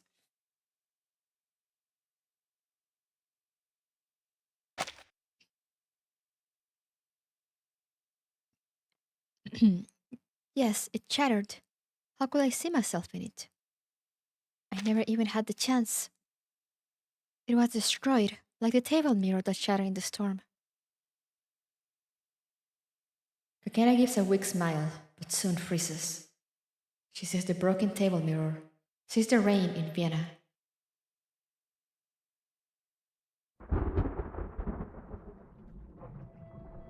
Madam? The hand mirror was too broken, Doctor. I think this is a new CG. I couldn't see myself in it, so I decided to let it go. Can you do a British accent? I can't do a British accent. Also, she has a Polish accent, so it's even worse, it's even harder. It's insignificant, I thought. There are far more important things to come. How naive I was to not see. Our society is broken, and like a mirror, it will keep shattering into ever smaller pieces. No one can put them back together on their own. So it is my duty, Doctor, to appeal to the people, to urge them to face the problems in our society, to do something to change it, to repair it. How ironic that, in the end, I will be the one to hasten the breaking of it beyond repair. Why me? Why did I survive?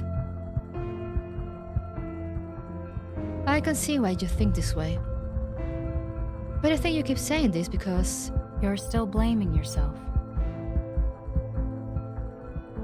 Polish English accent kind of sounds French. You know, the accent that she does is great. The voice actor is great.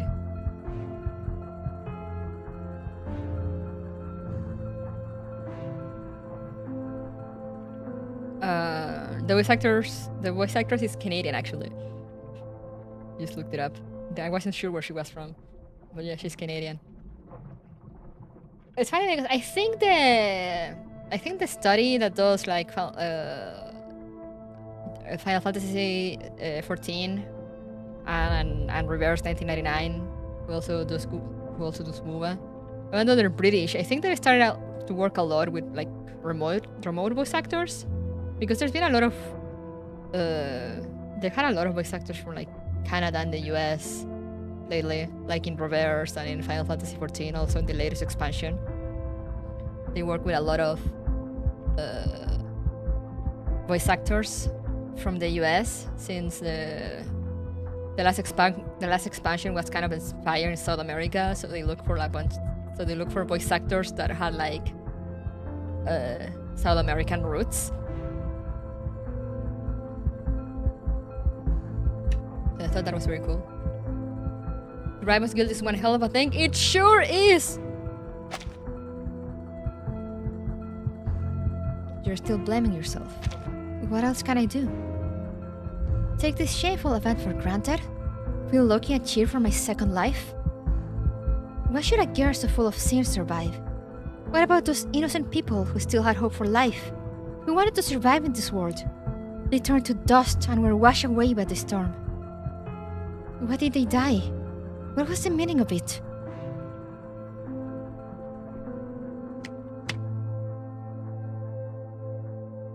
So you look away because you couldn't face yourself in the mirror. But you won't often find answers unless you look for them.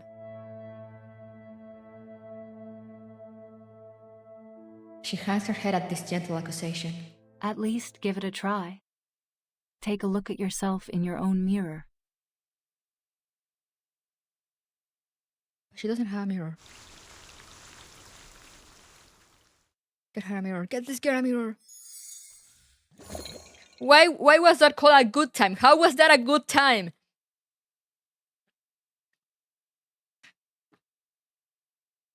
The Left and the Forgotten.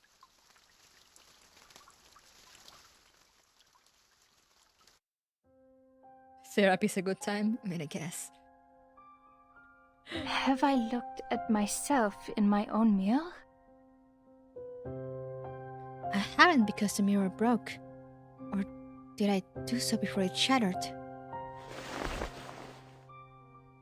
On Zemfira's prophecy, did it come true? Disaster will fall on the shards of a broken mirror. Disaster. She struggles to search for any useful details in her cluttered mind. No. kinda jumps up from her chair, its feet screeching against the marble floor. I remember now. It did come true. Disaster struck. It was Albert's arm. Oh. Clinic. What brings you here? You haven't recovered yet. And don't bother, I won't apologize. But what? Why are you still trying to defend him? It's because of him that you lost your arm? What on earth are you thinking? Those trust fund boys who try to disguise their bullying as duels, do you really think that changes the reality of their behavior? You know I won't sit idly by. I know, but I'm still sorry I didn't stop you. You can't keep doing this, Clara. It's unseemly to go around roughing people up with your friends from the street. And don't get me started on the horse manure. No, let her cook. What? I just asked him to join me for a walk, as any lady will do. If one seldom walks on their own 2 feet, isn't it normal that one will occasionally trip and fall into some manure? Just blame the fact that horses are allowed in the park. Or are you suggesting that I bring them to my clinic and expose all their deepest, darkest secrets with my mirrors? Yes. No, I most certainly am not. Father was already angry about the incident with the hand mirror, and now this. You messed with someone you shouldn't have. His family's riches extend to almost every corner of the affluent classes. It's affected our family business. Father is... well, he's furious now, and he may take his anger out on you. So, please, Clara, come with me to apologize to Ethan before it's too late. Oh dear. I swear on my life, I have no idea who Ethan even is. I simply put up a few fair-haired boys I didn't like. Clara. Albert. I said I wouldn't apologize. Don't force me to do anything I don't want to, alright? No, Clara, I'm not forcing you. I know that will never work. I'm begging you. Just this once, alright? Just apologize and everything will be fine. Father will forgive you and Mother will be happy too. I'm begging you. Clara. That same old trick. He knew I couldn't say no to him. But not this time. I had a way to shut him up. Then, can I beg for my hand mirror back? What? You clearly think if you beg me, I'll do as you wish. So if I beg you, will you repair and return my hand mirror to me? Exactly as it once was? If you do, I'll apologize. Well, can you do as I wish? You can't, can you? My mirror will never be the same, nor will your arm. And that's why I won't apologize, Albert.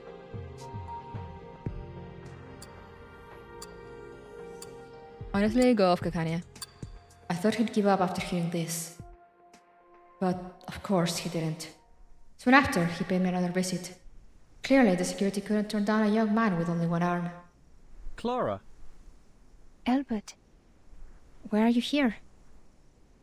Come in, let's talk inside. But if you're here to persuade me to apologize to that man, then don't bother.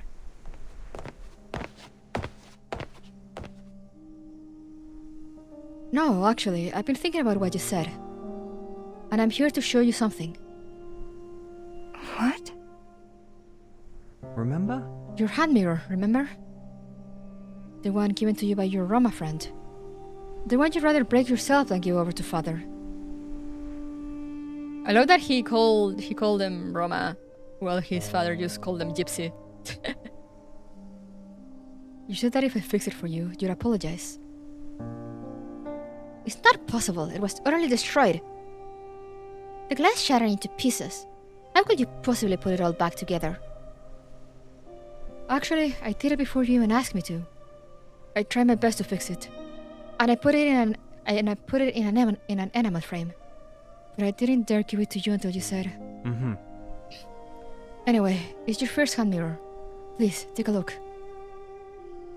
He reached into the bag on his side and pulled out the mirror. But before he could hand it to me, I stopped him. What I said before was nothing but a shameless stunt. Sorry, but this doesn't fulfill your half of the agreement. I'm still not apologizing. What? This isn't exactly as it once was. Look at the cracks, and the frame too. My hand mirror didn't look like this at all. A token wash basin filled with water will do a better job than this. At least that will only show one reflection. A talking basin? Just a metaphor. In short, it's not so much a mirror as a sign of my failed rebellion. That won't change, no matter how well you fix it, Albert. It's not like that. Clara. I repaired it because I wanted to give it back to you, not to maybe apologize to Ethan. It's not a sign of failure, nor is it useless. This is your very first hand mirror and a gift from a dear friend.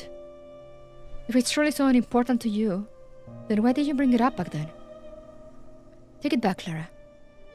And please, forgive me for not standing up for you when you confronted Father.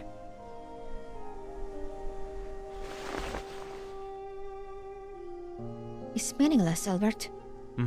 I know. But... we don't always live for meaning. Your first hand mirror is for reflecting yourself.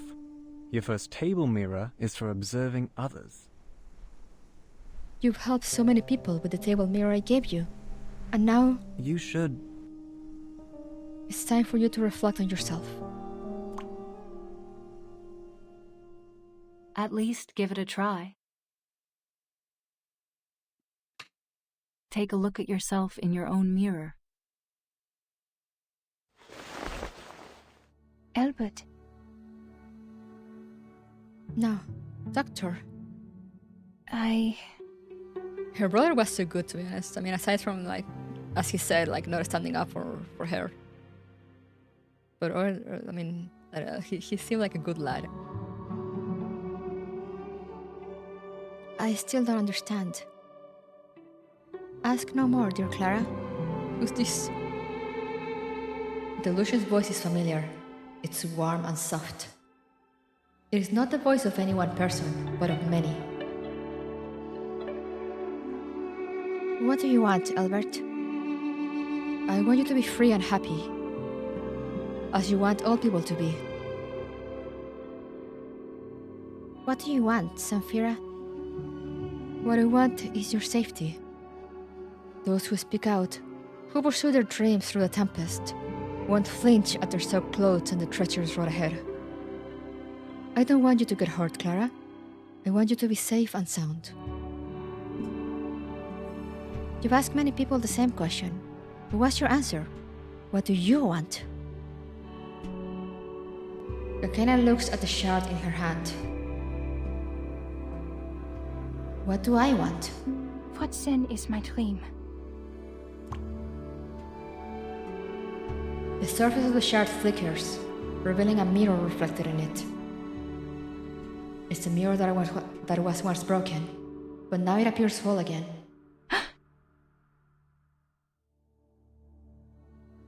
The hand mirror that she once held so tightly.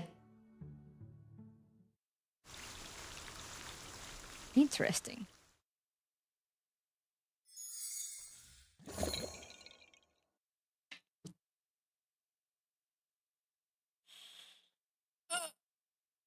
Okay, stretch done. Let's finish this. Only 2 more to go. I'm really liking this. It's obviously a very different atmosphere from Lucy's story, but it's great. So 7, the day of rebirth.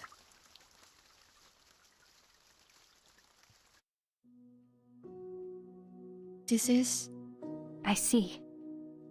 I used to... I remember it now. I've seen it before.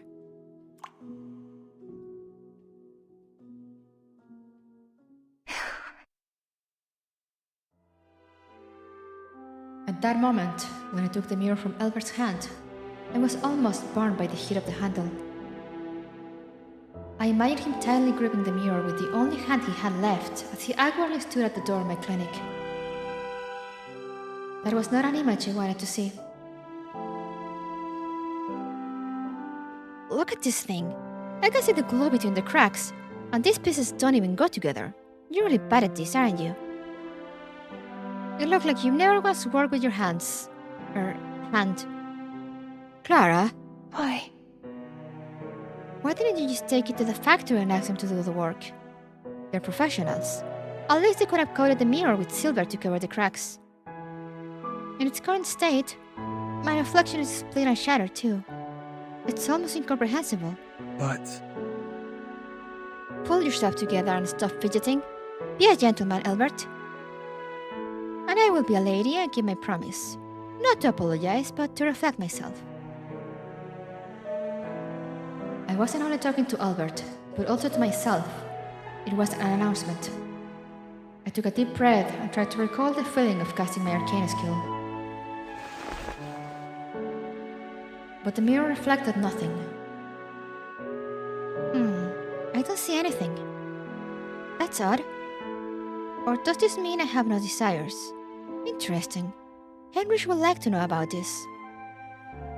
She studies her reflection between the cracks in the mirror. No. But it doesn't feel right. Perhaps because it was broken? Clara. Be patient, Clara. Before he could finish his sentence, the image in the mirror twisted, revealing an object within it.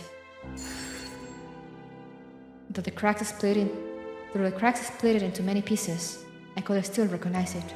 What is this? A new mirror? What do you mean? Is this my innermost desire? She just wants a mirror.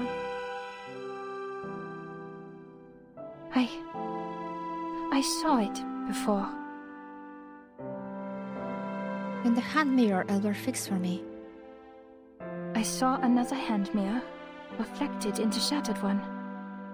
I thought my arcane skill didn't work, but upon reflection, maybe it did work. This must be the symbol of my dream, my desire. Back then, I wanted a new mirror. An independent, free kingdom. A new world for arcanists. A brand new world. I wanted it, and I got it. But... this was never my intention. I've always tried to do something, to make a change. But what can I do if I can't even undo the hypnosis on my own patient? She closes her eyes bitterly. When she opens them, her eyes are fixed on the shard in her hand yet again.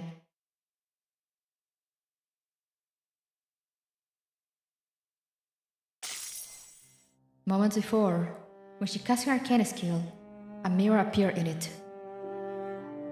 The mirror covering cracks and blue marks. The mirror Samphira gave her. Is this because I can't seem to shake the thought of this hand mirror? Or is it another illusion of my arcane skill? My innermost desire, revealed by my arcane skill, is still the mirror given to me by Samphira? With Samphira's name in her heart, she decides to try it again. Samphira, you once prayed for my safety. So could you tell me if it's real? I shouldn't hurt myself to confirm its existence, should I? It's been an illusion so many times. It has to be real just this once, doesn't it? She rubs the shard, trying to raise the image reflected within it. No matter how hard she tries, the reflection remains firm. She casts her arcane skill again, but nothing changes. The hand mirror, given by her friend, broken by herself, and put back together by her brother, still sits in its reflection. Despite its repair, its cracks are still clearly visible. Like in life, no matter how much you heal, the damage will always be there. The cracked mirror. How did I not see it? That last line was a powerful one. The marks here show it must have been shattered before. I know it's not new. I know it's not perfect. It's not even a very useful mirror. It's only... But still... Why? I wish so dearly for it to be in my hands. A teardrop falls silently on the shard. I know that civilization is fragile, that life is fragile. But if life is destined to be broken, if society is doomed to be shattered, then we should at least try to repair it. Because we can't, we shouldn't live in a broken society. It has always been my dream, from the very beginning. I just want everyone to find their happiness, to lead a harmonious life together. It's only... Why didn't I realize it sooner? Why? Why didn't I tell Isolde, Albert, and Zemfira? Why didn't I tell them earlier? Why did I say those pompous, flowery things to Isolde instead of the simple truth? Why was I so cruel to Albert when I could have expressed my joy and gratitude to have him as a brother? And Zemfira, I was too young and naive to give her my encouragement, to express my wishes for her.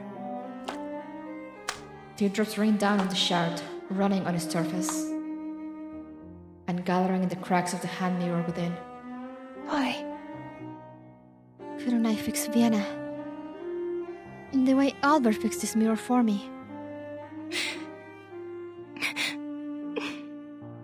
No, don't cry.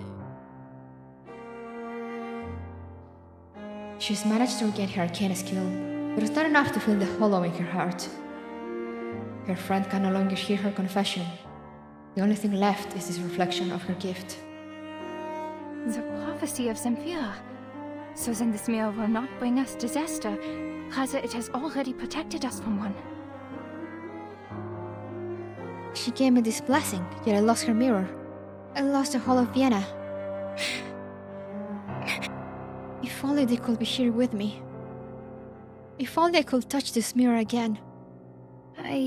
If only I could fix everything. A knock on the door pulls her back to reality.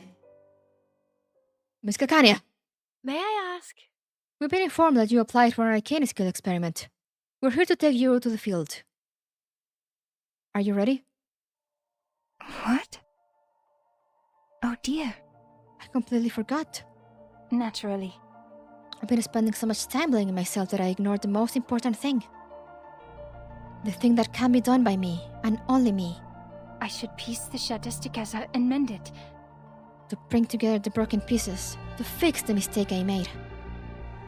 To undo the hypnosis on Isolde. She holds up the shard and looks at it through the light from the window. There's nothing in it anymore. Kakania knows there was a hand mirror in it, vivid and clear. Thank you. Zemfira. Thank you, Albert. Miss Kakania, are you there? The staff member opens the door and is startled to see Kakania already standing in the room. Yes. Thank you for coming. I'm almost ready. Thank you. Is there anything else I need to do? Yes, here are the things to note. First, please remove any items that might damage yourself or the experimentation field, such as jewelry.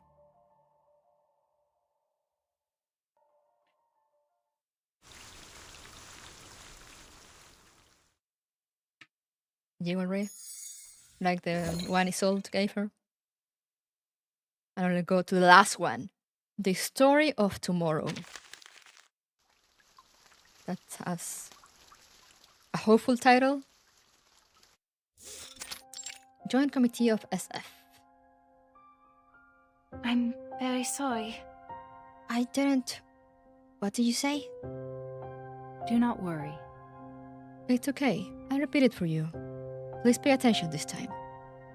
Laplace updated our diagnosis of Mrs. Sol's condition while you were receiving treatment. We've determined that she's experiencing a state similar to post-traumatic stress disorder, one that is particularly persistent. To put it simply, she's gone crazy. Okay! Kakana unconsciously clenches her fist. It seems to have become her habit. Then her condition, it isn't because of my hypnosis? No. Even taking into account the unknown of your arcane skill, hypnosis couldn't achieve such a large shift in personality. As it turns out, she was actually unable to cooperate with us, not unwilling to. Miss Clara. We're sorry, Miss Clara. I understand you accepted the treatment in order to better control your arcane skill because of her. but given her current condition, we strongly suggest you don't use your arcane skill on her, as it could stimulate her already unstable state. May I at least take a look at her? I read through the visitation rules. I promise I won't make physical contact, nor will I pass her the mirror in case I cast my arcane skill. That still poses considerable risk. She seems to think she's still an opera singer living in Vienna, before those family tragedies ever happened. The Foundation staff guarding her are strangers, so they won't trigger her memories. But you're different, Miss Clara. Your arcane skill, or even just your presence, might trigger her memories. Considering Mrs. Soul's arcane skill and the potential damage it might cause, triggering it will only raise her threat level, and will be forced to reduce the already limited freedom she has. We're trying our best to avoid that. Oof. Personally, I suggest against breaking this fragile balance we've managed to maintain. Not even a single meeting? I just want to see her. Maybe just once, as long as you promise not to try to de-hypnotize her. I promise! Then I'll submit a visitation request for you. The staff at the detention center will contact you about any follow-up procedures. And you'll have to complete that rigmarole yourself. I understand. Oof, are we gonna get to see that? I'm worried now. Oh, here we are. Gonna stops at the iron gate of the detention center. Please? Fill out this visitor sheet, including your name, time of visit, and purpose. You know, in many ways, the Foundation headquarters reminds me of Vienna. Especially in moments like this. All done. Here you are. Thanks for your cooperation. Please stand behind me. I'll open the door for you. You'll have to go inside alone. Remember, you have 30 minutes before the lights turn off. Once time's up, you need to come out as quickly as possible. Thank you. After 3 rounds of procedures to obtain approval for the visit and discussions with 4 departments to allow me to bring personal items, I'm finally here. Her voice gets quieter and quieter as she speaks, because she hears familiar, ethereal singing.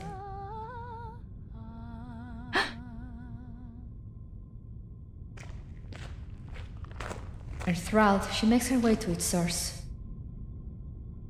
It is old. She's singing. Once again, they wanna flex that they hired an opera singer to voice her. Not an aria, but the Tristan chord. Hörst du sie noch? Mir schwand schon fern Klang. Yep, they're just flexing. They do have the right. Sorgende Furcht bier dein Ohr. Dich täuscht des Laubes säuselnd Getön. Das Lachen schüttelt der Wind.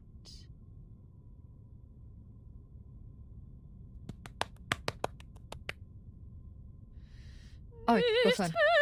Der Schall tönt so hold, des Quelles sanfte rieselnde Welle rauscht so wohnig daher. Wie hört sich sie toste noch Töne im Schweigen der Nacht, nur Nacht mit der Quell, der meine Hart in Schweigen der Nacht. We got free sold opera for GTA 6. And we got it 2 times because during her chapter we also get free opera. And I think... I can't remember if she sings during her character story too. But like, yeah, got so many free sold operas before GTA 6. She softly responds. Die alte Weise. Was weckt sie mich? Wo bin ich? Wo bin ich? Das kann ich dir nicht sagen. Ich war, wo ich von je gewesen. Wohin auf je ich geh.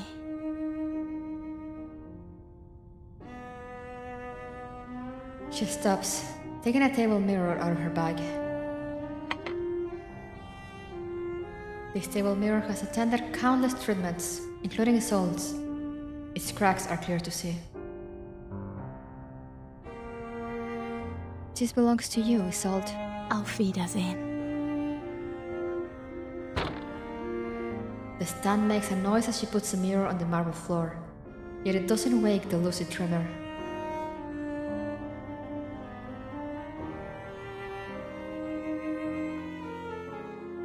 Doctor.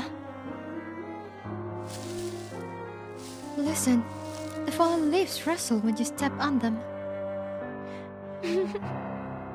Isn't it just like a beautiful song? There is no response but the sound of footsteps growing even more distant. Footsteps that once echoed in the streets of Vienna and will continue to echo in her dreams. But not here.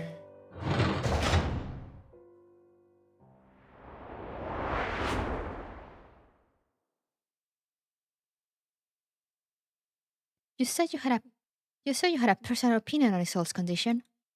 May I ask what your opinion is? Why is she behaving like this? When a person experiences trauma that is too severe to bear, they will often revert to a time when they felt the safest and happiest. So I assume that, in her mind, time has been frozen in the best days of her life.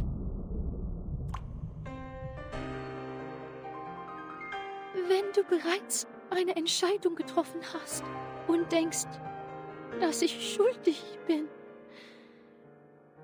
warum, wenn das die Lösung ist, die du gebracht hast, werde ich sie mit Freude annehmen.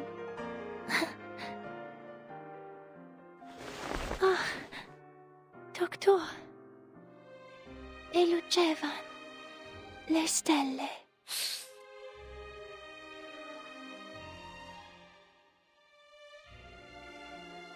It's peak. It's peak. Cinema. If you knew you were living in a dream made of lies, would you still embrace it? If this is the salvation you'd hoped for, I will accept it, if I must. Miss, you may close the door. I've ended the visit early. But you left your mirror behind. It's against the... I know. I signed the agreement. But it's in the corridor, not her room. Could you at least leave it there for a day and take it away tomorrow? You can put it in my record as a member of the Field Agent Administration. Dr. Cacagna! Marcus? She turns toward the voice and finds a familiar figure standing by the other end of the gate. It's Marcus. My baby! Miss Marcus. I didn't expect to see you here. I just returned from a field mission. I heard it over as soon as I heard you were here. But did I just hear that correctly? Have you joined the Field Agent Administration? There must be other choices. You don't have to... Yeah. There are. But I already decided. I will join the Field Agent Administration. I couldn't possibly work in a government. That's never been my goal, and never will be. I wanted to introduce you to the timekeeper before you made a decision. She also leads an independent team. But I've already made up my mind, Miss Marcus. Do you know what kind of institution the history maintenance team is? I mean, its members and the missions they perform. Yes, I'm fully aware. They're an expendable unit. False agents can be abandoned at any time. The name explains itself. Are you sure? Would you give a second thought to meeting with the timekeeper? Maybe after talking with her, you'll have another choice, and... I'd love to meet her, but only because she's a friend of yours. Perhaps after meeting this friend... Oh my iPad. Not now, not now. Don't die now, iPad.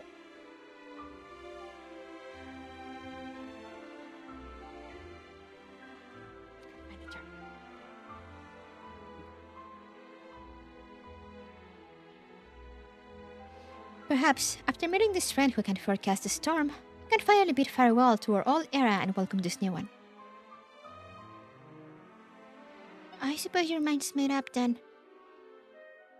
We all have our responsibilities to bear, and this is mine. Our era was so brutally washed away. You saw it too. And with the history maintenance team, I can do something to prevent the destruction of others' eras. It's the right thing to do, don't you think? Is this farewell? I've already said goodbye once, so no, it isn't. Though I cannot guarantee anything, there is a voice in my head that says, One day, I will see you again. But this isn't the best place to chat. Let's go. She points through the gate. Outside, the moon tenderly climbs up the sky. She walks outside without looking back. After all, the path before us is the only way ahead.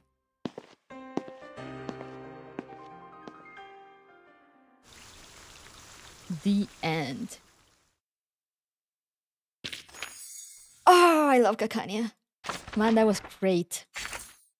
Very, very introspective though, yeah, very... I mean, it makes sense, it's Kakania.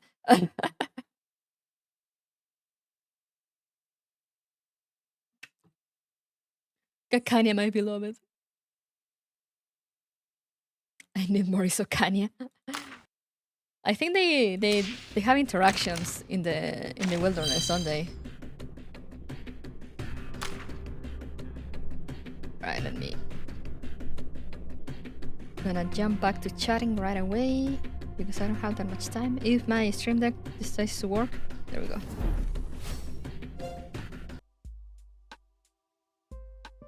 Gonna close the game. But yeah, that was great. That was great. I said this before, but I really like I really like how Reverse 1999 I feel like the writing has been better in quality with every new chapter and every new thing. In curricular language, great, sad, yes. Not necessarily, but like most of the time, yes. Oh, that was so good. It's so sad though, but yeah, bruh, Survivor Guild, really, it's a hell of a thing.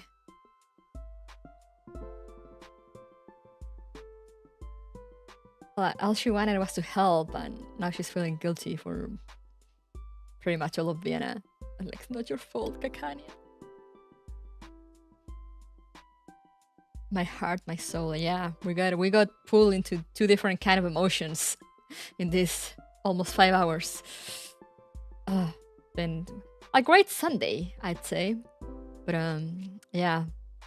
Very, very hard on the emotions. Oh man.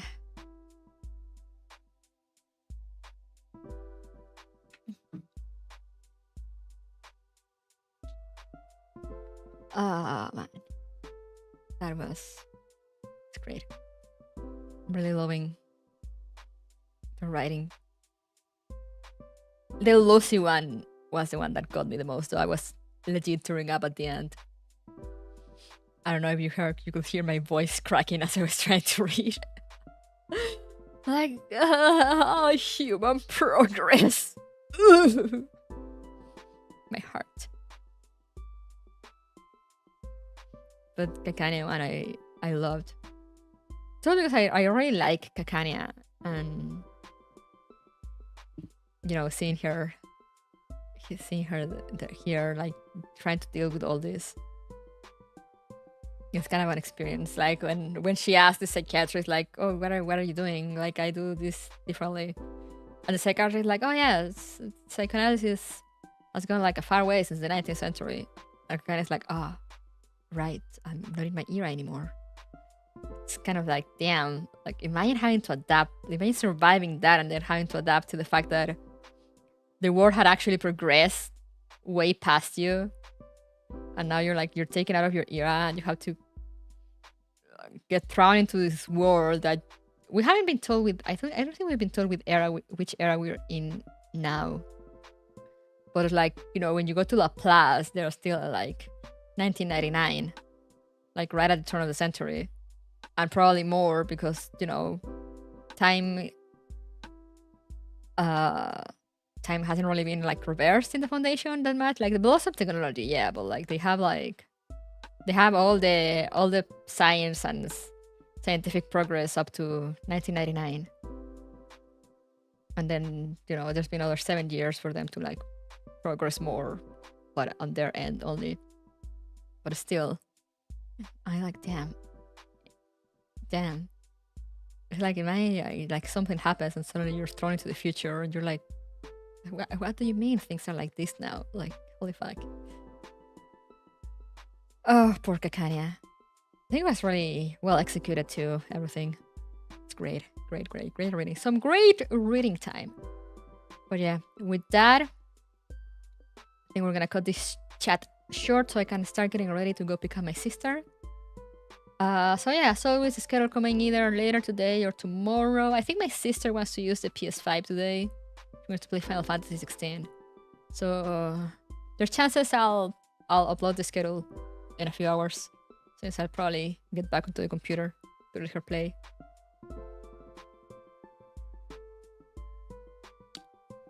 So stay tuned for that. But as I said, we'll be going back to Signalis probably on Thursday. It's usually on Fridays, but we're gonna do it on Thursday since Friday we have the collab. And on Tuesday, more Tales of Monetizing with Coco.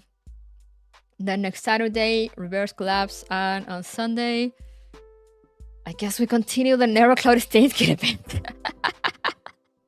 Someday we will finish it. Someday.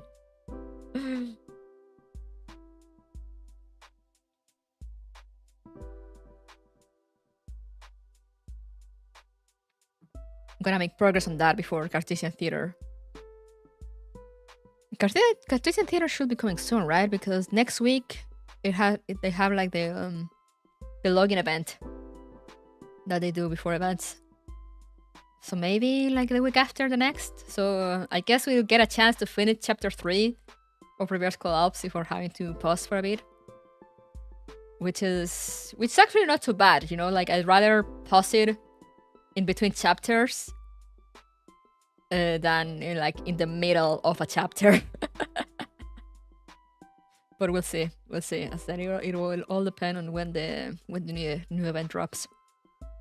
But for now, thank you guys so much for coming. Remember to stay safe, stay hydrated, take care of yourselves, enjoy your rest of your day, or if it's night time on your end, please go to bed and have a good rest. And I'll see you guys next time. So bye-bye! Happy Thanksgiving for Canadians! Woo! Off day tomorrow, let's go!